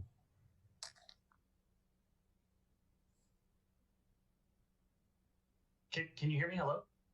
We can hear you loud and clear. Go ahead. Okay, great. I thought I muted myself. Okay, I'll just, I submitted a letter to public comment for public record, so I'll just go ahead and read off my letter to enter it into public comment and public record as well for everybody to hear. We are living in uncertain times. Now more than ever, it is important we center public health. I noticed I didn't have my video on. I was trying to fix that, but I guess I don't. We have experienced firsthand how public health is a deciding factor to economic prosperity. Too often our vulnerable and at-risk communities are left behind in the public debate, and the World Logistics Center debate is no exception. COVID-19 has placed the issue of health disparities in communities of color at the forefront of the economic and health policy debate. And it is our responsibility to ensure that issues in front and center here in Moreno Valley, a city with one of the largest poverty rates in the Inland Empire. In addition, our communities are affected by asthma and other respiratory health issues caused by high levels of air pollution. 6 years ago, I stood against the World Logistics Center project. Today, I continue to stand against this project. It has never been more clear than it is now. The continued disregard for the public's health when making economic and planning decisions can no longer continue. These decisions not only hurt our communities, but our collective economic prosperity. The World Logistics Center will produce air pollution that will harm our families and students for generations. Building warehouses the size of 700 football fields is especially short-sighted during times of economic uncertainty, which we are experiencing for the foreseeable future. It is clear, because of COVID-19, we will see the logistics industry moving faster towards full automation, which is counterproductive to job growth and economic development. What we need is a project that increases economic diversity in Moreno Valley, projects that center community and provide for community wealth, not a path towards poverty, environmental destruction, and increased public health risk. We need a project that provides economic security to unionized workers in Moreno Valley and protects their health and well-being. The continued consideration of the World Logistics Center project is irresponsible and short-sighted. I urge the Planning Commission to consider the health and economic well-being of our community when making this decision. I strongly ask you to oppose this project. Thank you. Thank you, Daryl. Next person, please. Our next speaker is Tony Reza. Tony Reza, you are unmuted. You may begin. Muy buenas noches, mil gracias. Hi, good evening. Un placer estar con ustedes. It's a pleasure to be with you. Habemos más del 58% de hispanos viviendo aquí en Moreno Valley. There's over 58% Hispanics living in Moreno Valley. Por eso estoy utilizando el español para que podamos nosotros captar. That's why I'm using Spanish so that I can translate my message. Y residente en Moreno Valley por 25 años. And I've been a resident of Moreno Valley for over 25 years. Una ciudad maravillosa, aquí han crecido mis hijos. It's a wonderful city. My children grew here. Trabajando en la comunidad. They've been working in the community. Y para la comunidad por 28 años. And for the community for 28 years. Ahora, mucha de la gente que ha hablado. Many of the people that have spoken. Ni siquiera vive aquí. Do not even live here. Y es espantoso lo que dicen. And it's terrible what they're saying. Basados en la mentira. Based on lies. Las mismas mentiras de Skechers. The same lies from Skechers. Va a haber contaminación, va a haber pollution, va a haber There's going tráfico. to be contamination, pollution, and traffic. 0, 0 y 0. That's all 0, 0, and 0. Son maestros de la ignorancia. They're teachers of ignorance. Y muchos de ellos enviados por las agencias que están demandando en contra del proyecto. And many of them are sent by the agencies that are suing the project. Por gente como ellos, due to people like them, más de 8,000 compañías han ido de California. Over 800,000 companies had to leave California. Tenemos un déficit de 50,000 millones We have a deficit de dólares. of $50 billion dollars. Tenemos en el país más de 36 millones de desempleados. And we have over 36 million people unemployed. Y esta gente oponiéndose, And these people are opposing, usando las mismas mentiras de hace años. using the same lies from previous years. La ciudad hizo un referéndum y lo aprobó. The city already approved a referendum. Los concejales unánimemente votaron a favor. And they voted in favor. Yo les pido que sean valientes, objetivos I ask you to be brave and be y objective que recertifiquen and to el recertify reporte del medio ambiente. the report, the environmental impact report. Porque en nombre de los más de 30,000 estudiantes que tenemos aquí en Moreno Valley. Because the name of the over 30,000 students that we have in Moreno De los, Valley de los más de 200,000 residentes. and over 200,000 residents De mucha gente que está desempleada. and many people who are unemployed. En nombre de ellos debemos de recertificar este reporte. In their name, we should recertify this report. Esta gente solamente se opone. These people are just opposing. No habla de trabajos, They don't talk no habla de about prosperidad, jobs, prosperity, no habla de inversión. or investing. Quiere que nuestra ciudad quiebre. They want our city to be broke. Es tiempo de callarlos con la verdad. It's time to shut their mouths with the truth. Y la pura verdad es esta. Hiro es un hombre brillante, And the truth is that Ito is a brilliant man. maravillosa persona, He's a wonderful person que gracias a Dios eligió esta ciudad that thanks to God, he chose this para city invertir, to invest, para crear trabajos, to create para jobs, bendecir. to bless. Estamos muy agradecidos. We are thankful for Somos him. muy bendecidos. We are very blessed. Otras ciudades, otros estados querrían eso. Other cities and states will want that investment here. Esas personas no atacan, no critican a todas las otras construcciones que se han hecho aquí en These Moreno Valley. people do not attack and criticize all the other constructions that have been Todo taking place. contraído. Everything is against Eso se llama Ito. racismo, That's being racist, prejuicio. being prejudiced. Ahora es tiempo de dar un paso adelante. It's time to take a step forward. Los trabajos urgen. Jobs are urgent. Viene una recesión al país, al estado. There's a recession coming to our country and the states. Y la gente de la ciudad Moreno Valley And the people of Moreno Valley, dijimos sí al proyecto. we say yes to the project. Yo espero en Dios que ustedes sean lo suficientemente valientes, I am waiting in God that you guys are courageous enough, inteligentes intelligent, y den un paso adelante and that you take that step forward, recertificando el reporte del medio ambiente. recertifying the environmental impact report. Este proyecto This project va a usar la última tecnología de punta will use the latest technology para la construcción. for No, construction, no va a haber for, contaminación. for building. There is not going to be Para contamination. transportación no va a haber For contaminación. transportation, there's going to be no pollution. Mentiras y mentiras de ellos. Lies, and it's all lies. Maestros de la ignorancia. They're teachers of ignorance. Negativos. They're negative En people contra de las familias que viven acá en Moreno Valley. against the families that live in Moreno Valley. Es importantísimo It's really important y urgentísimo and it's urgent ir hacia adelante con el proyecto. to move forward with this project. Va a transformar para bien It will transform for good la ciudad, the city, la comunidad, the community, las familias. the families. Va a traer mucha prosperidad It will bring lots of prosperity y mucha bendición. and blessings. 100%, 100%, 1000%. 1,000%. Yo, mi familia, I and my family, la mayoría de la ciudad de Moreno Valley, and the majority of the city of Moreno Valley apoyamos este proyecto support this y project. estamos And we are hasta verlo hecho realidad. here until we see it Mil become a gracias reality. por su atención. Thank you for your Dios los attention. bendiga. God bless you. Gracias, Senor. Next speaker, please. Our next speaker is Bethlehem. Bethlehem, you're unmuted. You may begin. Thank you. Good evening. My name is Bethlehem Tashom, and I'm a postgraduate public health researcher here to express my strong opposition to the revised environmental impact report, parcel map, and development agreement. And more importantly, I was born and raised just across the street from the Planned World Logistics Center. I've seen the effects over the years of the expansion of the logistics industry in my community, so my stake in this matter is definitely personal. As a public health professional who focused my studies on the health disparities and domestic health justice issues, the items of discussion this evening only serve to exacerbate the existing disparities in chronic health conditions, including respiratory health issues. Claims of insignificant impacts of this project serve to distort the existing poor air quality in the region. The mitigation efforts are inadequate, and the promise of jobs are a facade. We need a diverse and sustainable jobs that will provide workers with livable wages and do not contribute to the worsening health and quality of life of workers in these warehouses. The long-term cumulative health consequences, including the deleterious developmental impact upon the growing brains of our children, serve to stifle the future of Moreno Valley. So with this, I urge the Planning Commission to oppose the revised environmental impact report, parcel map, and developmental agreement, and seriously research and consider the actual impacts of a project of this magnitude rather than purporting to do so. Thank you. Thank you, Bethlehem. Next speaker, please.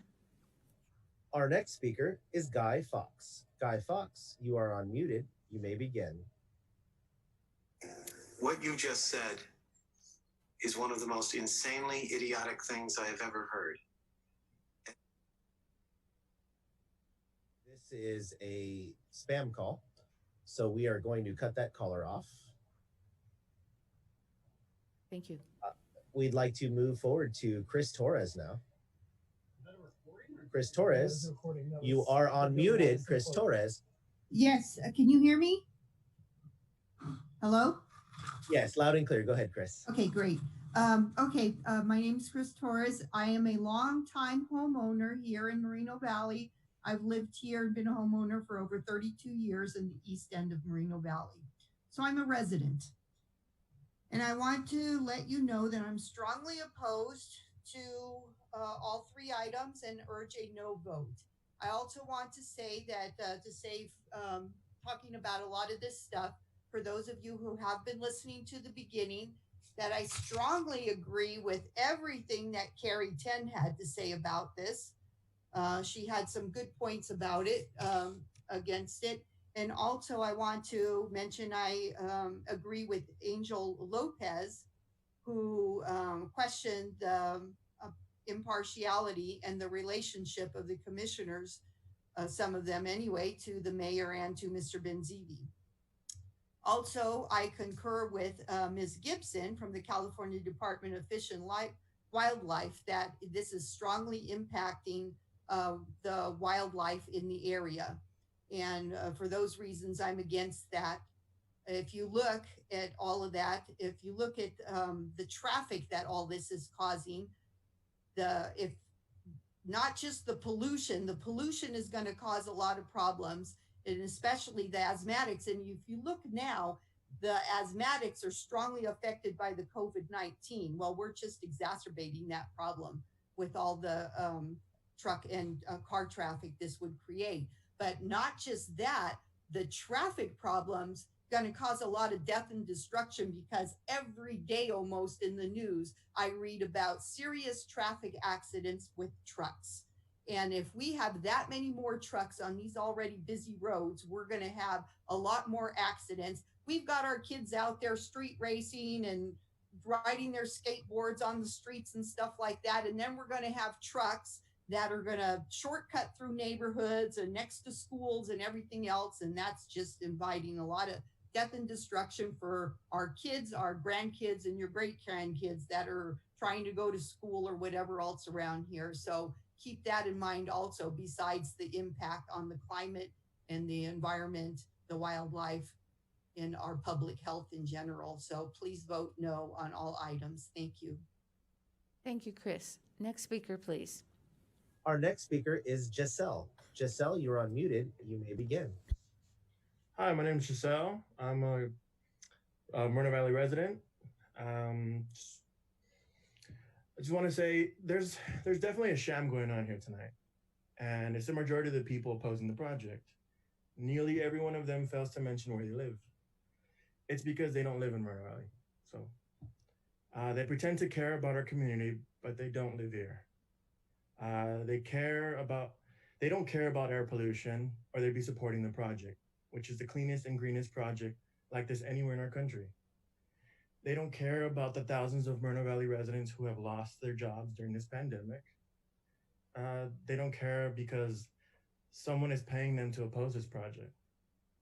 They don't care about schools, teachers that Moreno Valley Unified School District will lay off because of cut budgets. If they did, then they would be supporting the World Logistics Center and the $22 million it brings to our schools. So I urge you guys to approve this item and ignore the paid protesters who don't live in our city and that are trying once again to keep Moreno Valley and its residents down. Thank you. Thank you. Next speaker, please.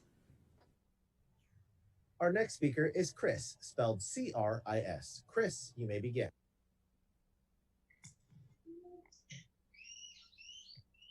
Excuse me, guys. Hello? Yes, Chris, you may begin. Hi, yeah, my name's Chris. So I just want to start off with this. Like, where do these people who are talking down the logistics coming from? They're obviously paid organizers from out of town. and they're here like vultures, obviously. And have you been paying attention to what's been going on in our country these last 2 months? If it wasn't for logistics, we would not have food in our stores. If it wasn't for logistics, people wouldn't be able to get deliveries at home. They'd be forced to go out. If it wasn't for these logistics, our country would be in worse position than it is today. We'd be in a depression. Logistics has proven to be a key to keeping our country moving, and we need to embrace it. The idea that warehouse jobs are bad jobs is ridiculous. It's an insult to the hardworking people that go to work and make sure that we get the things we need either delivered to our homes or to our stores. It's an insult to the truck drivers who are working around the clock to keep America going. It misses the fact that the World Logistics Center will create jobs at all skill and education with plenty of room to move up and earn more. And if you want to know why it takes two people working full time are more able to be making a living in California, you need to protest Sacramento. The cost of living and the taxes they forced on us means we have to work more here to make ends meet more than people do in Oregon, Nevada, or Arizona. I urge the Planning Commission to please ignore these outsiders talking our community down and to approve the revised EIR for the World Logistics Center. Thank you guys and have a great evening. Thank you, Chris. Next speaker, please. The next speaker is iPhone de Lilia. The next speaker is iPhone de Lilia. You are unmuted. You may begin.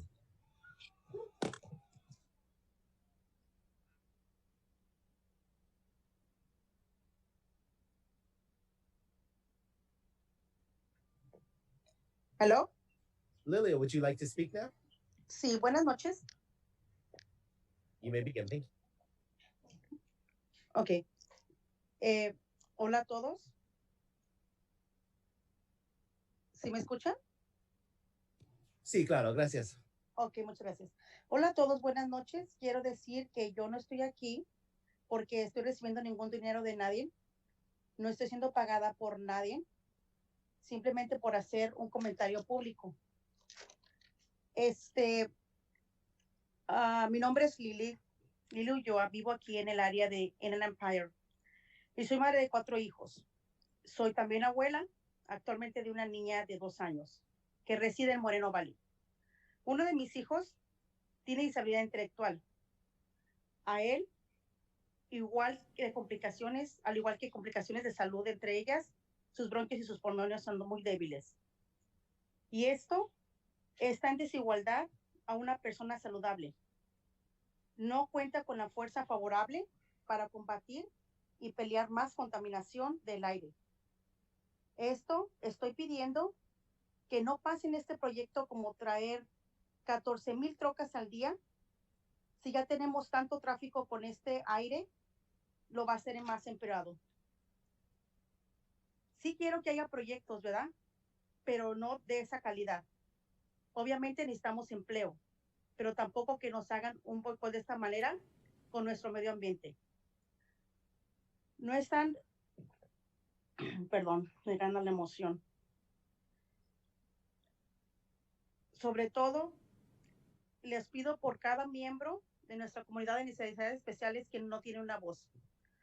Todos pueden pensar en economía, todos pueden pensar en que nuestra ciudad se va a ir para arriba, pero ¿qué hay de estos niños que habitan en nuestra ciudad y no tienen una voz para decir que ya basta de tanta contaminación, que ya basta que les violen sus derechos a ellos porque no pueden hablar? Esto es lo único que quiero compartir, que se les dé la oportunidad a que el medio ambiente siga creciendo. Y si nos ponemos a analizar, nuestro aire sigue contaminado y con esto nos va a llevar a la muerte de nuestros pobres niños. Muchas gracias a todos y por favor considérenlo. Gracias, Lilia. Next person, please. Our next speaker is Deborah Craig. Deborah Craig, you are unmuted. You may begin. All right. I didn't know I was going to be up so soon. Hi. Yes, my name is Deborah Craig, and I've lived in Moreno Valley about 30 years. And I just want to say it's really great to hear so many people passionate about a subject like this, as many of these speakers have been. However, it really pains me to also hear how ignorant they have been. This tonight meeting isn't about, these self-proclaimed experts who, it's about we need more time. Oh my God, this project's taken forever to get passed. It's not about these job snobs. We're looking at an unemployment rate of maybe 25%, and to like turn your nose up on any job. And it's also a misnomer to call them warehouse jobs. They're logistic jobs. And of course they're automated. People who act like, the developer doesn't realize that. It's really frustrating. And then the people who also, we need to turn this into a park. It's not your land. You know what? We've gone through all this. Tonight's meeting was about approving 5 areas of the EIR that a judge ordered required further environmental analysis in order to bring the 2015 Act, the EIR, into compliance. That's what this is about. As the city attorney said, this isn't about retrying the project, and that people have, tend to forget about this. A lot of these people, I feel like they're reviewing a movie. They're reviewing a movie they haven't even seen. Where were they at the beginning? Where were they 5 years ago? And I can honestly say, I, in the beginning, was against the project. And then I became educated about it. And once I learned about all the great and wonderful positive things, now I'm here telling you, please, let's get this project on. The staff gets paid to do this. They've read, they've done their homework. And if people would have done their homework and read the agenda packet, they would have understood that, the city staff recommends that based on its independent judgment and analysis, they approve this project. And I just think that, many times people think the most important commodity is money, but that's not true, because money you can spend, you can get back. The most important commodity is time. And a lot of these people wasted our time tonight because they spoke about things that are irrelevant. And time is what this project has been stopped from proceeding. We've got to get this project moving on. And I just trust the Planning Commission will do the right thing and follow the staff's recommendation to approve this modified EIR. Thank you. Thank you, Deborah. Next speaker, please. Our next speaker is another phone number, and it's area code 310-709-2875. You are unmuted. You may begin. Hi, good evening. Am I audible? Yes, you are. You may begin, sir. Thank you. My name is Tom Gerald. Tom Gerald. I've lived in Moreno Valley since 1981, but I was looking hard at the community from 79 on. So I'm a longtime resident. My children spent a good part of their life here in their early days. I've seen a lot happen. I think the common denominator that I hear in the opposition, first of all, I support this, the motion to move forward with this project to approve the recertification for the EIR. I did send a letter to the commission late this afternoon via email. Prayerfully they got that. But the common denominator with the opposition across the board is I have not heard one significant viable alternative. All I hear is delay, delay, delay, study, study, study. Meanwhile, that dirt out there, we're still paying property taxes, courtesy of Mr. Benzivi and Highland Fairview, but it's not paying nearly property taxes, not that it could as a developed property. It is not generating jobs. It's not generating ancillary taxes that might come from it, like the Skechers store and the little restaurant they have, which is delightful. Quick way of, my background is building and development. Yes, I'm a pro-growth, pro-development person, but I believe in quality growth, quality development. Before I moved to Moreno Valley, we owned a home in Mission Viejo for 10 years, so I've seen good development. And I will concede Moreno Valley's had a few pitfalls. But this is a master plan community. We're fortunate to have somebody who has the staying power to hang in there, especially in this economy, to bring forth a master plan community. 20 million square feet developed in the 5 years this project hasn't moved forward. Could have been in this city, could have been generating taxes, could have been providing jobs in this city, could have been paying utilities, Moreno Valley utilities. It is not. This issue of smog. I used to pound nails in the 70s. The smog was so thick you could not only see it, smell it, you could taste it, it would burn your eyes out. And you go home exhausted at the end of the day. It's gotten better. It's going to continue to get better. We'll probably have electric trucks before you know it. The diesel trucks are running cleaner and cleaner. And at least with this project, you have the opportunity to regulate things in a good way. So I've seen big improvements in that area. And in closing, I urge the council or the commission to move forward with this. It's progress. There's never a perfect project. There are good sides and downsides. You take the good with the bad. It's the cost of doing business. So I embrace it. I ask them to move forward. Thank you very much. Thank you, Mr. Gerald. May we have the next speaker, please? Our next speaker is Susan Billinger. Susan Billinger, you may go ahead. Yes, hello. Can you hear me? We can hear you. Thank you. Great.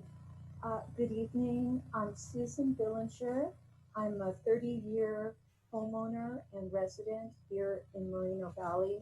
So I am definitely an insider, not an outsider. My motivations are simply to have the best city that I'm living in that I could ever hope for.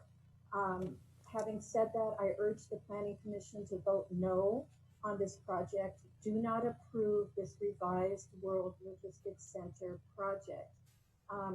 From my point of view, as a resident, there can be a much better diversified use for this land.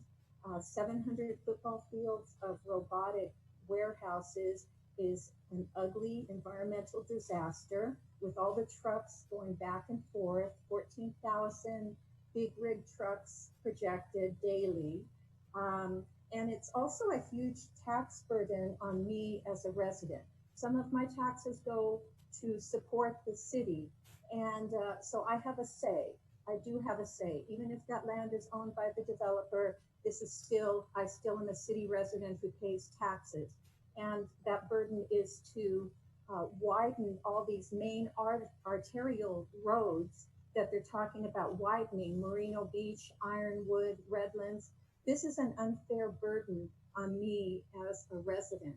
I don't want to pay to have huge amounts of big rig traffic, noise, emissions pollution, and also particulate pollution. Even if you had electric trucks, you're still going to have tires that are hitting concrete. And when you're talking about 14,000 truck trips a day, that's an awful lot of tires hitting the concrete and creating particulate pollution, which is extremely damaging to those of us who can't speak, to those of us who have asthma, or to people who can't speak, like children.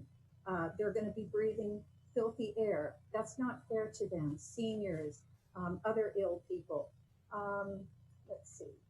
I also wanted to talk about how I had never heard of a quality city that has that many big rig trucks going back and forth on roads by residents and by schools. That is considered a beautiful, successful city. As far as revenues or jobs, there's no guarantee that any of those will materialize. There's nothing written in the agreement that holds the developer liable for that if they don't materialize. So when people start talking about, oh, these huge number of jobs or revenues, there's no proof or there's no guarantee that that will happen. Anybody can say anything. Please vote no on this project. Thank you from a resident. Thank you, Susan. May we have the next speaker, please? Our next speaker is Anthony Victoria. Anthony, you are unmuted. You may begin. Hello, good evening, everyone. My name is Anthony Victoria, and no, I don't live in Moreno Valley, but I do live in Riverside, and I've lived in the Inland Empire for most of my life. And I am urging the Planning Commission to vote no on the revised EIR, because quite frankly, the facts point out that this project will not only be harmful for the city, but there's no guarantee that the job quality will be of the standards that residents need. Already in this region, you have only 4 of 10 jobs, and these are facts stated by the University of California, Riverside, that 4 of 10 jobs only pay a livable wage, which means that 6 out of 10 residents, which by the way, most are working in this logistics industry, don't make enough money to raise their families. And so, like many of you, I understand the importance of having jobs, the importance of having economic opportunity. I was raised by a truck driver. I was raised by a logistics worker. So I know firsthand the importance of having these jobs. But I also know firsthand the pain and the suffering that comes with losing a loved one as a result of cancer.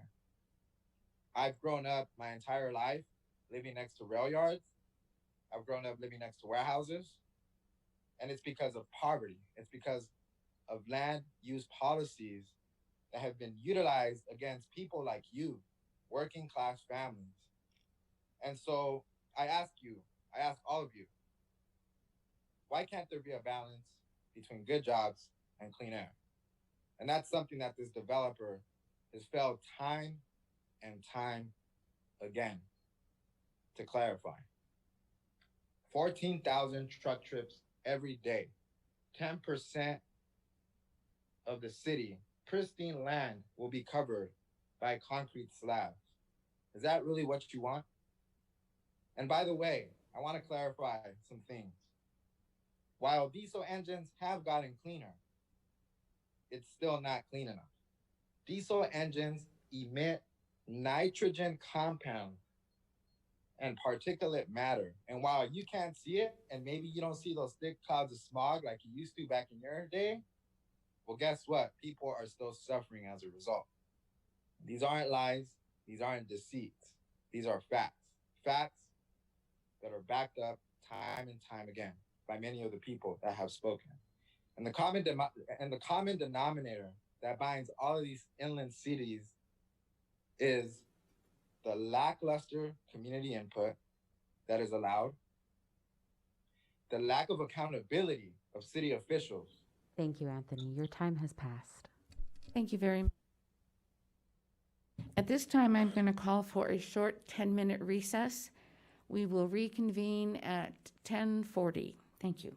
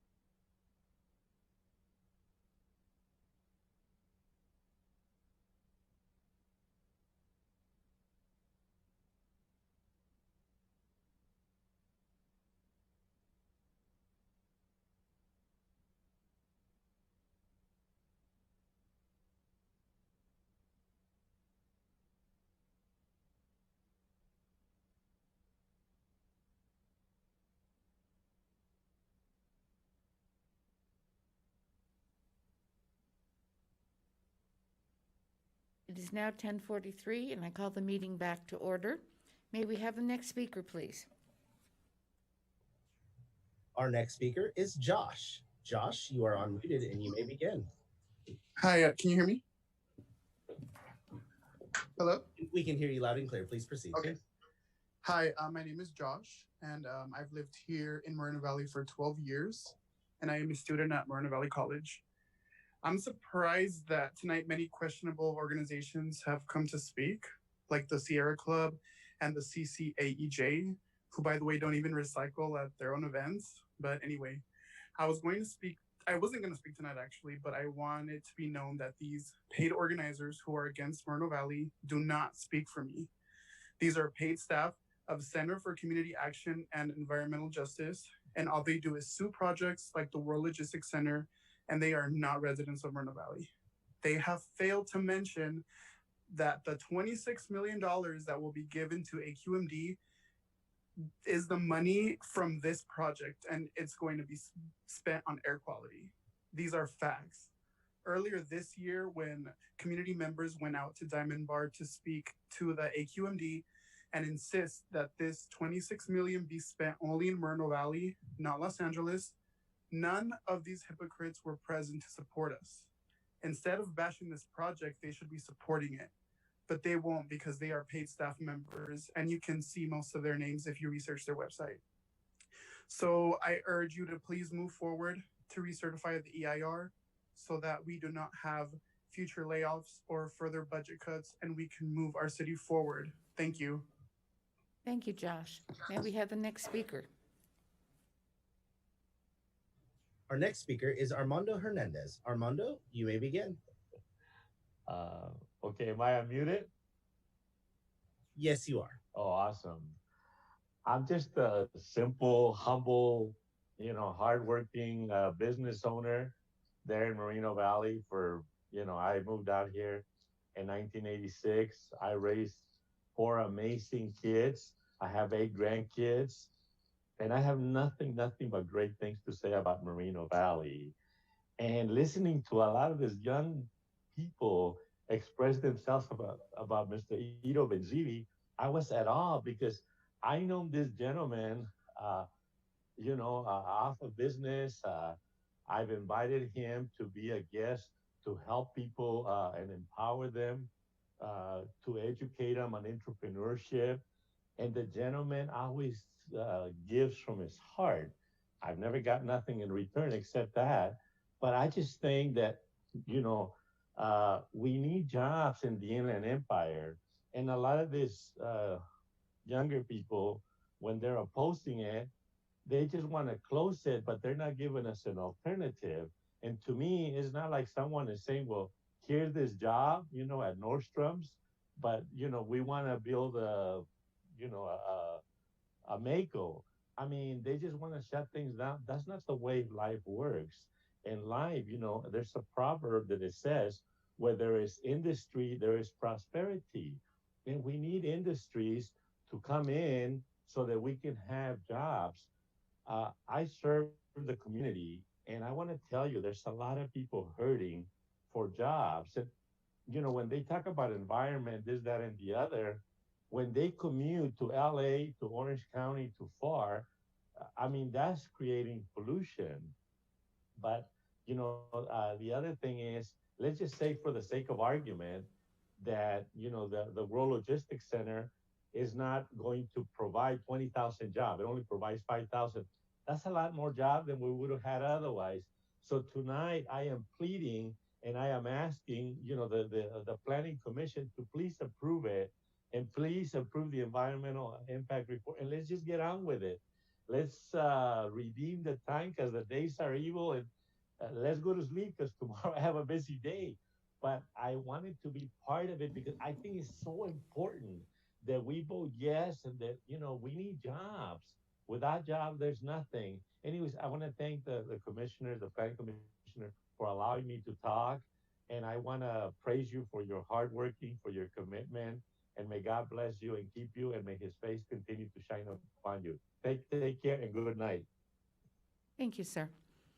Next speaker, please. Our next speaker is Armando Hernandez. Oh, I'm sorry. Our next speaker is Sandra Murphy. Sandra Murphy, you're unmuted. You may begin. Good evening.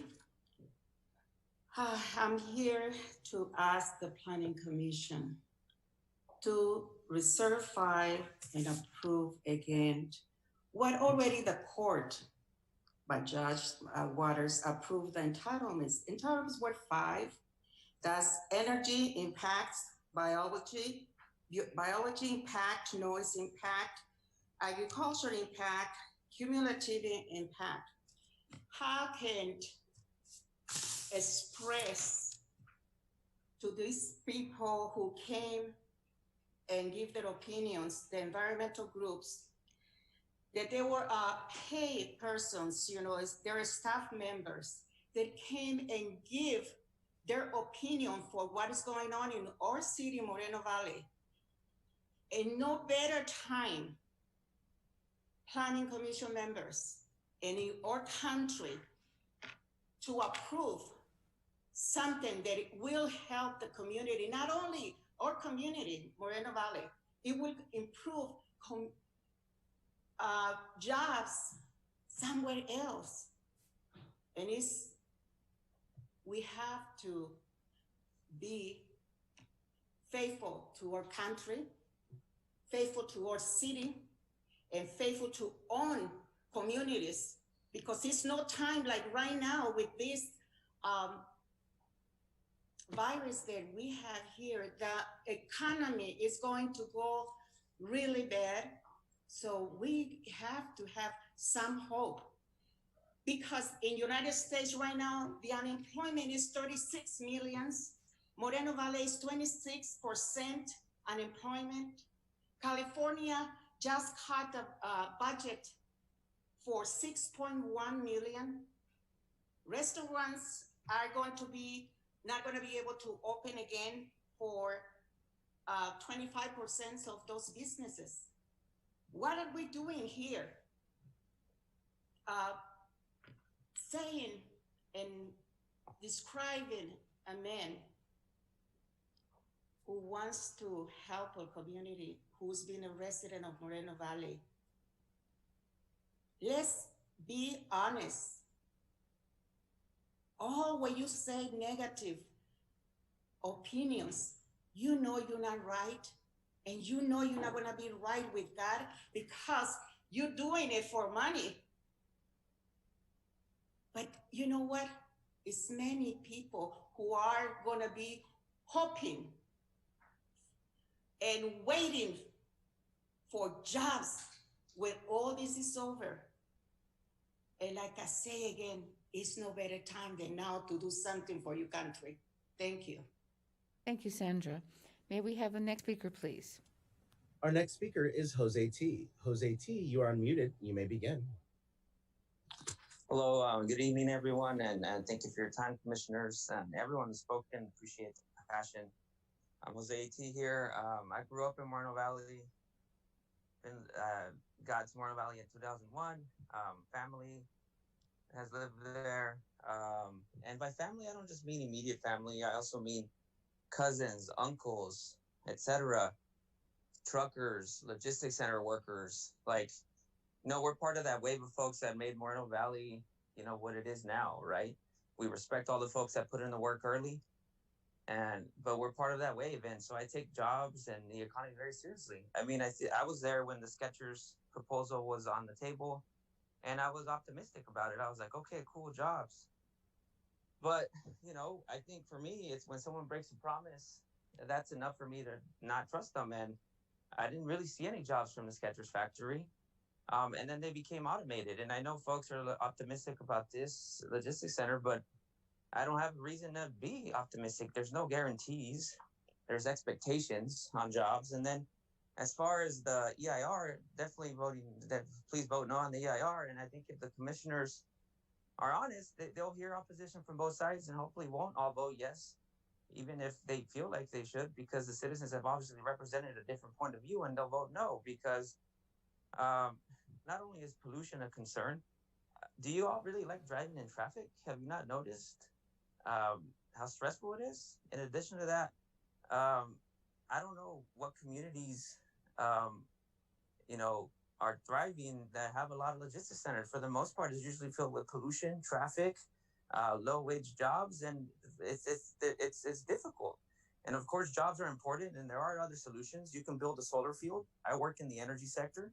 You could build a solar field. You could build alternatives. There's a lot of other things you could do with the money. So if there's alternatives they're looking for, then I'm here to propose them. But in addition to that, the EIR doesn't even mandate the most simple mitigation. Doesn't even mandate natural gas, which isn't a good source, but that would be the quote unquote middle ground. It should be electric trucks, but there's just nothing in there that really gives you any indication that there was a negotiation. It's really just they went through with the process and kept it the same for the most part. So I'm just disappointed. You know, I love this city. I mean, my whole family lives there, right? Like, I mean, cousins, uncles, etc. So I really care because the consequences are going to impact all of them. So, honest resident, not a paid protester or actor or whatever.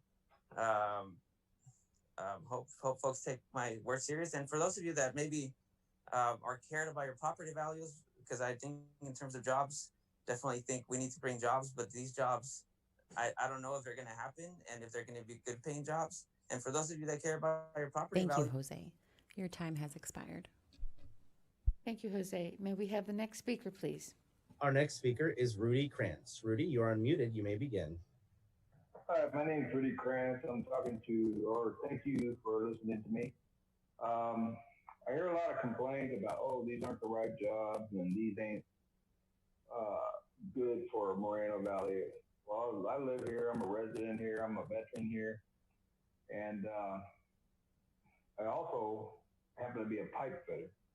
So I travel to LA, sitting in that traffic from LA, and that pollution and all that stuff follows me all the way over here. So when people complain about the air quality here, it's coming from there. And it gets kind of stuck over here in the Badlands, and that's what we live with. And from the 70s until now, it's a heck of a lot cleaner than what it used to be. I support this World Logistics Center because I do construction, and I know that a lot of these people complain that, you know, these aren't high-paying jobs and they're just warehouse jobs, but everybody that works on those things, they make a lot of money off those. I know I make $50 an hour being a pipe fitter. So when I hear people saying, you know, there's no money in it and in building and all this other stuff, they're wrong.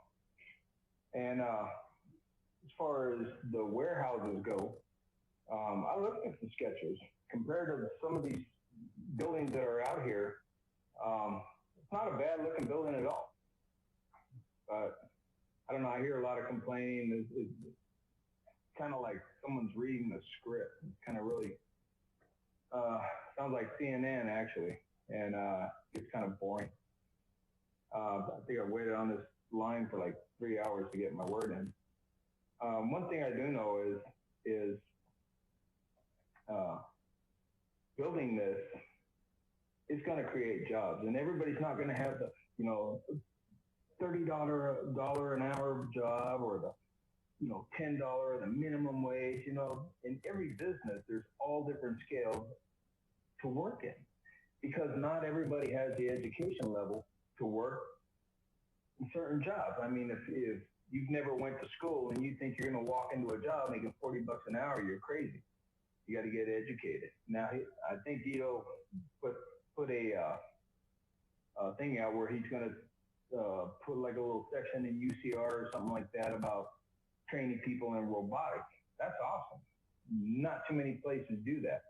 But I've also seen all the pressure and all the negativity this guy gets. It just ain't right on so many different levels. So I vote yes for this. I hope you do too. And let's get this thing passed.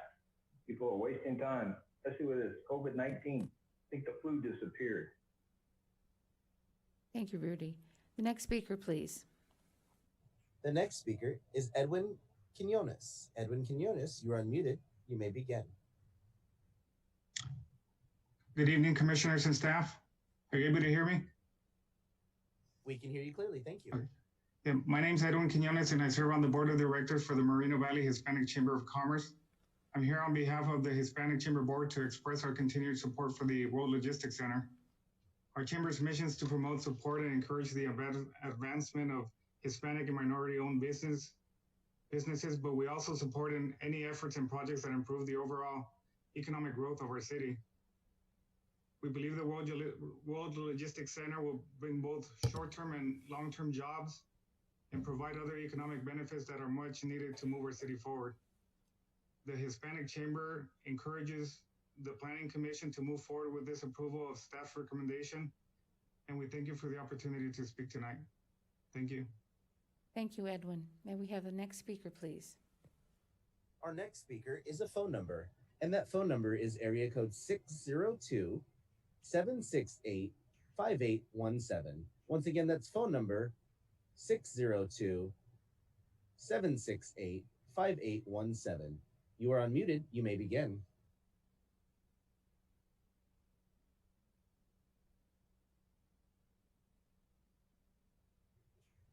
And this will be our last call for phone number area code 602-768-5817. Once again, if your phone number is 602-768-5817, you may begin. Can you hear me?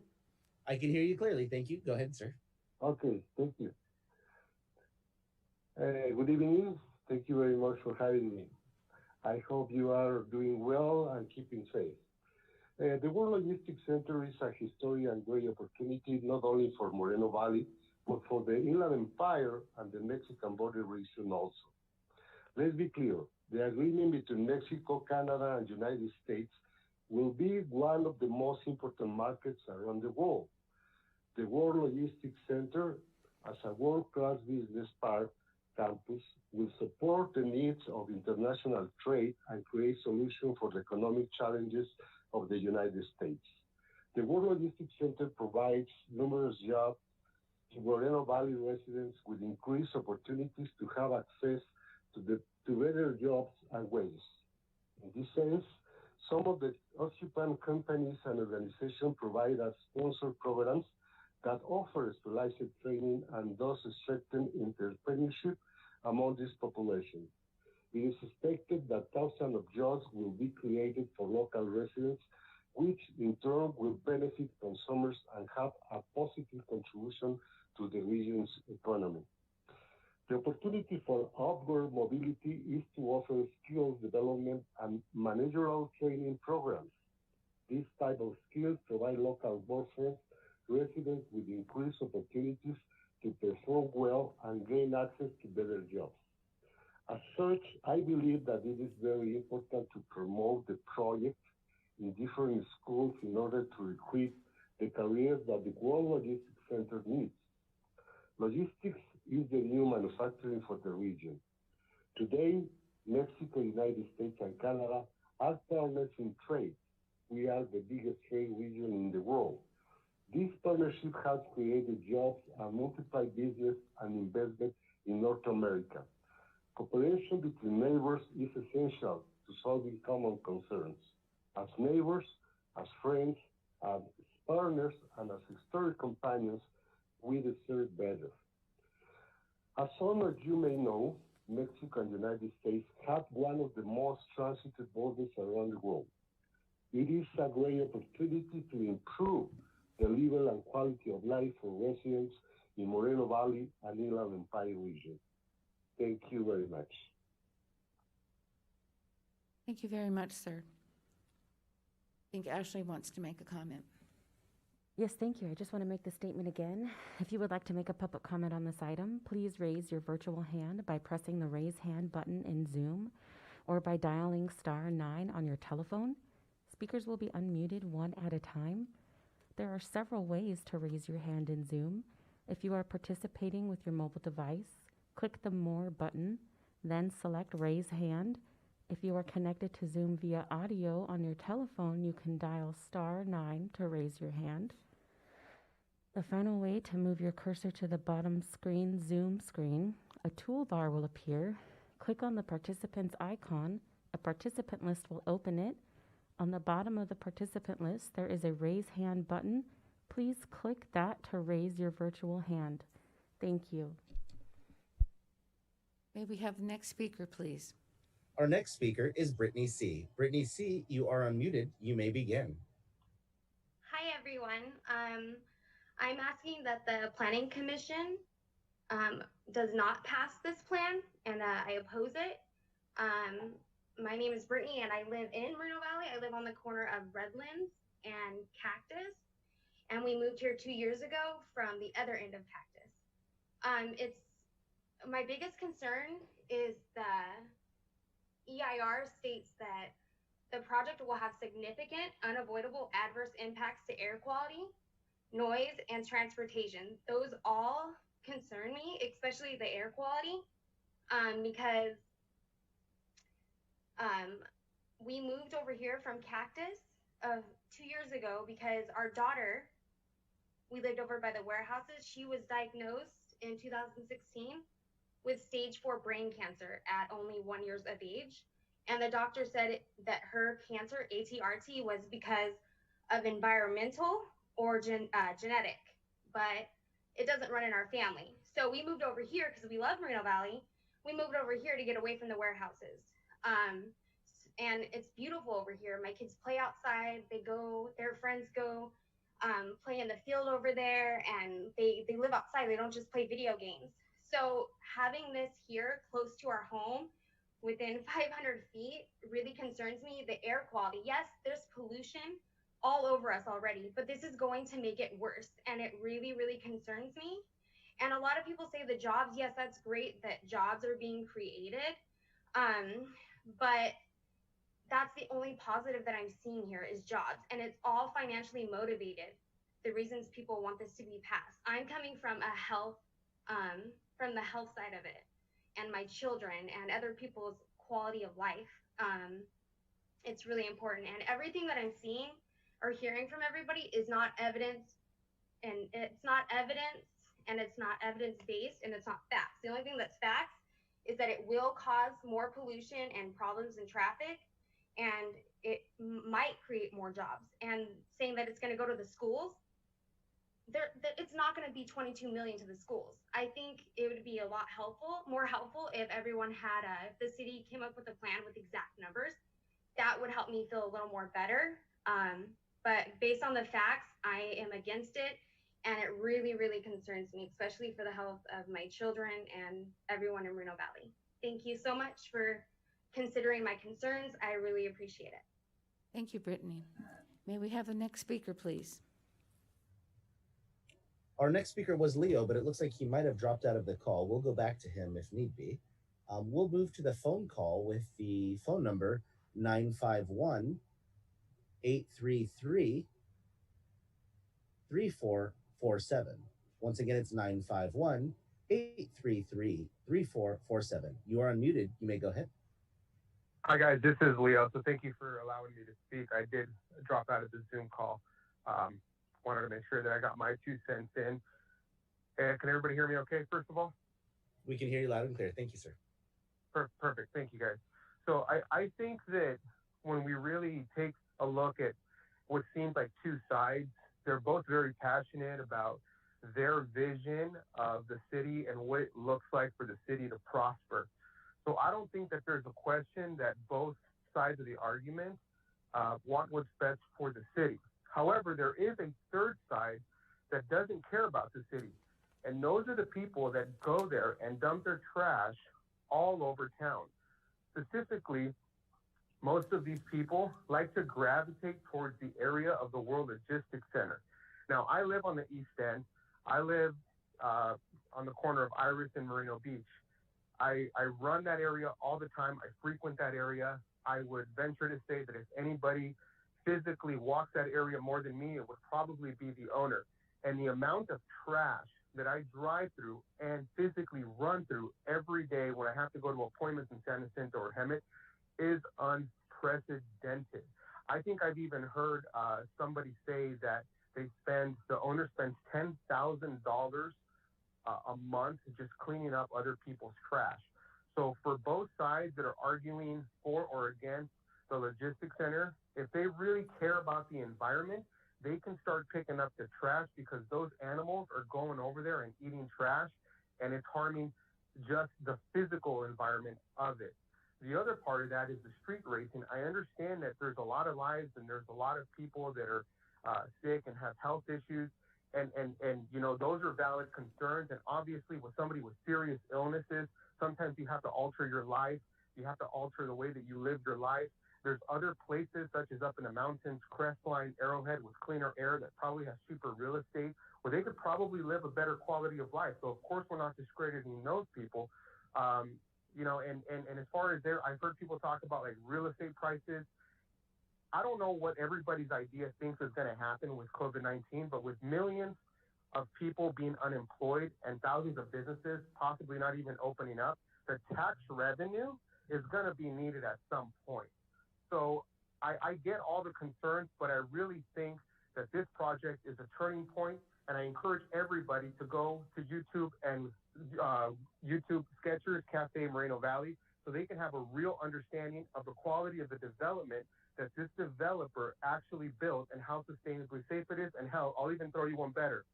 Go there, talk to Chef Saul Oliver, and just look at the quality of food that they make, guys. Everything about Skechers Cafe is quality, and we only have history to prove what the future looks like for Moreno Valley. I urge everybody against it. Go check it out so you get a firsthand look. Thank you, Leo. Your time has passed. Thank you, Leo. May we have the next speaker, please? Chair, that concludes our speakers who have raised their hands. We'd like now to go through the list of names of folks who don't have their hand raised, but may be having an issue with Zoom. Would that be all right? That would be fine. Thank you. Okay. We will start with Anthony. Anthony, were you here to speak tonight? I had already spoken, but I believe I was cut off a little prematurely. Okay. I think we were giving everybody exactly 3 minutes for the speaking. Okay, that's fine. Don't worry about it then. Thank you for your participation tonight. Christopher Glue, were you here to speak tonight? Christopher Glue, were you here to speak tonight? Yes, the topic I'm on is we're on item 3. Wonderful. We will hear from you then. Thank you.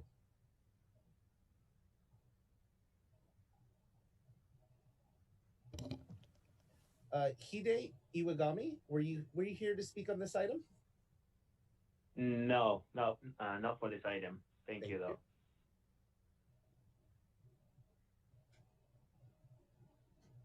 Do we hear from Graciela? No. Graciela, were you here to speak on this item tonight? Graciela, were you here to speak on item 2?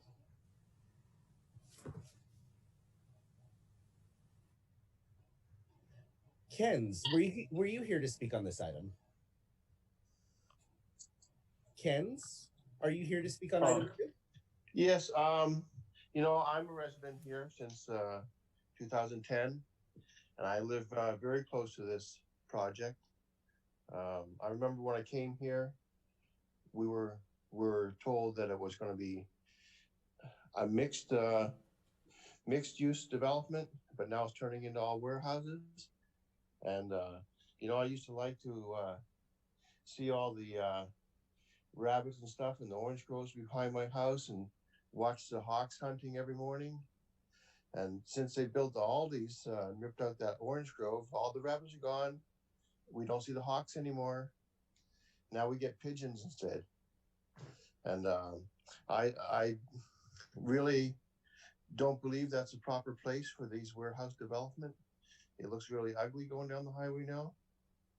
It's too close to our homes.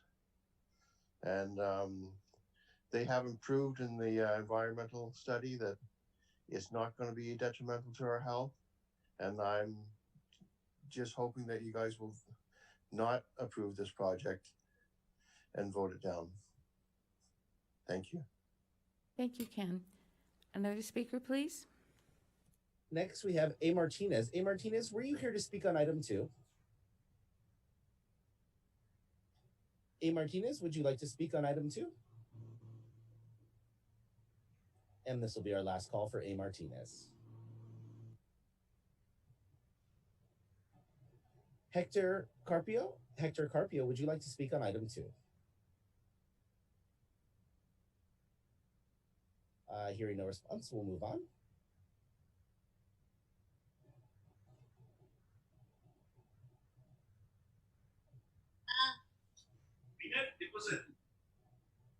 Minerva, would you like to speak on item 2?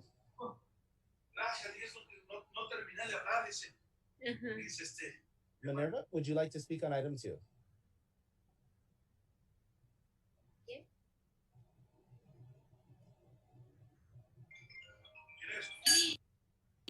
Aquí me habla. Hello? Hi, Minerva, would you like to speak on item 2? Hello? Hello, we can hear you.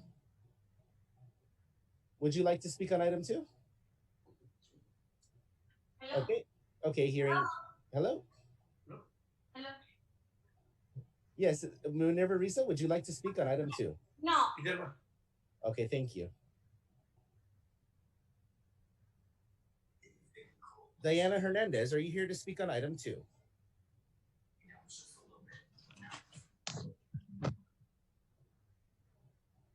Diana Hernandez, would you like to speak on item 2? No. Thank you. Vilma Indarica, would you like to speak on item number 2? Vilma Indarica, would you like to speak on item number 2? No. Thank you.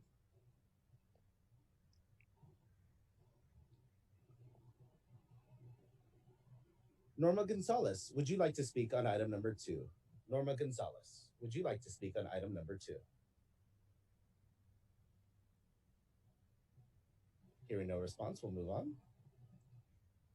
Jet McCormick, are you here to speak on item number 2? No. Thank you.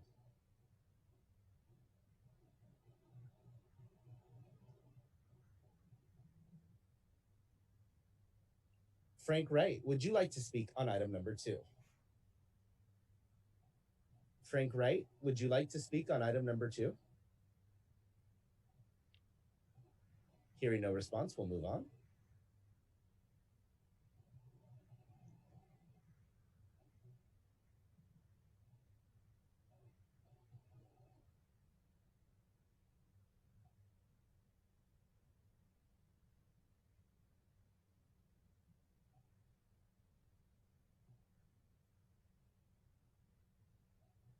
We have a caller under the name Owner. Would you like to speak on item number 2?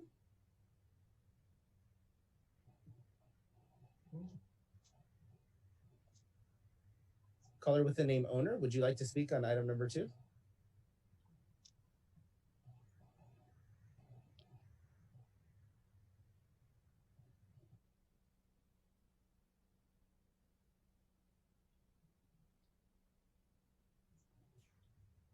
Taylor Vinsel, would you like to speak on item number 2?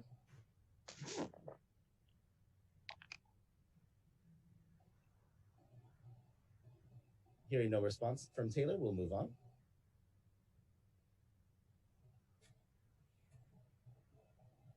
Richard Brown, would you like to speak on item number 2? Richard Brown?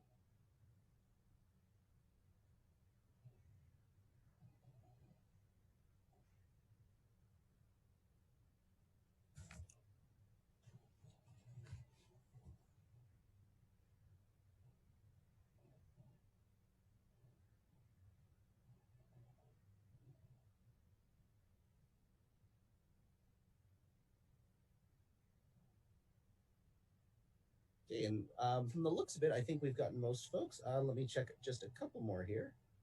There are many folks in the meeting that do not have audio enabled, so they would not be able to speak. They must just be here for listening purposes. We'd like to remind you that if you would like to just listen in on this meeting, that could be done at www.moval.org/MV3Live. That's moval.org/MV3Live. We're also available on YouTube or Channel 3 if you have Spectrum cable, if you have Frontier cable, or AT&T Uverse. That appears to Chair, end the... Chair, we believe that concludes our public comments on item number 2. Thank you. Thank you very much. At this point, I want to acknowledge that we received a lot of written letters. on people that probably weren't able to access the Zoom and these sorts of things. These were provided to all the commissioners beforehand. We read them. And I really want to congratulate some of our citizens for doing these beautifully handwritten letters full of a lot of content, a lot of thought. And I hope you will continue to exercise your rights as a citizen to be able to speak up. And those letters were great. The handwriting was perfect, and the grammar was excellent. So I was quite impressed that it wasn't done on a computer. Moving along, I'd like to know if the applicant would like to address any of the concerns raised by the public comment. Madam Chair, if I may, I just have a few sure. comments. Sure. Before the applicant wants to say anything. Absolutely. Thank you. I'd like to comment first about the teleconferencing process. As many people know, it was because of the COVID-19 state of emergency that the governor issued an executive order that authorizes public agencies to conduct these meetings via teleconferencing. And the purpose of that was because with the social distancing requirements, that pretty much would have shut down these kind of public meetings.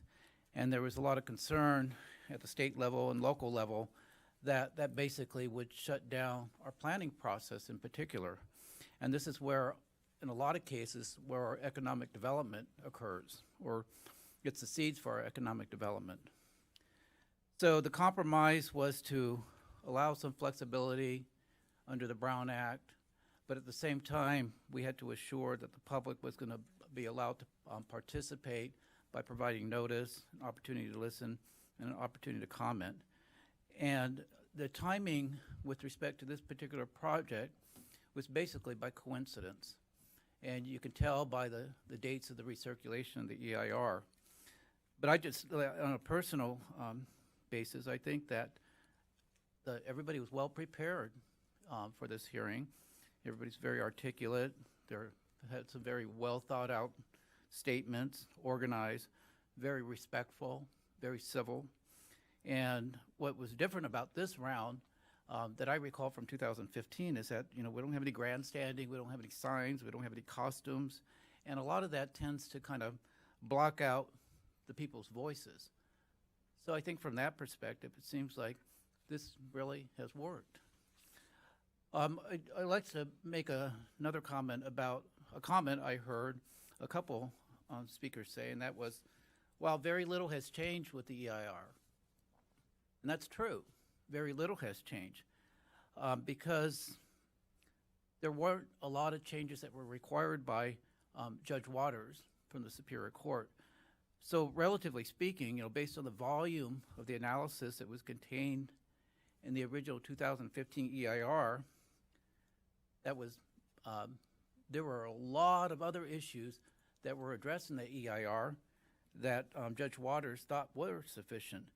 I mean, just for an example, the last EIR considered an analysis of geology, soils, aesthetics, biological resources, hydrology, water quality, noise, recreation, utilities, agricultural resources, cultural resources, mineral resources, public services, tribal cultural resources, traffic, transportation, population, housing, greenhouse gas emissions, land use, planning, project alternatives, mitigation measures, wildfires, air quality, energy use, hazardous waste, and hazardous materials.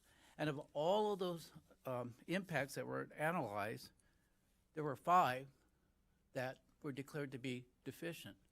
So yes, there was very little that has changed. It took a lot of effort to make those changes, but they were changed. But speaking of the 5 deficiencies that were raised by the Superior Court, I neglected to comment that there were some updated analysis that were also included that were not specifically required by the Superior Court. And those included an analysis of the project's transportation, air quality, and greenhouse gas impacts that were based on these new analytical models that had been put into effect, or new law that's been put into effect.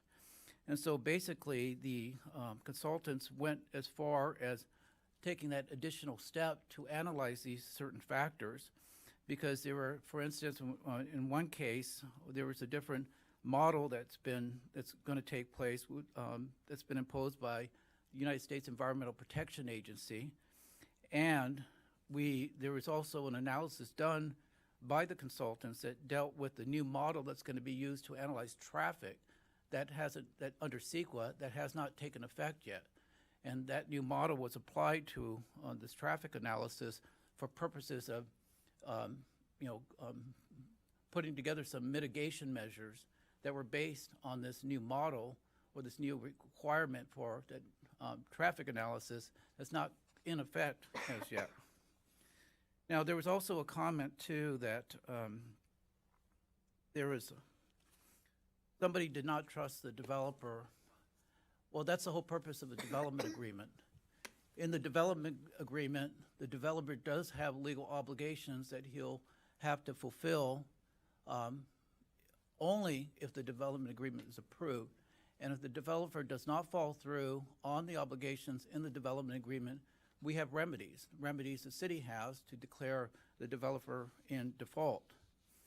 So that's what ties the developer to those obligations. There was another comment made that development impact fees are not going to be paid. That's not true. Development impact fees will have to be paid by the developer or whoever develops the individual portions of the project. So I just wanted to make that clear for the record.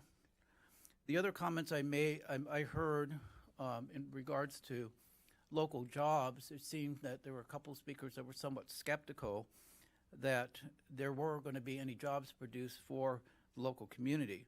Well, in the development agreement, there are several obligations that are clearly spelled out that require the developer to fund programs that are specifically intended or directed to the specific purpose of hiring local residents for jobs. So they have to, at the developer's cost, they have to establish a local hiring program that's specifically intended to hire Moreno Valley residents for job opportunities at the World Logistics Center and associated jobs that are directly related to logistics. In addition, there's a requirement that the developer pay up to $6,993,000, which I mentioned before, and that is directed toward education, innovation, training, and library funding. And that those dollars are going to be paid upon issuance of building permits, and with the combination of a $100,000 annual payments and $125,000 annual payments over an extended period of time. And the last comment I want to make has to do with the issue of these claims that there is some bias. You know, as we discussed earlier, Commissioner Harris decided for himself that he thought it was appropriate to recuse himself because he believed that there may be a perception that he is biased because his name is on the petition initiative that was submitted. That was the sole name that was submitted on that initiative petition. He was the one who actually submitted it. Now, under the California Attorney General has issued an opinion that public officials are prohibited from placing themselves in a position in which their private or personal interests may conflict with their official duties, and that makes sense. The Court of Appeal, when the Court of Appeal has dealt with the issue of bias, the direction they provide is that we have to look into whether the official stands to benefit personally by voting for or against a project. So that's the standard we use to determine whether or not there's going to be any appearance of bias. Now, the law makes it clear that public officials must exercise their authority primarily for the benefit of the public. So we have a balance here that we have to look at when analyzing whether or not there is some potential bias. So, with that in mind, it's not uncommon for some officials to publicly express their support for a project that they believe will benefit the community as a whole or even a significant segment of the population of the community. And that even includes having a photograph taken with a developer who somebody believes is going to bring jobs to the community. Now, we may disagree with that one way or the other, but that doesn't constitute or rise to the level of bias. So unless there's proof that any official will benefit personally by voting for or against a project, it's my legal opinion, based on the case law, based on the Attorney General's opinion, that there cannot be any common law bias, particularly when that particular project has the intent and may result in benefiting a significant portion of the population of the community.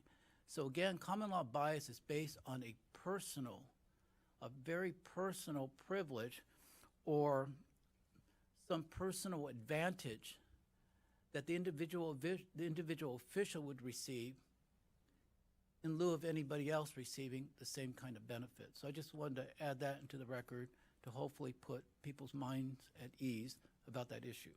And that concludes my comments. Sorry, I sound tired. Thank you very much. Those were excellent. At this point, would the applicant like to address any of the concerns raised by the public comments? I would, if I may. I think that would be Mr. Benzivi.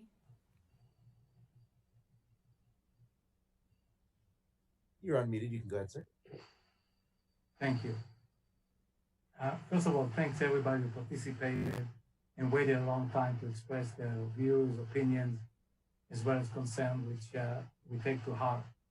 I know the city staff over many years worked very, very hard in putting together this environmental impact report, analyzed many, in fact, all of the concerns raised by the different folks, ranging from transportation to health, to the wellness of the community, to jobs, to robotics, to a lot of different aspects of what this job will produce, this project will produce. I want to just start in one particular area because I think it's a theme that was continued to be expressed, and that is the health. I want to assure everybody, please read the EIR because there's a very extensive health analysis as part of it. This health analysis has been scrutinized. When people say it's been litigated, that means that those who challenge the analysis actually were able to go to court and express their position and have the judge, not the city anymore, determine whether or not it was done properly. And it was, to the city's credit. And so I want to assure the residents that the health impact analysis for the project determined that the impacts are insignificant. I know folks are concerned, and I think reading the health impact analysis will put some of those concerns to rest. Now, there's clearly anything we do in the world generates an impact. If we drive a car, we can cause traffic, it can be fatal, we can have accidents, we definitely cause pollution, we can cause traffic, we cause a lot of things. But as society, we determine that the access and mobility a car provides to us overweighs the impacts of clearly that are generated by driving cars. We certainly don't say, let's not drive and sit at home. So we want to balance those things with enough mitigation measures to reduce those impacts to less than significant. That's why in a car, even though it's still risky, and God forbid people get into accidents, but we put seat belts and bumpers and airbags, and we do mitigation measures to reduce the potential risk of a project. This is not different.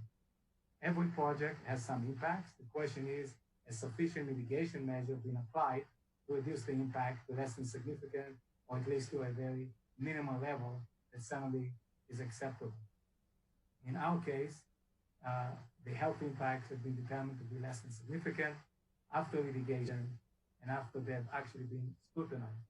There was a few other things that mentioned, and I'll touch on them briefly, but I thought that was very important to let people know that in the health impact analysis, it's all spelled out in great detail. There were issues raised about streets and trucks driving on wetlands or cactus, both of which do not allow any track access.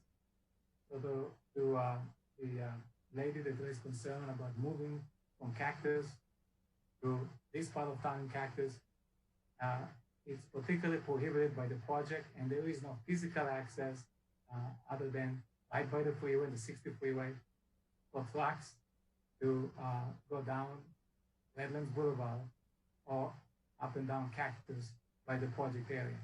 So those are certainly not allowed, will not happen. All the parking and the main access to the project is designed to be at what is now called World Logistics Center Parkway, formerly Theodore Boulevard. It all comes and enters fundamentally from there, and all overnight parking and other parking is contained within the project, which has no other access to Redlands and only vehicular access in Cactus, not trucks. In terms of paying for the fees, I think it was mentioned somehow that we're not paying our deed fees or for impacts. Rest assured, both for the development agreement and for the mitigation measures and the EIR, we are paying for all our infrastructure required and our fair share of infrastructure that might be beyond what the project area is. In terms of jobs, these are estimates by the city's own consultants. This is not numbers that are generated by anybody. They are generally generated by accepted methodologies that are used by the labor department, both the federal and the state and so forth. So those are based on the best knowledge that the state and the federal government have in terms of job generation numbers for those industries. We don't make it up, we don't calculate it, neither does the city. We rely on federal and the state institutions to provide them with the estimate. Now, we're in America, it's a free country, and nobody's guaranteed a job. What we are committed to is providing job opportunities. So some people ask me about the 20,000 jobs and ask me, how do I know I will get a job there? And I say, I might not get a job there, you might not get a job there, but 20,000 of somebody will get a job there. And it's better to have 20,000 job opportunities in town than 0 job opportunities. And so now to the job themselves. People talked about robotics. That is part of progress. And people think that robotics are undermining a lot of labor, but the reality is some of the most highest paid jobs were automated. People, a lot of you are too young, but people used to go to have a camera and they'd have to go develop the film, or there was highly paid people working in the film business. Now it's done on your iPhone, on your digital camera. We used to have bank tellers, accountants. There's a lot of professions that got the benefit from computers. There used to be secretaries, we have voicemail. And so every industry progresses, and with those come new opportunities and new jobs. Who was an app developer 10 years ago? No one. Now we have hundreds of thousands of people in that profession. So the idea is that we want to provide opportunities in Moreno Valley for industry as it evolves and move forward. And things change, but opportunities also come along with change. We all remember a lot of different industries. There used to be video stores, and now we are on Netflix. There's a lot of different things that come and a lot of new opportunities that are generated as a result of this. And it's not a new phenomenon, it's been going on for a long time. In terms of manufacturing and how we will evolve, these buildings are literally suited for a variety of industry, including advanced manufacturing. And we see this trend happening a little bit already in Moreno Valley. We have logistics buildings, distribution buildings, but we also have manufacturing happening in the very same building.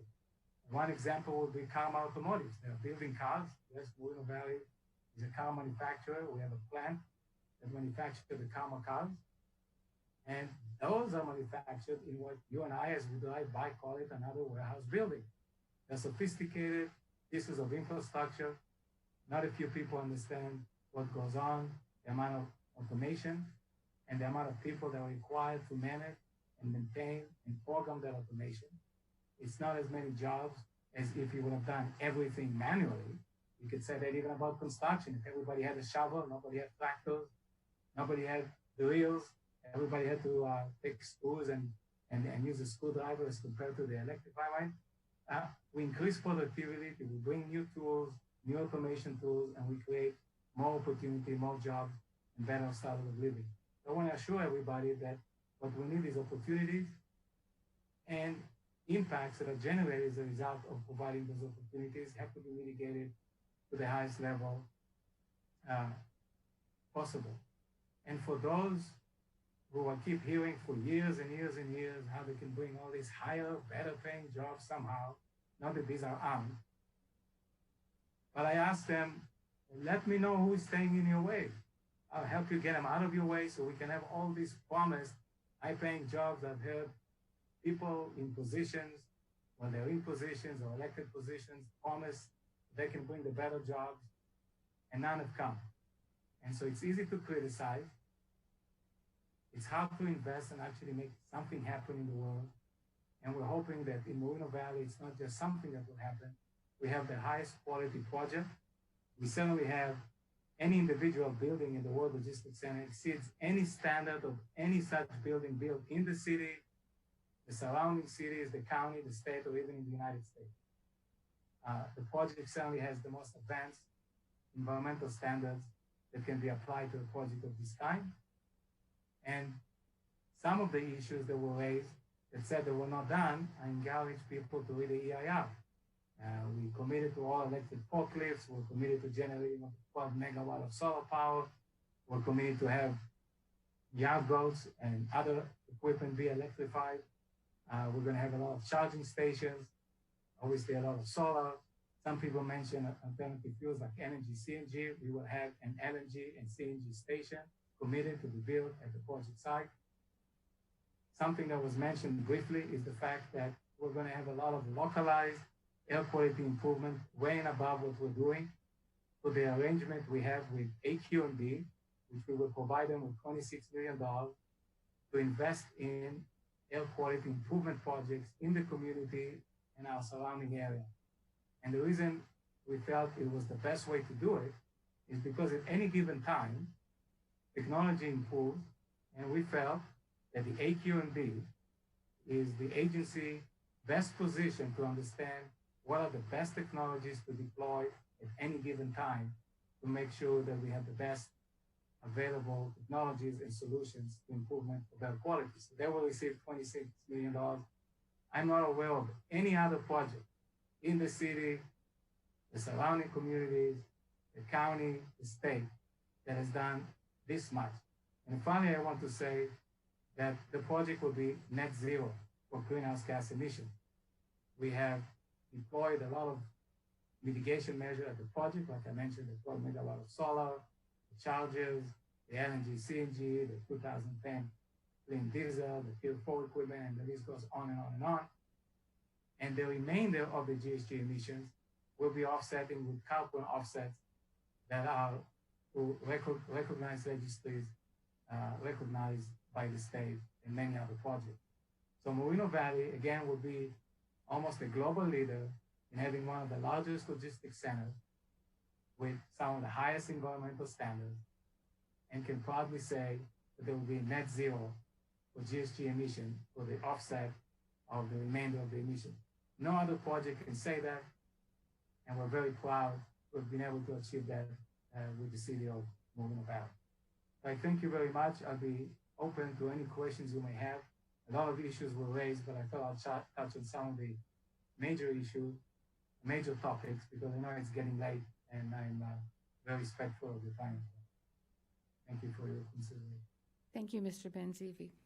With that, we're going to close the public hearing portion of our meeting, and we will go on to deliberations with the commissioners.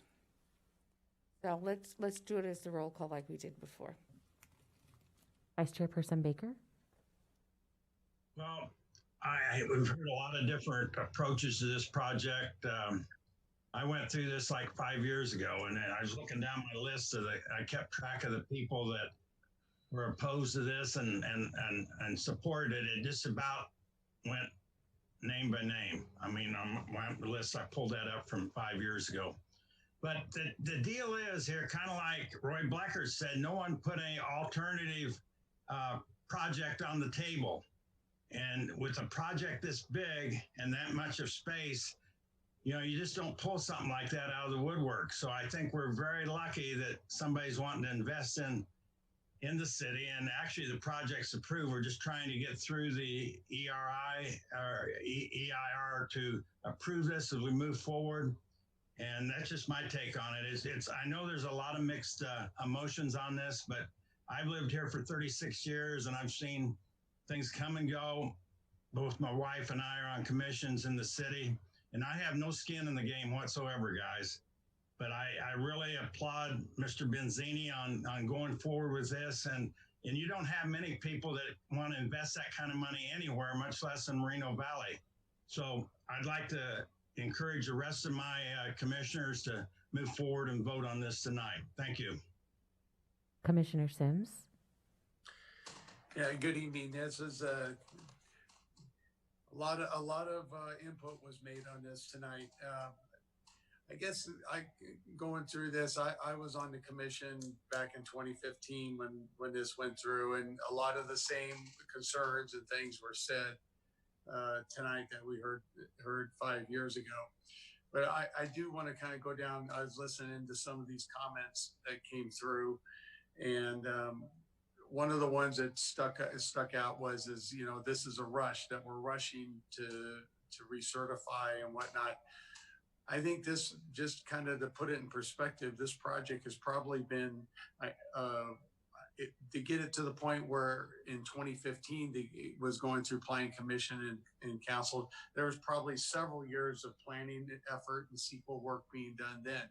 It's been litigated. This project has been highly scrutinized.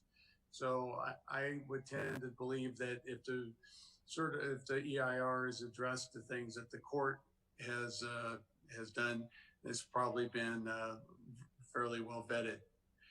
The other thing, while this project has been challenged and gone through scrutiny like no other, all of our neighboring communities, City of Paris, the March Joint Powers Authority area, Riverside County, Banning, and Riverside have all built millions of square foot of logistics, and they can enjoy the additional property tax values and the jobs and whatnot.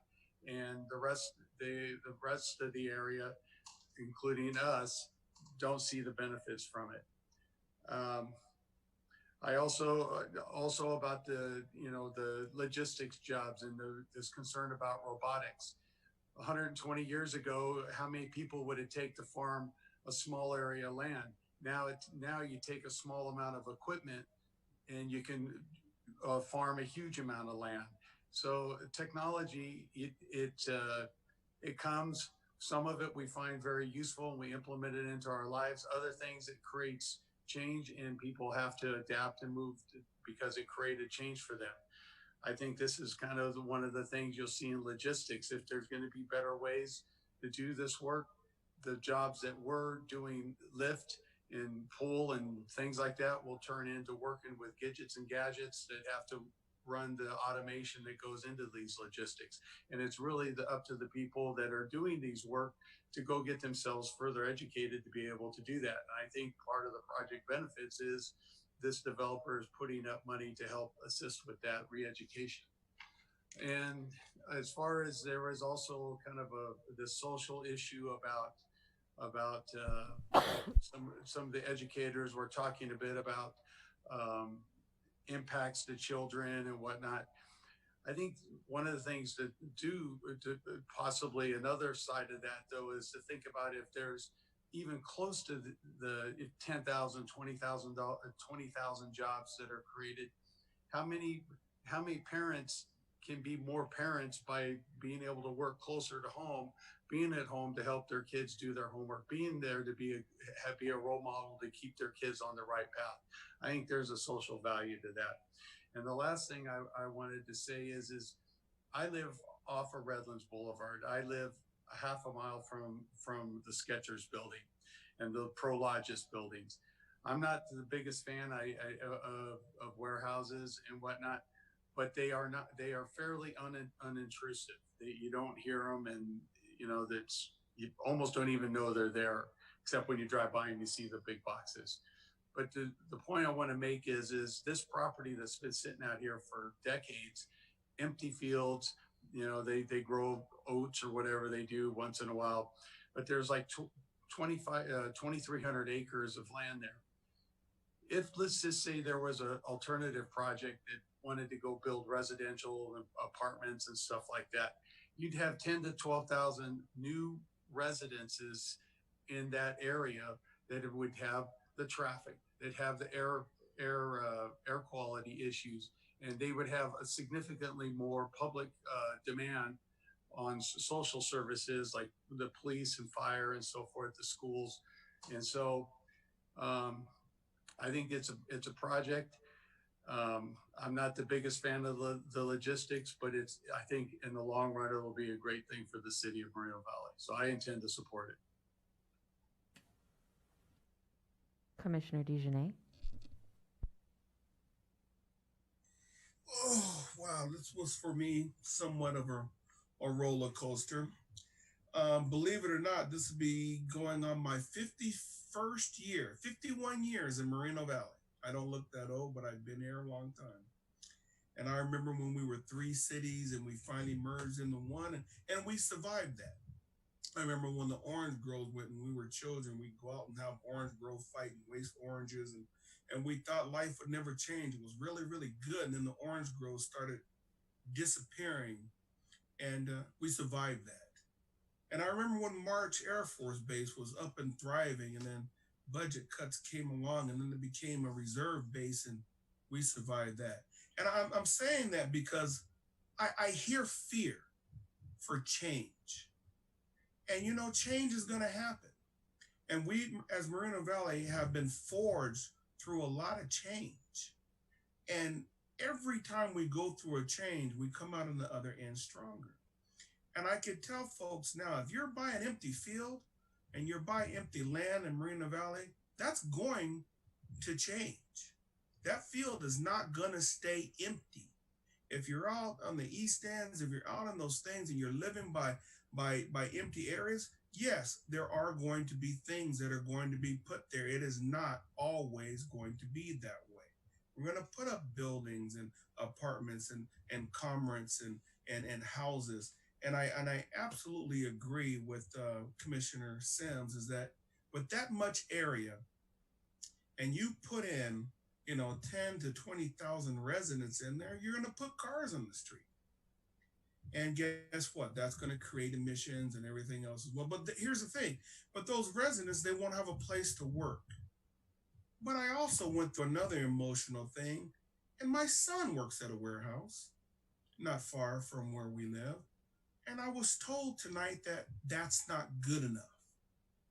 That's not good enough for my son. And I'm proud that he has a job. And I'm proud that he's working in a warehouse. And I'm very, very happy for him. And I'm really sad that that was told to me tonight. I say this because I'm proud to be here 51 years in Moreno Valley, and I'm glad to see that we grew, that we've been growing from orange fields, and we've been growing from 3 cities, and we continue to grow. And I'm see that we're starting to take this really slow grinding change and getting people to get on board and say, guess what? We want to live here and we want to work here. And that's going to take some growing pains. We're going to have to deal with one part over here where we're going to have to deal with some of the pollution and we're also going to deal with the just immense benefits of it, for that we don't have to drive. I remember when we first got out of high school in Moreno Valley back in the late 70s and 80s, there were no jobs for us here. We all had to go to Riverside or out to Los Angeles or somewhere else to go and work. There wasn't any jobs here, and that's changed, and it's going to continue to change, and it's going to continue to grow. And I say, thank goodness that we have developers that are willing to invest in our little old bitty town that we used to have that was only, back in 1970, it was only 30,000 people. And now we're up above a couple of 100,000. And those people need to work. And they need to be able to work and raise their families inside of our city. So, I'm for the project. Absolutely. Commissioner Stefan.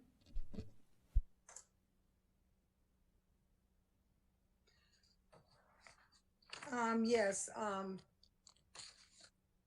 not here to say whether or not we should have the project here. It is an approved project. And the things we had to look at are the 5 deficiencies. And I believe that the staff has addressed those. And the developer himself, he's willing to put in for educational training, which is really what's needed for some of the kids that aren't going to go to college. I had one boy that had the opportunity to go to Norco College where they had training in the logistics. And he happened to get into that, and it branched off to going into electrical. And from there, he's doing solar. And he has advanced so much that they say that these jobs don't pay very much. Well, he's making a nice income. And it's all started off with the training that he got. And when you have a developer that will do that, a lot of these people that come in and they set up the warehousing, they don't do that for the kids. And I believe that this developer has always looked out for the best interest of the city because he lives here and he wants the city to thrive. But like I said, I believe that there are a lot of concerns with a lot of people, and a lot of it is fear. It's fear of the unknown, fear of change. And I've, been living long enough to see a lot of change, whether it be here in the Inland Empire, in Orange County, wherever you go, there's going to be change. And just seeing how the Skechers building was built, it's a Gold LEED certified building. That tells you one thing about this developer. And you can't say that too much about other developers, and nobody has ever gotten any kind of like backlash as to them putting up anything. The way of orange groves is gone. I grew up in Orange County. That's why it's called Orange County, because they had nothing but orange groves. They're gone. And it's just progress. I probably won't live long enough to see this whole thing come into fruition, but my children will, and I hope that everybody in the city benefits from the jobs that are created, whether they be 20,000, 5,000, whatever it is, that's an extra job. And there's a lot of people right now that are hurting because of this COVID thing, but the essential workers are the ones that are working in these kind of industries. So I think it's good for Moreno Valley. And I'm for progress, and I will be voting for the project to go through with because the things that were needed to be addressed have been addressed. Commissioner Brugueras.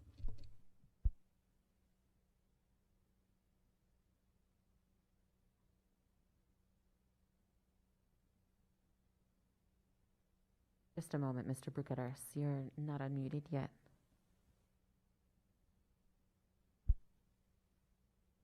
Commissioner, you seem to be unmuted. Can you try one more time really quick? Your device may be having issues. You might have to exit the meeting and return to it. Would you like to try that? Yeah, I think we need you to hit leave meeting and then re-enter it.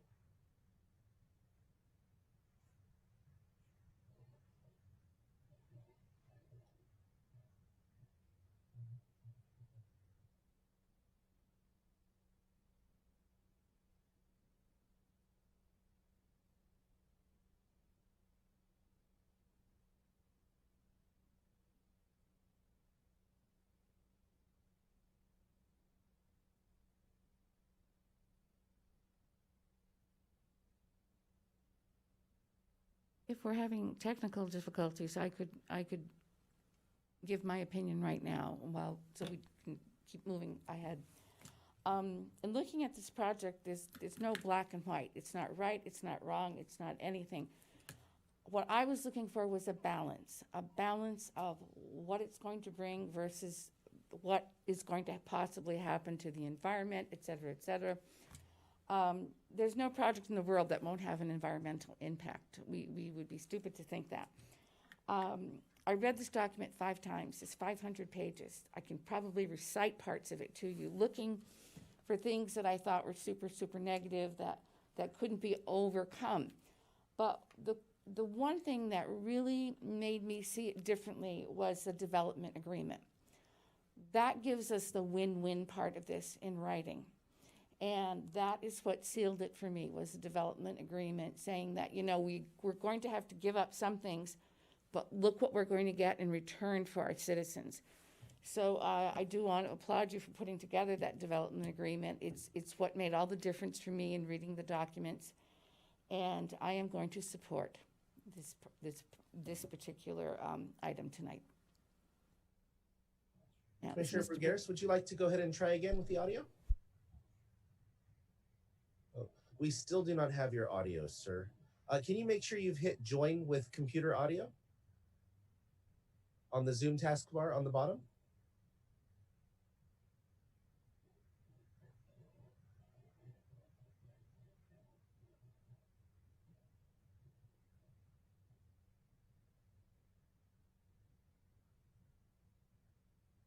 Go ahead and try to accept that on mute. Okay, and let's try it again. We seem to be having difficulties here.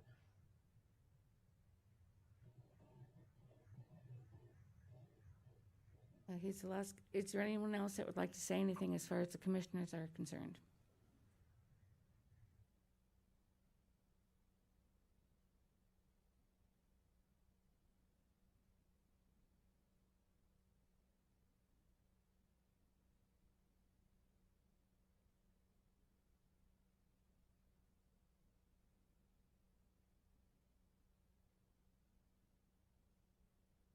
Not good.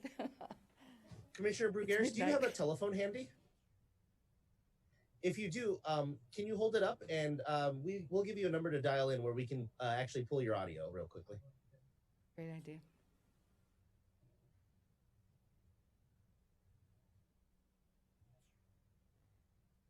Okay, can you give me a thumbs up if you're ready for that number, Commissioner Brugueras? Okay, great.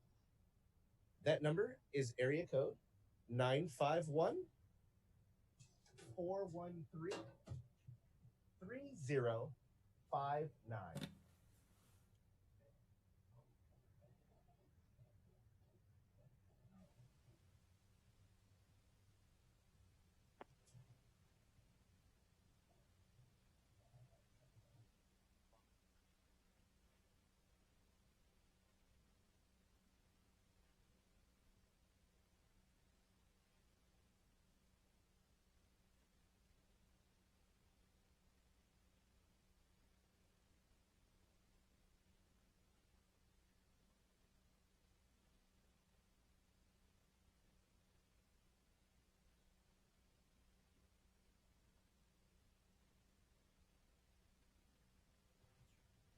Commissioner, were you able to dial that number?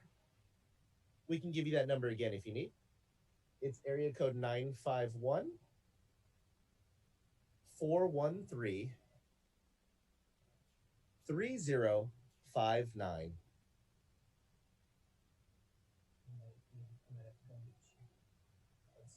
We'll see what it calls it. Don't touch it. Don't put it in until we see a call.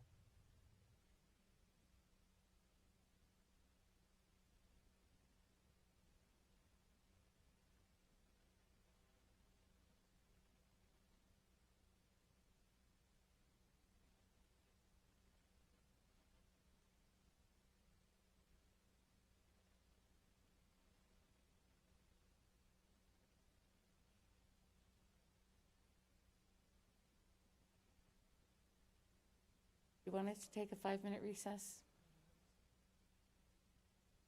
I think we can actually get him on the line through our speakerphone real quick. Okay. Commissioner Brugueras, we don't see you on the screen. Can you pop back in the screen? We're going to go ahead and dial you, sir. Okay, ready?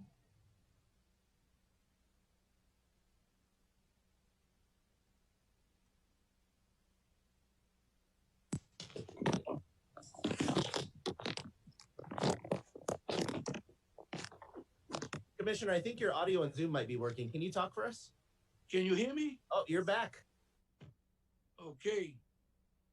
Good. You may go ahead and make your comments at this time. Thank you, sir. Okay, great, great. Okay, here I go. Good evening, everyone. We're up late because everyone was given the right to express themselves on the First Amendment, and I'm glad for that. We heard truth and we heard lies tonight. So, for everyone that lives in the city of Moreno Valley, I wish that each and one of you, this fall, will go to the school board and fight for those trades that they no longer have in the schools. So your child will have an opportunity to grow up in the logistic era, like we did once when we were younger. Automobile, cooking, artwork, a lot of good things were taken away because we didn't fight for them. This is your opportunity to fight for those things today. So when the school board comes back in the fall, go there and fight for them. So your child will not have a problem looking for a job. And then you wouldn't realize how important this industry is going to be for each and one of you in the future. Okay? That's very important. Second, to Mr. Lopez, who tried to accuse me of not being fair. One time I tried to apply for planning commissioner, and Mr. Guyver asked me a very important question about ethics. My answer was, I don't do favors for people. No matter how much I know you and adore you, I don't do favors that hurt people because I have to live in this city. And I don't like to be looked at that way when I'm standing in line. So I don't do favors. I do my work. I do my research. I listen to the staff. I listen to you, and I listen to everybody else. Then I make my determine what's best for the city of Moreno Valley and for all those people that lost their jobs. 30 million people in our country lost their jobs through this virus. That's when I realized that we are all human beings that can be affected by a disease that we cannot see. That's the same thing that I heard tonight about people talking about Holland Fairview's project that is a disease that they cannot see and try to make others believe it. That is not true. There are people that are in this city that have a lot of integrity that would not allow that to happen. And I happen to be one of them. I would never allow that to happen. So I'm gonna go to the best thing that I know, the staff report, because I believe in my staff that they did their homework for the judge who ordered them to come up with those 5 reasons to fix. And I'm proud of them, very proud of my staff that worked very hard to make things right.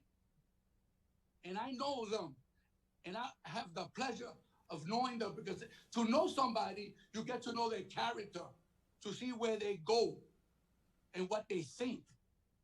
That's why I get involved, to know the mayor, to know Ido Benzini, to know my staff, to know the commissioners that I work with. I need to know their character because it's very important for me to know that I'm in a safe place, doing the right thing for the city of Moreno Valley and the region and the state and the country that's hurting right now because they are out of work. And I am sad, truly I am sad for the parents that have children that are sick. Really, truly I am. May the Lord bless you for the hard work that you do to take care of them because it is work. But there are a lot of other families out there that don't have insurance, that are worrying about their paycheck tomorrow. 30 million. That's a lot of people. I got to think about them too. You know, it's very important.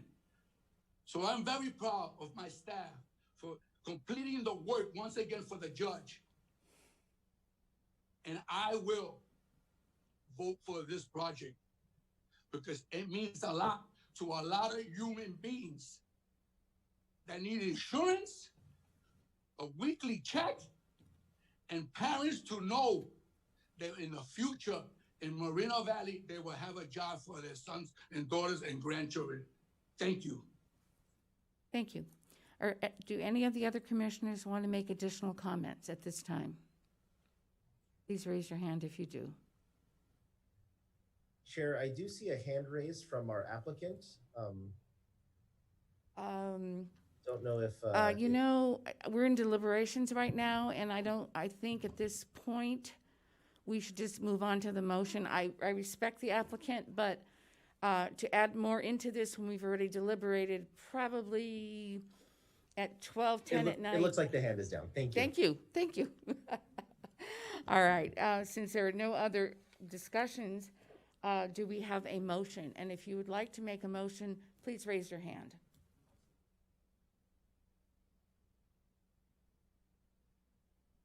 We have a motion from Vice Chair Baker. Okay, Vice Chair Baker, would you please make the motion? Yeah, I'm going to read the complete, I think this is pretty important, so I'm going to read the complete resolution from number 1 all the way down to number 5, if that's okay. So we want to approve resolution 2020-20 and thereby, number 1, approve and adopt the mitigation monitoring and reporting program and the findings contained therein for the revised final EIR for the attached Exhibit A. And then also number 2 is approve and adopt the statement of outstanding considerations, overriding considerations, and the findings contained therein for the final revised ERI attached hereto as Exhibit B. And then also on number 3 is certify that the revised final environmental impact report, PEN-18-0050 for the World Logistics Center on file with the Community Development Department incorporated herein by this inference has been completed in compliance with the California Environmental Quality Act and also the CEQA guidelines. And the Planning Commission reviewed and considered the information in the final EIR that reflects the city's independent judgment and analysis, and also approve resolution 2020-20 by 21, and thereby number 4, approve PEN 20-0017, the tentative partial map 36457 for finance and conveyance purposes only, subject to the tentative partial map 36457 and conditions of approval attached as Exhibits A and B respectively, and then also approve resolution 2020-22, recommend that the City Council approve the development agreement PEN 20-0018 attached in Exhibit A. Thank you. Do we have a second? I second. Did he raise his hand first? Okay, Commissioner Bruguera seconds. Let's call for the vote. Commissioner Brugueras? Yes. Commissioner Stefan? Yes. Commissioner DeJournette? Yes. Commissioner Sims? Yes. Vice Chairperson Baker? Yes. Chairperson Corsick? Yes, motion is passed. May we have a staff wrap-up, please? Yes. The Planning Commission's recommendation on the development agreement will be forwarded to the City Council, which is the approval authority for the development agreement. The Planning Commission's actions on the revised final environmental impact report and the tentative parcel map are appealable actions. Any appeals on the revised final environmental impact report shall be filed within 15 days after the decision, addressed to the Community Development Director in a letter stating the specific reasons for the appeal and accompanied by the appropriate filing fee. Any appeals on the tentative parcel map shall be filed with the City Clerk within 10 days after the decision of the Planning Commission. The appeal shall be filed in writing, stating the basis for the appeal and accompanied by the applicable fee. If appeals are received, they will be set for hearing by the City Council. Thank you. Thank you very much. Okay, we still have 2 more items on the agenda. Okay, we're gonna go on to item number 1. We need to bring Commissioner Harris back on board on this one. Did you want to speak? Commissioner Harris, welcome back. We just want to do a quick audio test with you if we can. After 5.5 hours, I don't even, I feel hoarse now. Well, you look great, sir, and we hear your audio loud and clear. Thank you. Okay, moving along, we're going down to item number 1, conditional use permit PEN 19-0020 for Downtown Connect. Can we have the staff report, please? And the staff report will be presented by Senior Planner Sean Kelleher. Thank you. Good morning. Good morning, Honorable Chair and Commissioner. Sean Kelleher, Senior Planner. The project before you this evening is a conditional use permit for a commercial cannabis dispensary, Downtown Connect. The project site is located on the east side of Heacock Street, south of Sunnymead Boulevard, and is located within the Village Specific Plan, SP 204, Village Commercial Retail District. The proposed cannabis dispensary is a conditionally permitted use within this district. The proposed dispensary will be located within a 3,815 square foot suite within an existing 6,424 square foot, 2-story office and retail building. A total of 14 parking spaces will be provided on site, whereas a total of 26 parking spaces are required. Therefore, the property owner and applicant submitted a parking management plan, which will ensure that the 14 parking spaces on site are available to customers for secured parking for the commercial cannabis dispensary by implementing the following measures: limiting on-site parking to a maximum of 2 hours, requiring employees of all on-site businesses that live outside of the city to park at the Pigeon Pass Park and Ride, where they will receive complimentary transportation to the site by the property owner or applicant, and for employees that live within the city, they will be provided with complimentary transportation to and from their homes, and the project will ultimately be conditioned that the employee, or the project is conditioned, I should state, that the employee will be allowed to select their preferred form of complimentary transportation, which may be either a prepaid RTA bus pass or being reimbursed for a rideshare program such as Uber or Lyft. With the implementation of these measures, along with the on-site parking, there will be adequate parking on-site to serve the uses. These measures have been incorporated into the conditions of approval for the project. Therefore, the proposed site, as designed and conditioned, complies with the city's development standards. Proposed tenant improvements include a customer lobby, showroom, offices, and a secured storage room. The applicant is proposing hours of operation between 8 a.m. and 10 p.m., 7 days a week. The project as designed and conditioned complies with the standards of the city's municipal code. Therefore, staff recommends the Planning Commission approve Resolution 2020-10, certifying that the project is categorically exempt from the California Environmental Equality Act, and approve planning case PEN 19-0020, subject to the conditions of approval. This concludes staff's presentation. Staff and the applicant are available for any questions. Thank you. Thank you, Sean. Are there any commissioner questions for staff? Shall we do the roll again? Yes, Madam Chair. Vice Chairperson Baker, I have no questions at this time. Commissioner Sims,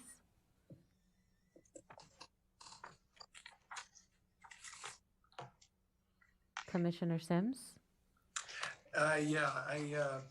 On the map that looks like this, that you can see, I have a question. It shows a project site and then it shows off-site parking facility. What's the story on that? So on the map, I don't know. It's like One of the attachment that you have in your packet, that was an attachment from the original conditional use permit when it came before the Planning Commission. Staff inadvertently did not remove that and replace it with the one that was shown on the screen as part of the presentation this evening. That off-site parking facility, the applicant was ultimately not able to obtain that, and that's why they went through the process of working on an operational parking transportation management plan instead.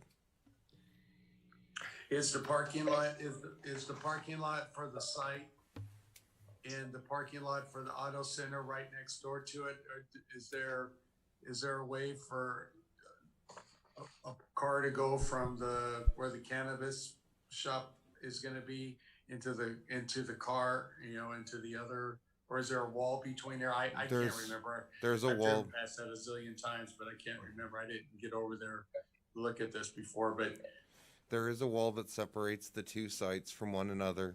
The applicant approached nearly every property owner surrounding them, trying to find an alternative site for parking needs. They exhausted many different opportunities until they ultimately came to this proposal that is before you this evening.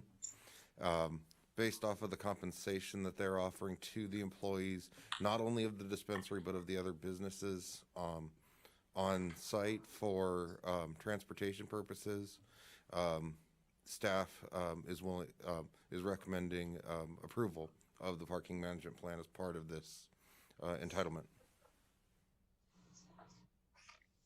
that's all I have. Commissioner DeJournette? Yeah, I looked at the parking, the transportation, and I guess it's probably a question for the applicant is, I was kind of curious, how far does that transportation goes? Cause I know there's times when I go to work and then I have to turn around and leave, or, I may have to go to the doctor, something like that. I wonder, is that like gonna be like just taking care of the employees, they exercise that service? Is it just to and from, and then they have to pay for, anything else that may come in between, or, you've all done that before. You go to work and, something comes up and you have to take off, you have to leave, is the employee taken care of that way because they exercise that service? I think that was the only question I had, because I saw that and I go, wow, that's really nice, I guess the applicant can answer that sometime down the road there when he gets up to speed.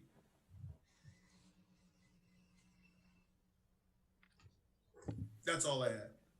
Commissioner Harris?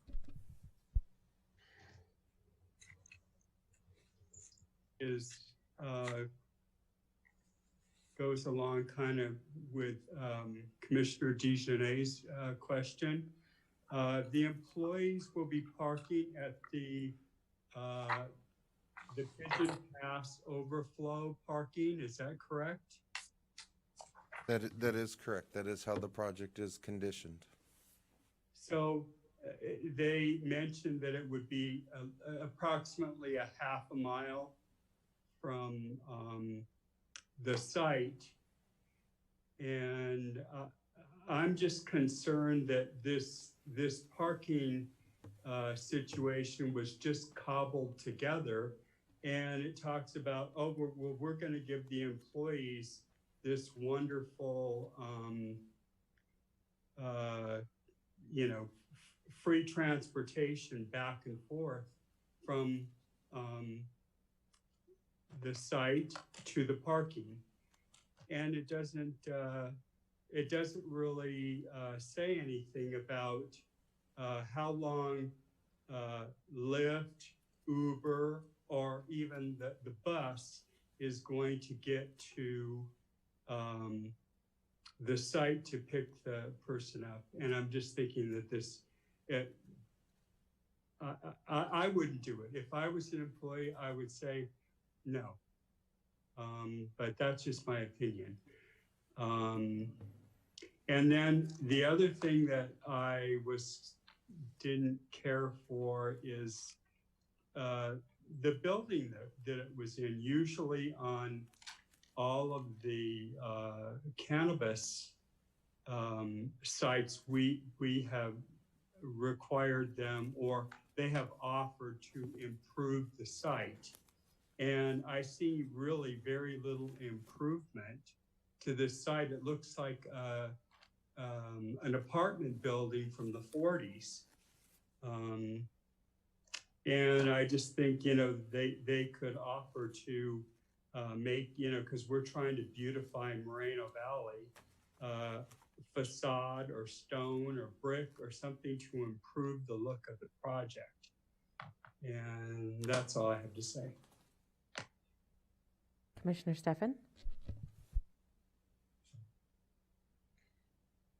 Yeah, I have an issue with the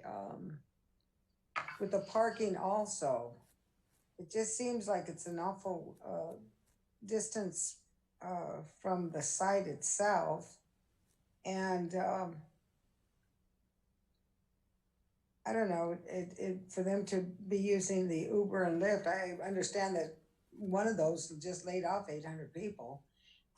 With this COVID-19 thing going in here and doesn't seem to go away, it's not gonna go away anytime soon. I don't know if people even wanna be using Uber and Lyft. I had some family members that were driving for them, and they're not driving for them anymore because they were getting the virus. I don't know. I did have an issue with that parking, and then the building itself seems like it's kind of like cramped. I don't know. We had an issue with parking at one of the other cannabis, and they had to do a extensive parking study, and finally they were able to address it, but it's only one parking slot that was missing. And this one seems like there's quite a few, and then they've got I don't know. I would like to hear about this this rideshare program that they want to use. So that was my question on this one. Commissioner Brugueras? Yes, I'm looking at the blueprint, the last page, A3.0. And I look at all the arrows. Is that going to be all the improvements that the developer is going to, the applicant is going to apply to this facility?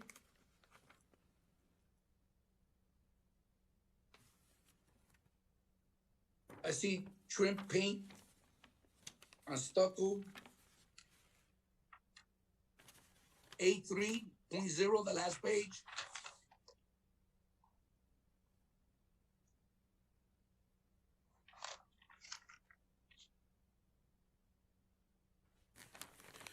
So the applicant has offered that they will be touching up the paint and making repairs as needed to the building. They have not identified that they would be doing a complete overhaul of the site. So they're going to do touch-ups and repairs as they need it. Correct. Okay. I'm gonna hold my comment on the parking because I think they were clever to come up with something. Okay, I'm done. I think I'm next. Yes, Okay, ma'am. I have several questions. I didn't see in here signage. Is there any diagram of where the signage will go on the building? Not at this time, no. Okay, that's important to me, the signage. And I did have a question on signage also. We are permitting all these signages that cannot say cannabis on them. And I also want to ask, if the sign goes up for the business name, can there be another sign on the building somewhere that says cannabis that's not part of the sign? Because one of our places that are open has a massive sign outside that says organic cannabis, massive sign on the building, which I didn't think was permitted. I thought they could just do the sign that says the name of the business without cannabis in it. So I always have questions on signage. So they are permitted to have a single building mounted sign as part of their operations, as part of their use. I have heard that there was a banner that has been placed on one. I don't know the status of any permits that were pulled for it or any work on it. Unfortunately, I was made aware of it earlier today, but didn't have a chance to do any research on it. Okay. I kind of looked up some of the statutes and things, and I think it's not permitted, but that will be a question coming up for future things that I would have is, we're going to say this is okay, but are they going to be allowed to put these other signs up, which I didn't think they were going to be. Second question is that parking situation is really terrible. I'm not saying I'm a bad driver or anything, but I went into that parking lot with a small car, and those 14 spaces are tight, and there was nobody in that lot because the businesses were emptied. And I said to myself, oh my gosh, if I had to just pull out of these spaces, and there's so much traffic coming there towards the intersection, that parking lot is tight already. I will ask the applicant, will it be a term of employment on a contract that they can't drive to work? Because I know it would be a negative for me. I would like the freedom to be able to park my car somewhere and not wait for an Uber or a Lyft or a bus or something like that because of where I live, things like that. So I will ask the applicant that, and the increased cost of doing that Uber and Lyft for every person there has to be adding a lot to the cost of doing business. Do you know how many employees they're thinking of having at one time? I don't have the exact number, but it's not specifically just for the cannabis business. It's for all of the businesses within the center. But he's going to pay for the Lyft for all the people and the Uber? Correct. Wow. That's a huge chunk of change. Anyways, I think I'll save those questions for the applicant. Thank you. Now, could we have the applicant make a presentation, please?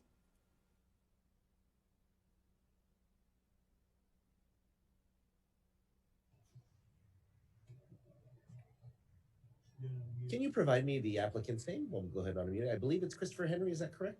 That is correct. Okay. Mr. Henry, can you accept that on mute I'm sending your way? There you are. We can hear you. Can you hear me? Loud and clear. Okay.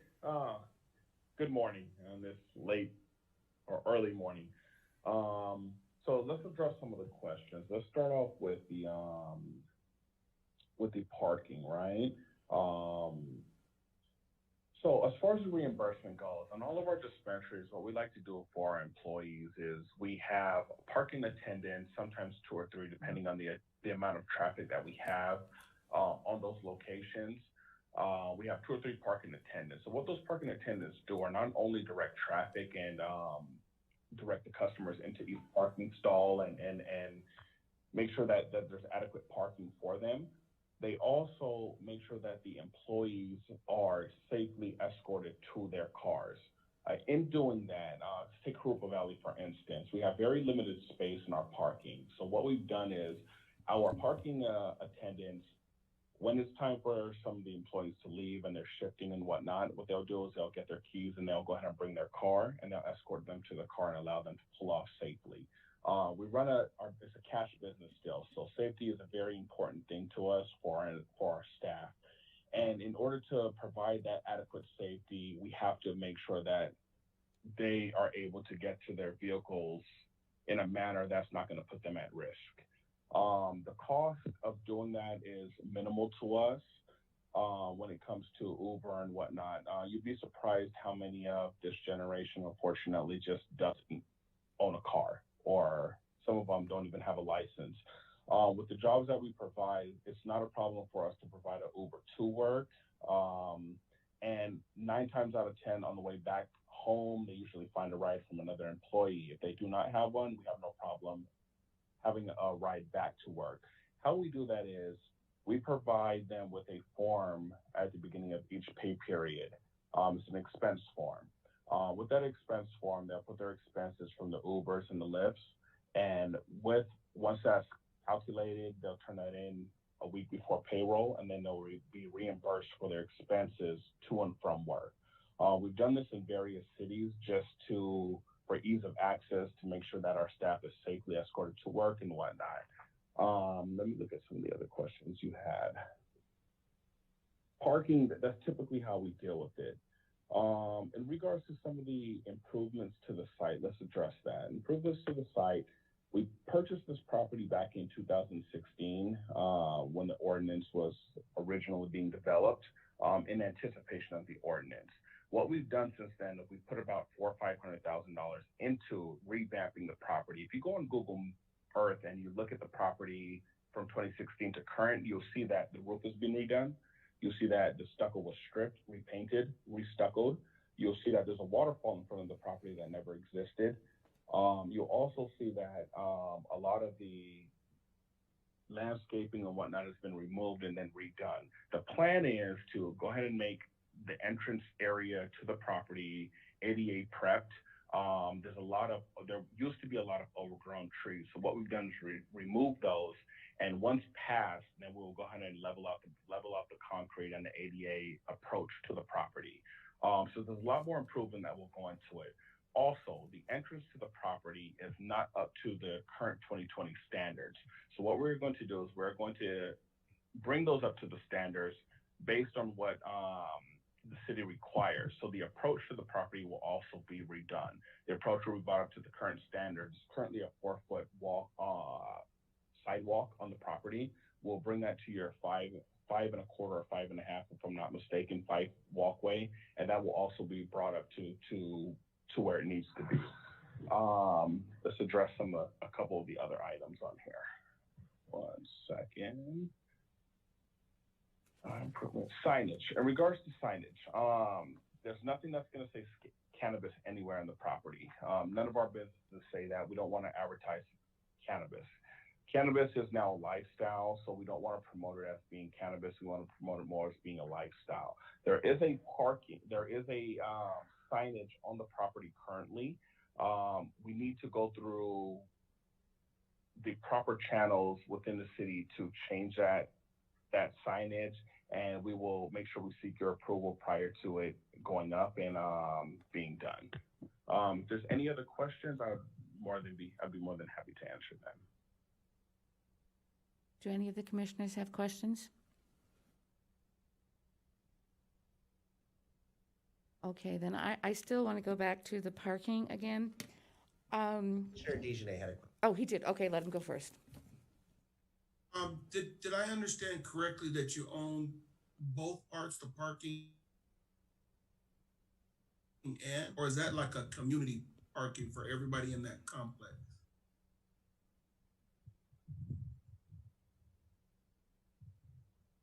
I think he's muted. We own the entire plaza. So with ownership of the plaza, we have currently one tenant. It's a salon. She has select customers which are scheduled on certain days, and we currently work with her on those days. So the plan is, as she schedules, we want to turn her salon into more of a concierge salon because we're revamping the facility. The dispensary will be a high-end dispensary. So with her being in the plaza, we would like to also provide more of a concierge service for them to bring her higher clientele. Just due to the fact that she's not going to be able to facilitate as many parking spots as she maybe would like to. So we'll make sure that we take care of them and they're adequately compensated for any additional costs that may come in place. The office that's in place, we will make sure that office it's an accounting office. So there's 1 or 2 people that's there. What we've noticed is a lot of them bike to work. They live within the area. They will be able to submit an expense form for any parking that is incurred, and the plaza will take care of those costs. It'll be deducted against their rental cost. And that's pretty much how we plan to deal with it. We'll put that all in writing for everybody within the facility, and we'll have an agreement in the employee welcome package that will address all of those things. I guess my concern was I didn't know if you guys own that parking, the off-site parking as well. So if something changed and that went away, then I said, well, what happened with parking at that point? Commissioner DeJournette, this is Sean.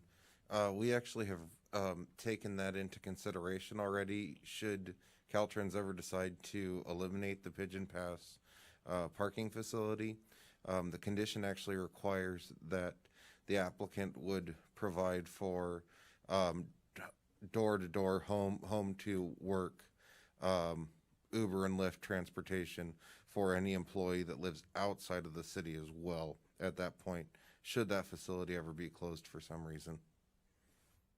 I see. So not only the employees that live within the city, then it would change to the ones that, it would include the ones that live outside the city as well. That is correct. Okay. Thank you.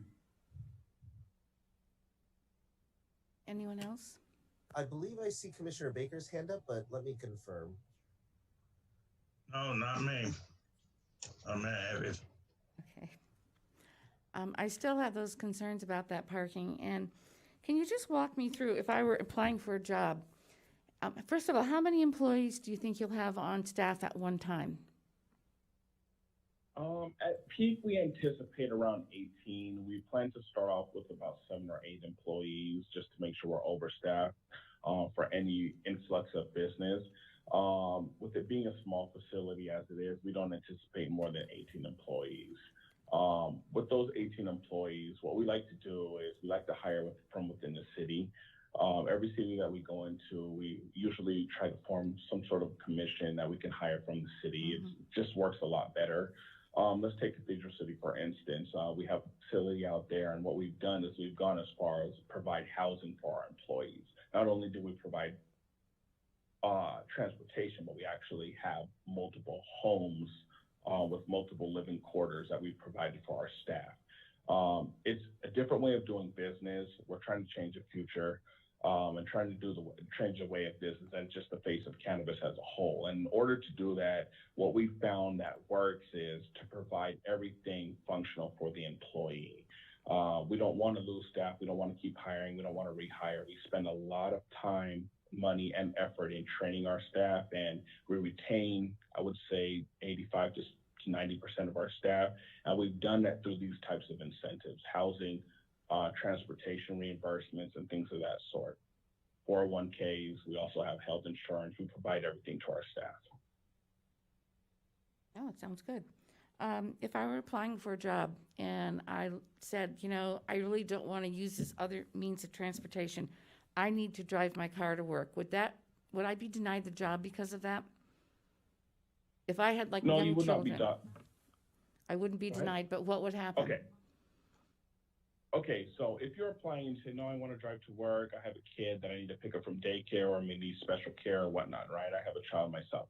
So how we deal with that and how we deal with it currently is we would utilize the ride share. We would evaluate where they live and talk to them about proximity to work if they're willing to relocate first. If they're not, then we're not going to require it as long as it's in a decent proximity of the actual working location. Once that is determined, then we would discuss what would work best for them, whether or not it would be advisable for them to park at the ride share or it would be advisable for them to take an Uber straight from their home straight to work. We would also discuss other employees that may live near them and other options, and try to create a working mechanism for everybody. We operate our organization like a family. We treat each other like a family, and we welcome our staff as a family. And with that type of mentality and that type of morale within the company, we are able to work amongst each other to make sure that everybody is well taken care of and compensated. That's kind of what sets us aside from the competition. How many other dispensaries do you own? 3 or 4 currently. Can you just give me an idea of where they are? Yes, we have one in Jurupa Valley operating, Empire Twin Palms. We also have one in San Bernardino, Empire Connect. If you took a look at the Empire Twin Palms, the parking lot is very similar to this size. We see quite a bit of customers. And what we've done is we've employed 3 security guards and 2 parking attendants full-time. We also do ride shares type of services. We work with the neighboring businesses to allow us to park in certain areas and whatnot. We do cleanups in the city within the neighboring communities. We're a pillar in the neighborhood. We employ there 21 or 22 employees. And how long have you been in business with this? How long has the Harupa? We've been in business.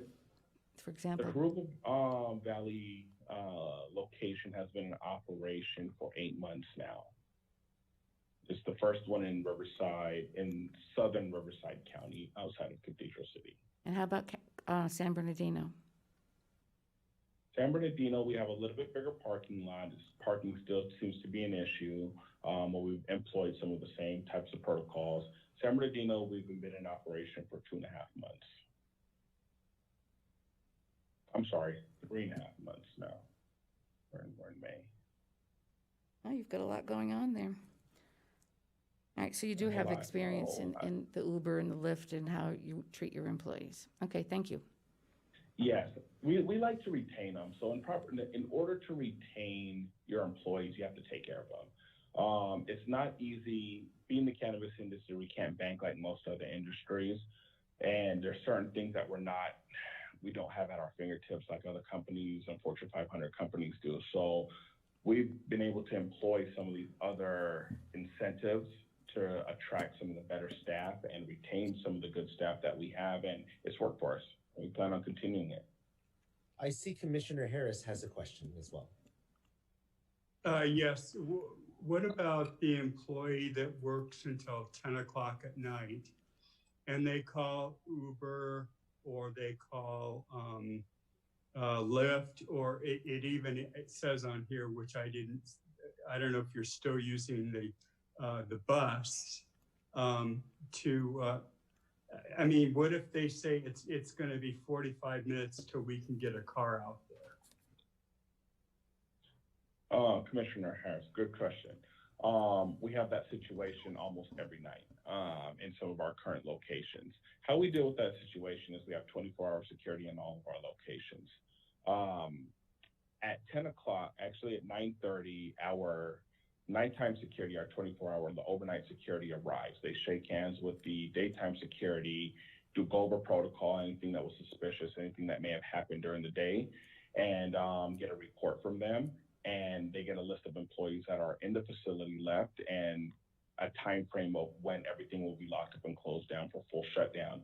Once that's determined, that nighttime security guard will wait with any employees that may need a lift or some sort of ride share until they're safely escorted to their car.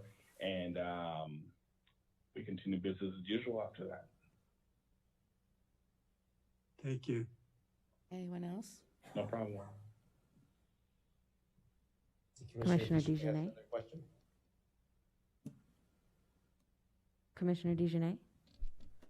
I was just curious, and I don't know if you've explored this, but because it's a function of an employer, the transportation, is there any employer liability for transportation in the event of mishaps?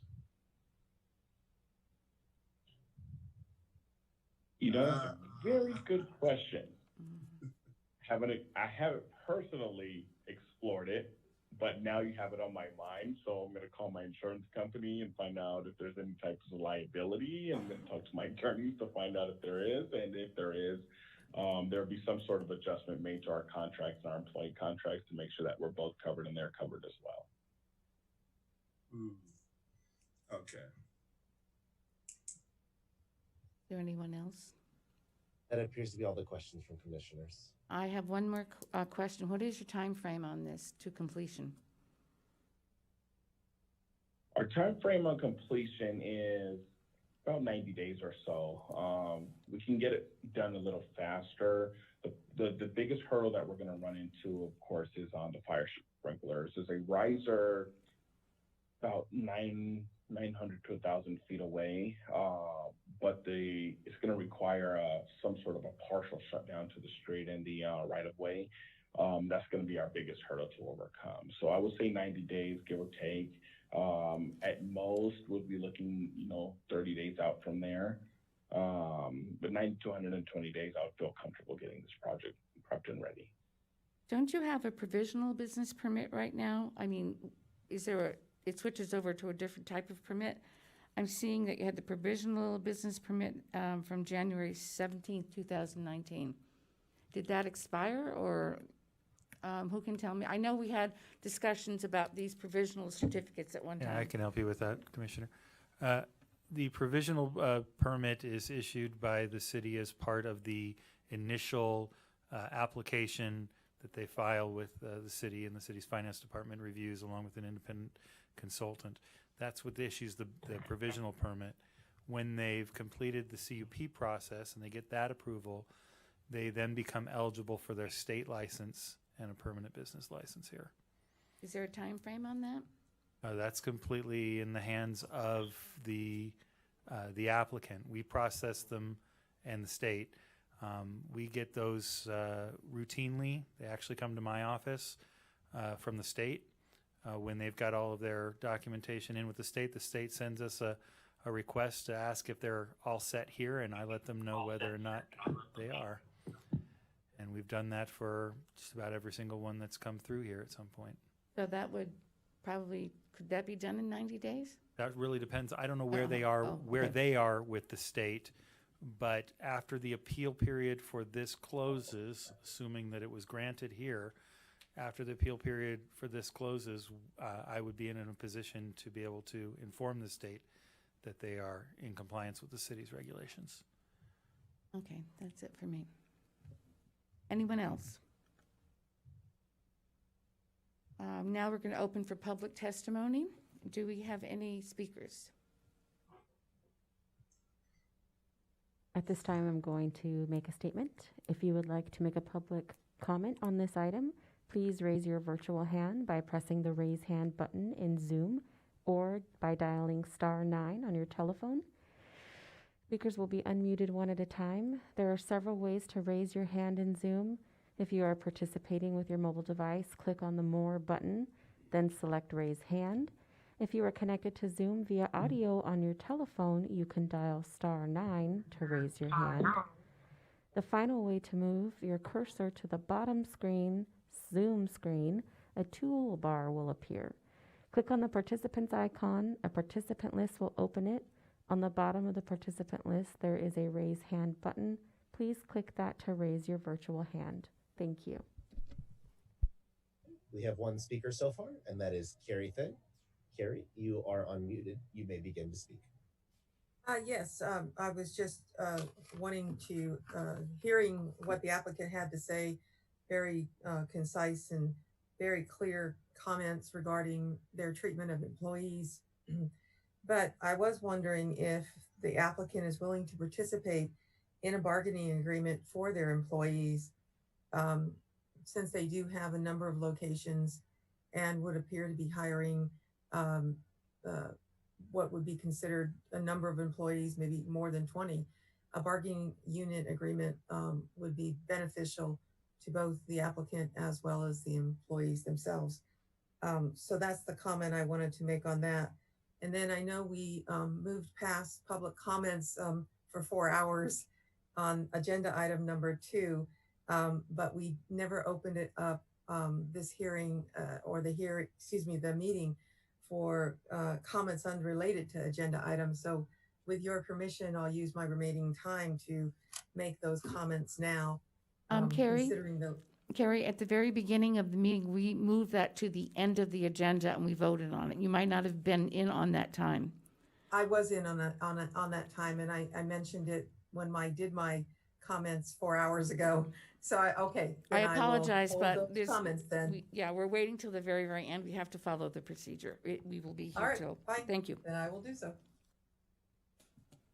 Okay. Any other speakers? I see no other speakers with their hands raised. Okay. Would the applicant like to address anything that they've heard from the public at this point? Sure.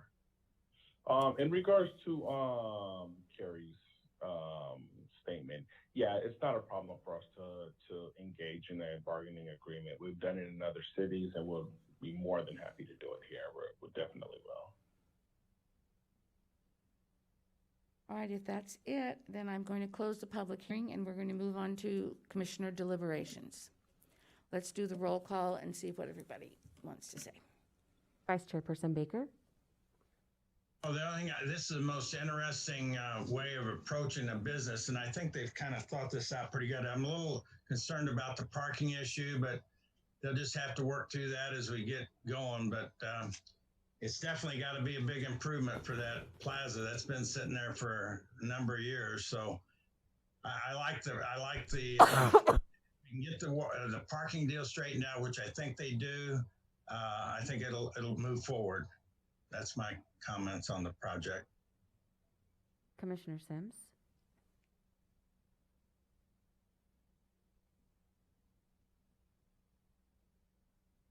Commissioner Sims, would you like to make a comment? Sorry about that. I wasn't asleep, I promise. Yeah, right. I turned it down a little bit. Anyhow, I do have serious concerns about the parking. It's the report calls, or the staff report calls that there should be 26 and there's only 14 provided. And so it almost seems like, you know, I don't understand. I do, it's a pretty clever, I think it's a clever response to try to get to this, but I don't think it sounds too convoluted, too complicated, the hours. I think people want to have freedom to come and go as an employee, and having to get a half mile over to where their cars park and stuff. I think it's a mess and it won't work right. So I don't know if I mean, I appreciate the effort to try to get a solution, but it almost seems like we're, you know, and our city has rules for how many parking and things like that. And it seems like we're really, I mean, if you were doing building a structure on your project and you needed to encroach into a setback, you'd have to get a variance and you'd have to get, you know, an approval for that. And here we're not even putting the parking where the actual business is going to be. And it just, anyhow, I can see if we were like in a city that had parking garages and it was pedestrian and, you know, ability. It seems a bit of a stretch to me to try to comply with the parking requirement. That's all my comments.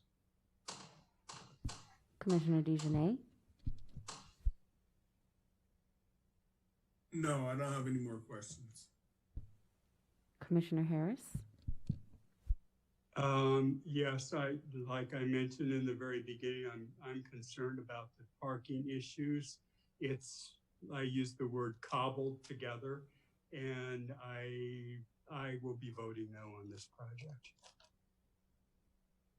Commissioner Stefan.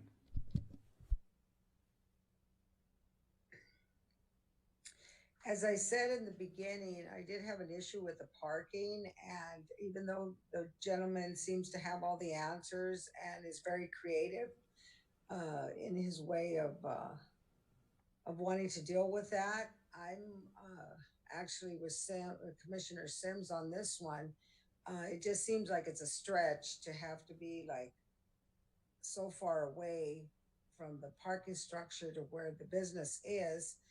And even though they own the building, and that actually is a plus when somebody does own something, they'll take care of it. But we did have an issue, like I said in the beginning, with just one parking slot that was missing.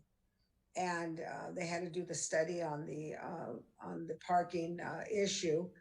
And then we got it back again and was able to be taken care of. But when you need 26 and there's 14, that's a stretch.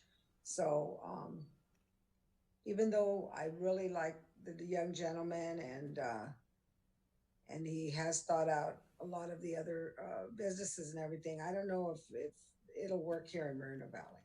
So I'm kind of on the fence on it. Thank you, Commissioner. Commissioner Brugueras? Higgs, that was a pretty smart, thought out parking way of helping your employees to get to one place to another.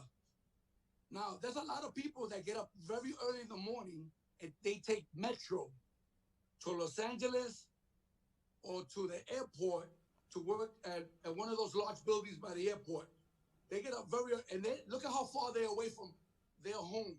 They take the Metro, they get off, a bus picks them up and takes them to the job site. From the job site, they go back to Metro and back home, and they get in the car. A lot of people do that. This employer is doing the same thing for his future employees. He's accommodating them. For a person that don't have a car but needs a job, and you have an employer that's going to accommodate you, I won't leave my job. I'm getting $19 an hour, health care, paid vacation, 40 hours a week. I would love to have a job like that my employer picks me up or has a guard out there 24/7 waiting for my Lyft or my Uber to pick me up to make sure I get home safe. He's done well for this project. Yes, just like the one we did before on Hicot by the nursing home. They worked it out. He worked it out. It turned out well. Great plan on the employee thing in the parking. You know how many people would love to have that job, to know that an employer will pick you up and take you home and you still keep your job? That's wonderful.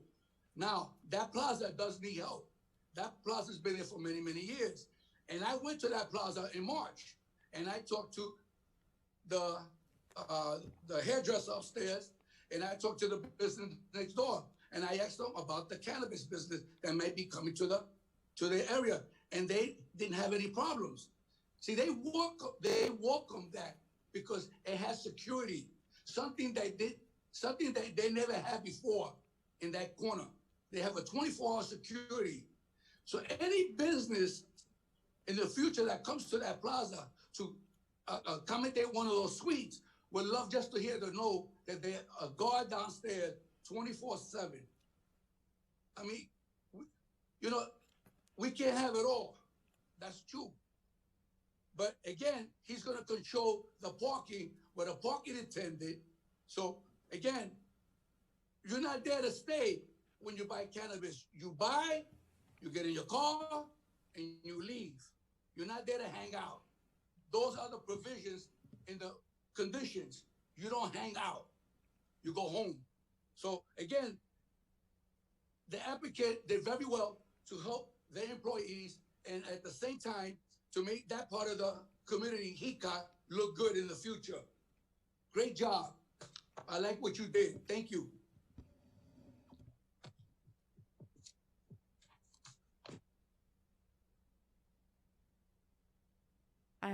I think on this project, we're trying to put the square peg into the round hole. Sometimes a project is really, really good, but it isn't right for the space. One of the things we haven't talked about are the other businesses around there that will really be impacted by 7 to 18 employees on a shift that might not really want to go on the Uber or Lyft, that are somehow parking in their spaces. It's a very interesting plan. It's a very formulated plan, but it's fraught with a lot of what ifs. And I am not going to vote for it because I think the existing people in that neighborhood, they didn't even want to share their parking spaces, et cetera, et cetera. I want to be respectful of them and also respectful of the traffic on that street. Because as I said, today I went over there and I parked in that empty lot and just trying to pull out of that into traffic, which wasn't even heavy traffic because of everybody being quarantined. It's just a tight spot. I don't believe that all the employees, even though they say they will do the Uber or the Lyft, their friend says, let's go out tonight after work, meet me here. They're going to start to fudge it after a while. They really are. I think the gentleman has put a lot of thought into it, but I just don't think it will work, so I am going to vote against it. So, any more comments from commissioners? If not, let's call for a motion. Would anyone like to make a motion? Please raise your hand if you'd like to make a motion. We have a motion from Commissioner DeJournette. Do we have a second? Do we have a second? I'll second it. What is the motion from Yeah, Commissioner you have to DeJournette? say the motion, Commissioner DeJournette. I'll make a motion to approve resolution 2020-10 and certify PEN 19-0020 and approve condition use permit for PEN 19-0020. I second. Okay. Let's call for the vote. Commissioner Brugueras? Yes. Commissioner Stefan?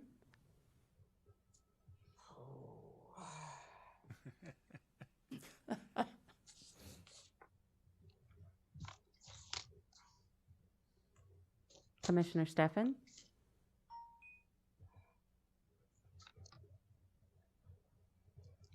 I'm going to go ahead and vote for it.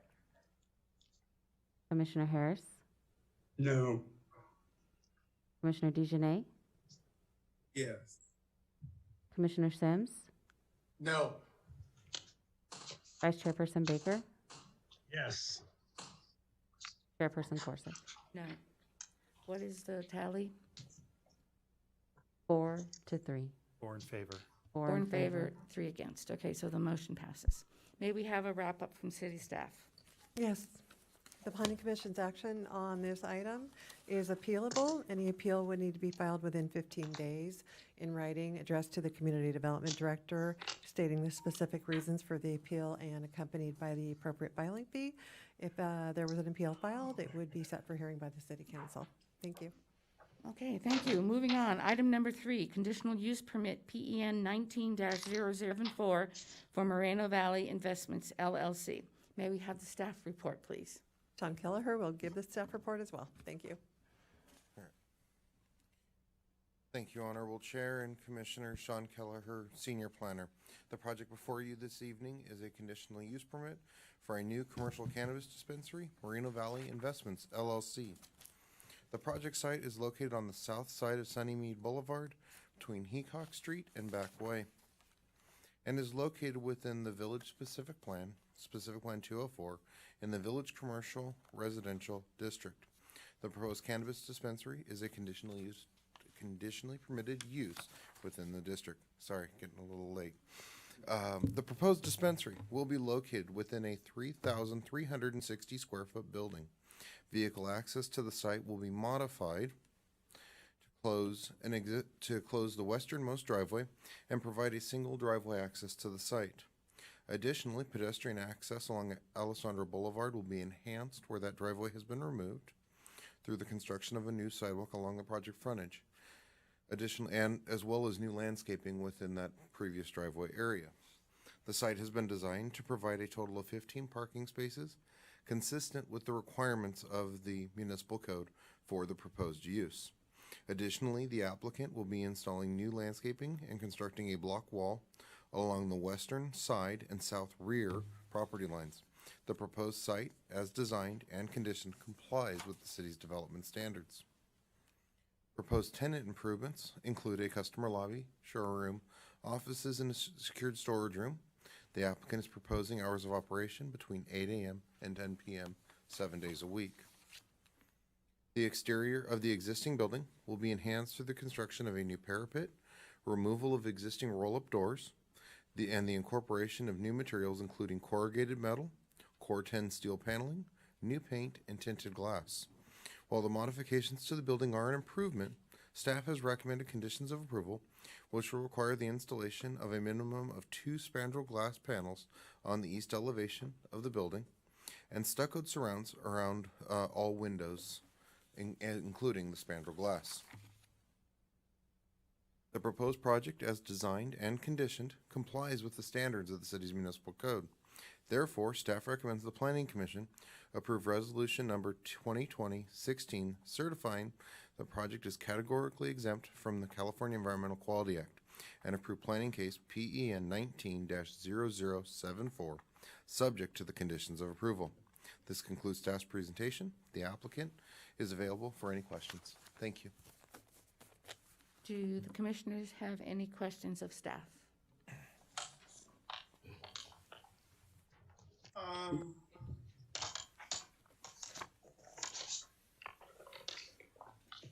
I don't know if this is a get or not. I think we're turning Sunnymead Boulevard into Cannabis Row. I don't know if anybody else. Yeah. What do we got, like 5 or 6 now going down Sunnymead Boulevard? And my question is to city staff: is there any? Probably not. But is there any rules that say we can put so many in a certain area? I mean, could we flood a street with them? Or is there any type of city ordinance that say we can't have so many in a certain area? There is no proximity requirements between cannabis dispensaries.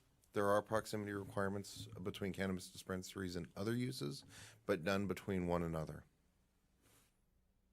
I guess I'm starting to get to the point to where, I don't know if the other commissioners have thought about that, but we got them back, behind Sunnymead Boulevard. I think the last few have been on Sunnymead Boulevard and in close proximity to Sunnymead Boulevard, down towards Indian. There's quite a few going down Sunnymead Boulevard. And so I just thought that might be a thought to say, do we really want to put so many on the same street in the same area? That's just my comment. Anyone else? I had the same feeling too. Commissioner Harris has it. Oh, somebody else want to go in first? I didn't hear. Commissioner Harris has his hand. Oh, okay. Mr. Harris. Yes, I was wondering, do we have a proposed name for this facility? Or dispensary? All of the documentation that we have received to date is Moreno Valley Investment. Okay. Okay, I guess I'll save that question for the applicant.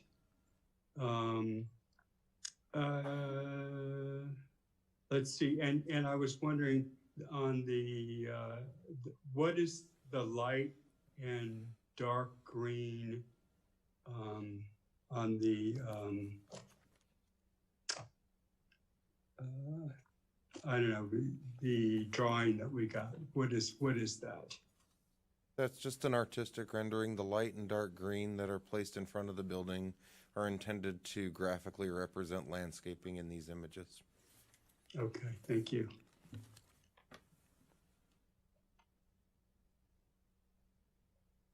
Commissioner Brugueras. Sean, I went to that site yesterday while I was doing some errands, and I looked at it once again, and this particular building is burnt, and there's a hole in the roof, and it's all plywood up and everything.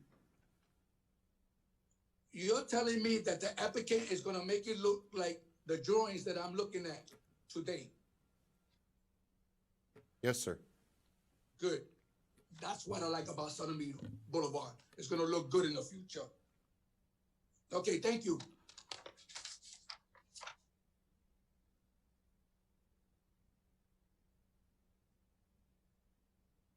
Commissioner Sims. Yeah, Commissioner DeJohnette, if you look at the table, the tracking, the number of dispensaries,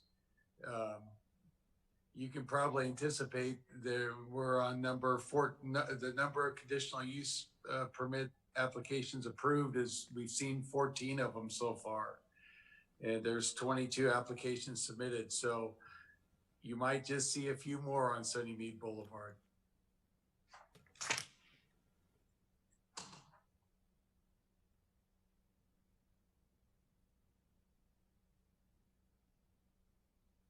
Anyone else?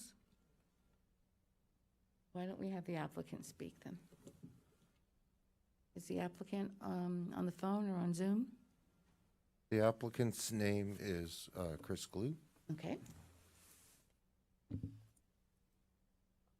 Christopher, you are unmuted. You may begin. Thank you, Council. Appreciate your time and thank you for staying up late with us today. So, in addressing the naming of the dispensary, that's going to be MNG is the corporate entity, and the name will be Mr. Nice Guy. It will match our brand in Santa Ana and also our brand stores in Oregon. So we're trying to build some brand awareness that way. With regards to the burned unit, it actually has been burned. We had problems with some transient population getting inside, starting fires.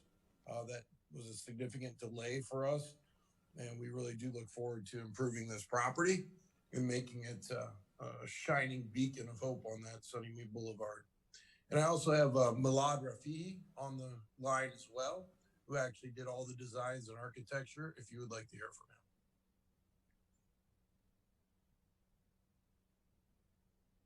him. Do any of the commissioners have questions?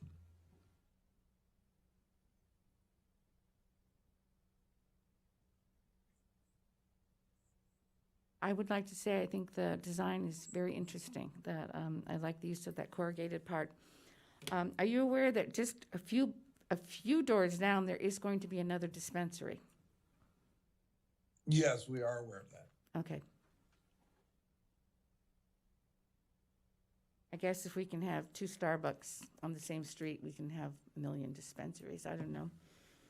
But I know for a business person, I always wonder what goes through your mind when the competition and things like that. And they're also have a very nice design for their building going up. Okay, if no one has any questions, we will now open this to public testimony.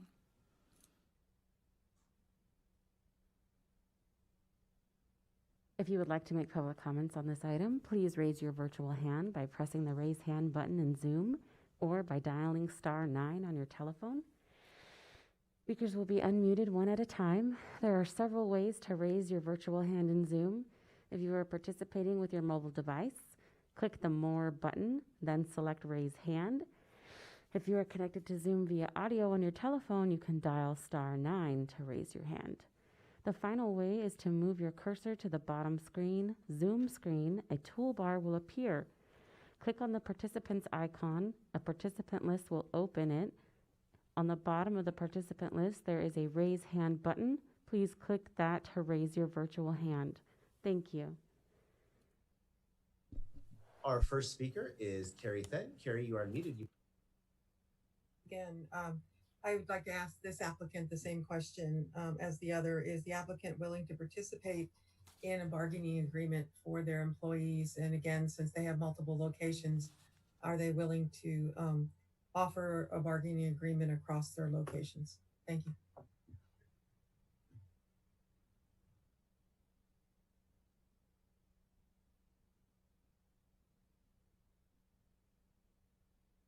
All right. Oh, are there any other comments? I'm sorry. Is that it? Our next speaker is Val Vargas. Val, you are unmuted. Hello, can you hear me? Yes, we can. Awesome. Just a quick comment. Yeah, I do worry about the diversity of the infrastructure going in here. I do like the design. I do like the fact that they are trying to improve the area. I just worry about the fact that competition is good, and I appreciate that. But just the fact that sometimes these areas just kind of become like adult only sort of areas and don't add a lot for the community itself, because it's a place where you hop in and then you get out. And I feel like there needs to be more of an emphasis on places that people can kind of hang around, actually talk to one another and socialize and whatnot. Just my personal opinion. That might be a little bit off topic. If it is, I'm sorry. But that's just my general comment. Thank you. Thank you. Any additional comments? Any speakers? No one for public comment right now. Excellent. Okay. Would the applicant like to address any of the people that made public comments? Sure. I would just like to note for the one person who asked about the collective bargaining, we actually have labor peace agreements with all of our shops. And it's actually a state requirement now. So we comply with that. And we actually work with the UFCW locally. We have union shops in Santa Ana. So we look forward to working with labor peace agreements in all of our shops. Thank you. Well, I think that does it for this part of the agenda. We're going to close the public hearing and move on to deliberations of the commissioners. Vice Chairperson Baker? The comment on these dispensaries being on Sunnymead Boulevard, but we're cleaning up a lot of, like this building was a derelict with fire and stuff. But a lot of these buildings that have been sitting there for a number of years are getting straightened out. So whether we have cannabis in it or something else, at least it's going to enhance the appearance of the buildings along Sunnymead Boulevard. So I think that is a plus there. And this guy's got a pretty good, nice layout on that building from what it looks like now.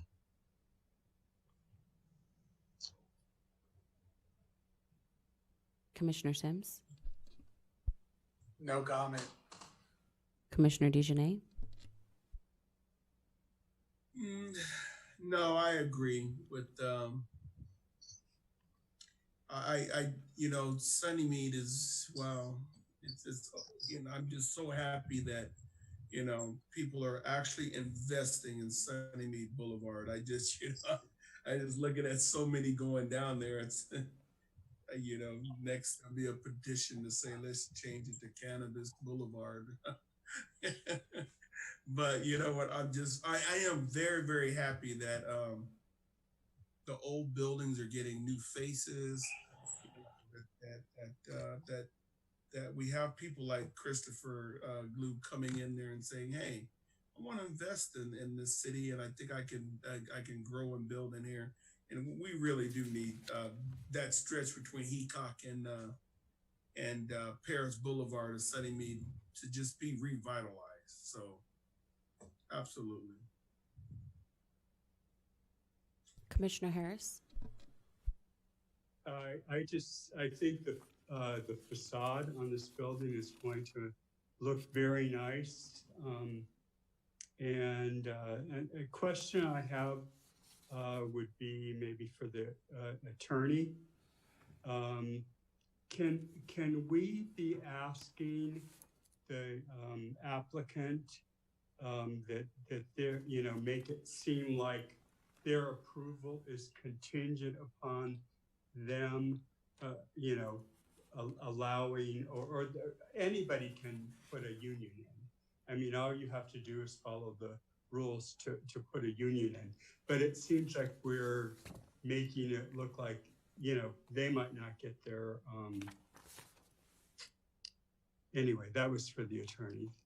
They might not get their CUP unless they agree to put the union in, or collective bargaining, whatever you want to call it.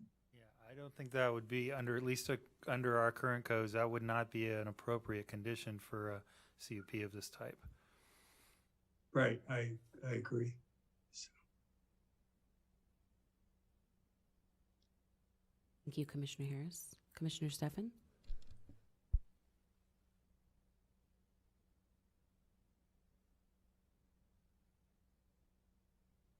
Oh. Is it my turn? Yes, ma'am. Okay. Yeah, I asked that question a while back about having too many cannabis businesses in the same areas, but I guess I was told, well, it's free enterprise, so as long as they could do the business and keep it open, and if they don't, well, at least we've got a good, nice building out of something that I'm sure they're not going to let go under quite easily. I hope that once we're done with all the cannabis coming in, that other businesses in the areas will maybe want to, if they do open a business, they'll take a cue from some of these people that are making the buildings look nice. And because some of the business owners that are there right now, some of them don't feel that they have to do anything to improve the outer part of their businesses. And with these new ones coming in and something new like that, sometimes you get some people that want to at least make their place look nice too. I think that the cannabis people that are coming in, they do treat their employees right already. They pay them a good wage, and a lot of them have benefits and insurance, and then some of them even have where they can go on to school. So I think even asking them that question, or anybody posing the question to them about the collective bargaining thing, I actually think they actually do treat their employees right. So even thinking of making that even into something that we would have to have them do, I think that's a moot point. But like I said, if they dot all the I's and cross all the T's, there's no reason for us to not let them come in. And even if it is kind of one down the block, the same business. So I'm glad that they are going to be fixing this building, because I did go by there too, and it looks really bad. So some of these places that have vacant lots or a building that's really in bad shape, they're actually fixing it up. And, it's just the building that, they don't really show exactly what's in there anyway. So I think more or less, we have no reason not to let them come in. Thank you, Commissioner. Commissioner Brugueras? I saw the table that Commissioner Sims was mentioning, and we do have 14 approved cannabis the dispensaries, but we only have 2 of them so far open in the city that are functioning. I don't know where the other 12 are. They may never open. I don't know. But I know that anybody that's going to take a burnt building and restore it to make it look like the pictures that we're looking at is not going anywhere soon. He's going to invest very well on Sonoma Boulevard, and that's a good thing. We may never see 23 dispensaries in the city of Moreno Valley. We may only see 5, 10. Only the strong will survive. Again, cannabis, wherever you go, like gasoline, cigarettes, Coca-Cola, Pepsi, they all taste alike. So again, only the strong will survive. So hopefully one day we'll be finished with the 23, and then we can see what goes on in the city. But I'm glad that he's going to invest in that building, make it look great, compete with the others, and we'll see who survives. And he's up. And then one more thing, he is complying with all the rules and regulations of the state and the city of Moreno Valley. So he should get his shot of doing business in the city of Moreno Valley. Thank you. Okay, and I guess it's my turn. I think you've all said it all. It'd be a great improvement to the burnt-out building that's there. And there certainly are no parking issues. So I'm going to vote for the project. Do we have a motion? We have a motion from Commissioner Brugueras. I motion. You have to read it. Okay. Staff recommendation, the staff recommends that the planning commission approves resolution number 2020-16 and hereby certify PIN 190074, number 1, and approve PIN number 19004, number 2. Okay. Is Second that a correct? He used the word staff recommends in there. Should that be in there? That's fine. He identified the resolution that he Okay. was moving to approve and that he wanted to approve it. Okay, just wanted to make sure the wording was right. Okay, and a second from Ray Baker. Commissioner Baker. So let's call for the vote. Commissioner Brugaris, Yes. Commissioner Stefan, Yes. Commissioner Harris, Yes. Commissioner DeJournette, Yes. Commissioner Sims, Yes. Vice Chairperson Baker, Yes. Chairperson Corsick. Yes, motion carries. Let's have a staff wrap up. Thank you. The Planning Commission's item on the, action on this item is appealable. Any appeal would need to be filed within 15 days, directed to the Community Development Director, stating specific reasons for the appeal and with the appropriate fee. If an appeal is received, it would be scheduled for consideration by the City Council. Thank you. And now finally, what we move to the very end, public comments for items not on the agenda. The next item is public comments not on any item on the agenda. Are there any speakers at this time? I believe we have one. At this time, if you would like to make public comments, please raise your virtual hand by pressing the raise hand button in Zoom or by dialing *9 on your telephone. Speakers will be unmuted one at a time. There are several ways to raise your virtual hand in Zoom. If you are participating with your mobile device, click the More button, then select Raise Hand. If you are connected to Zoom via audio on your telephone, you can dial *9 to raise your hand. And the final way is to move your cursor to the bottom screen, the Zoom screen, in which a toolbar will appear. Click on Participants icon. A participant list will open it. Open the bottom of the participant list. There is a Raise Hand button. Please click that to raise your virtual hand. Thank you. Our first speaker is Carrie Fenn, and she will be followed by Stephen. Carrie, you may begin. Okay, thank you very much. Thank you for allowing me to comment now. I did want to remind the chair that earlier Roy Bleckert did speak on an item not related to the agenda, and he was allowed to speak during his time. And then the city attorney did answer his question. So that's the reason I brought it up on another item on the agenda. But the comment that I would like to make is regarding gifts by applicants. Two of our commissioners, Commissioner Brugaris and Commissioner Stefan, have received gifts from the applicant of agenda item number 2. While those gifts are certainly under the threshold, I just want to point out that the comments that were made by Commissioner Brugaris earlier about not accepting favors is obviously not related to gifts.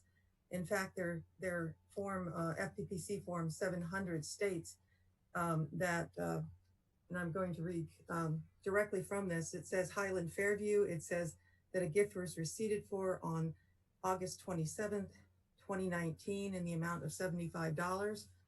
And in the case of Commissioner Stefan, it was received for on February 18th, 2019, and again, in the amount of $75.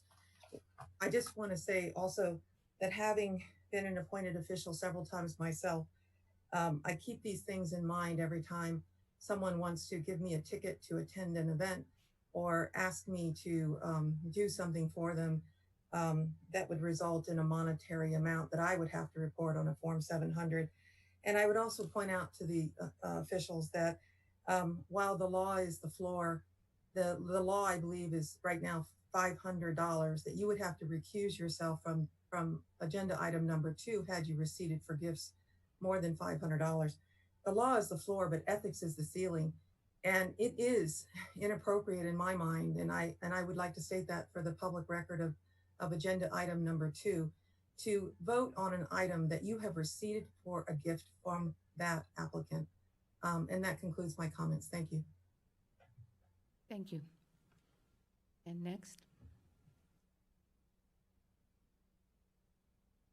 Stephen, you are unmuted. You can begin now. Hi, I spoke earlier on item number 2, and that's what I know. We're not supposed to talk about, items that have been discussed. My comment or question was, I was having a problem with the Zoom app, and I waited and listened for everything for 4 or 5 hours, and my app messed up, and I didn't find out how you voted. How would I go about finding out how the vote went for item number 2 for World Logistics?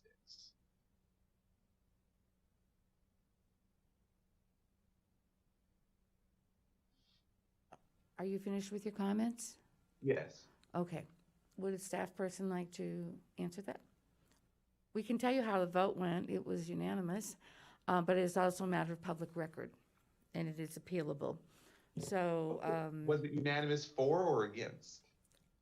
4. Okay, great. That was my main question. So Oh, sorry thank about you. that. Sorry about your Zoom app. Oh, that's okay. Yeah, sometimes it's a little finicky, but that was the response, and it will be, it's a matter of public record. Thank you so much. Okay, is that the final person? We have no more speakers at this time. Okay, so that's done. Other commission business, we have no other items on that. Staff comments, do we have any staff comments at this time? None here. None from me. Okay, the next item is planning commissioner comments. Before we do that, I would like to say, I'd like to thank everybody for being part of this marathon meeting. It is way after 1:30. We've all been troopers, but we got business done, and we had, people waiting to speak, and we took care of everybody. Even though tomorrow we will all be very tired.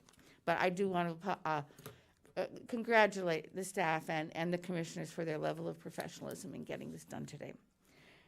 Do we have other planning commissioner comments? Vice Chairperson Baker? And we may have covered this, but we got 2 sets of minutes. Did we end up approving those? It's like the April 9th meeting and then the April 23rd. Yes, we did. Okay, very. Commissioner Sims? Good morning.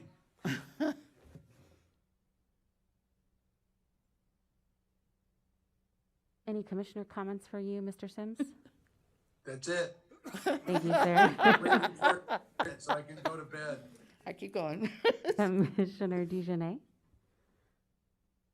Yeah, same thing. I reiterate that, the staff, you guys, wow, long day. I know you guys came in and all the commissioners, we stayed up late and we got through it. But I'd like to offer this to the IT department. I think we get a pretty good turnout when people actually use Zoom, and even when things get lifted, it may be something to explore that we actually have. We kind of keep it, even if we're up there on the bench, that we even keep a section where people can call in and be able to participate, because I think we can get more participation that way, because some people can't drive in. So it might be something to explore to try to figure out how we can continue to keep more of the public just really, really involved with coming to our meetings. So that's just my take on it. Okay. Commissioner Harris? Yes. When you're on Zoom, I just wondered if people could be aware that when somebody is sent away into a room,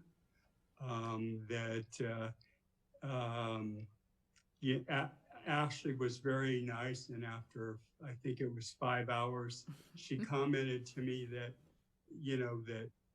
what was going on, or she said that the attorney was speaking, and I didn't know, am I still there? Am I not? But you can imagine staring at your telephone for 5.5 hours. No. Thank you, Commissioner Harris. Commissioner Stefan?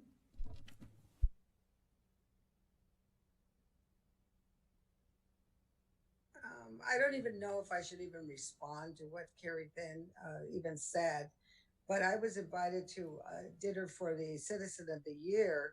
I didn't even know, basically, it was even, and even after I received a letter in the mail, I would have paid that $75 myself, because, and it was when I was newly appointed. The time frame had already expired because I was out of town. But I don't think that constitutes any kind of unethical behavior, because I'm a very ethical person. I've lived in this town too long, and I know too many people, and I didn't even realize that, I was gonna, I would have just paid the doggone $75. I've never received anything from anybody like that. And like I said, had I even thought about it, I might not have even gone, or I would have just paid the $75. So for anybody to say that there was an ethics violation there at all, or even, I voted the way I voted for the city, not for myself. So I just wanted to clear the air on that. Thank you, Commissioner Stefan. Commissioner Brugueras? And I'm glad that Ms. Thing remind me of the laws of the ethics and everything. But when I got my letter and I knew that there was $75, I did the right thing. I reported it. I put it on my form. I let the state know. I let the city know, and even Ms. Thing knows now that I did the right thing. And I didn't consider that as a gift. We were invited to have dinner with everyone that was in that room that night. So, but one thing I learned from this, when anything in the future gets offered to me, I'll ask, because I want to make sure that the residents of the city of Moreno Valley know that I do not do favors, and I don't take gifts to do favors for anybody. So whatever I did this morning to approve that project was on the facts of the staff, what they did to make it proper for the judge to see. That's what I did today, and that's what the commissioners did today. We looked at the facts, not the gift or anything that anybody does for us. Okay? That's very important for the city to know, and for that to be on the record also this morning, that we do things correctly for the city of Moreno Valley and the residents. And good night, good morning, and have a blessed day all day long. I don't have my gavel here, but I would use it right now. At this time, the Planning Commission meeting is adjourned May 15th at 1:39 a.m. And the next regular meeting is May 28th, 2020. And I believe we have a full agenda again that night. Thank you all. Go home.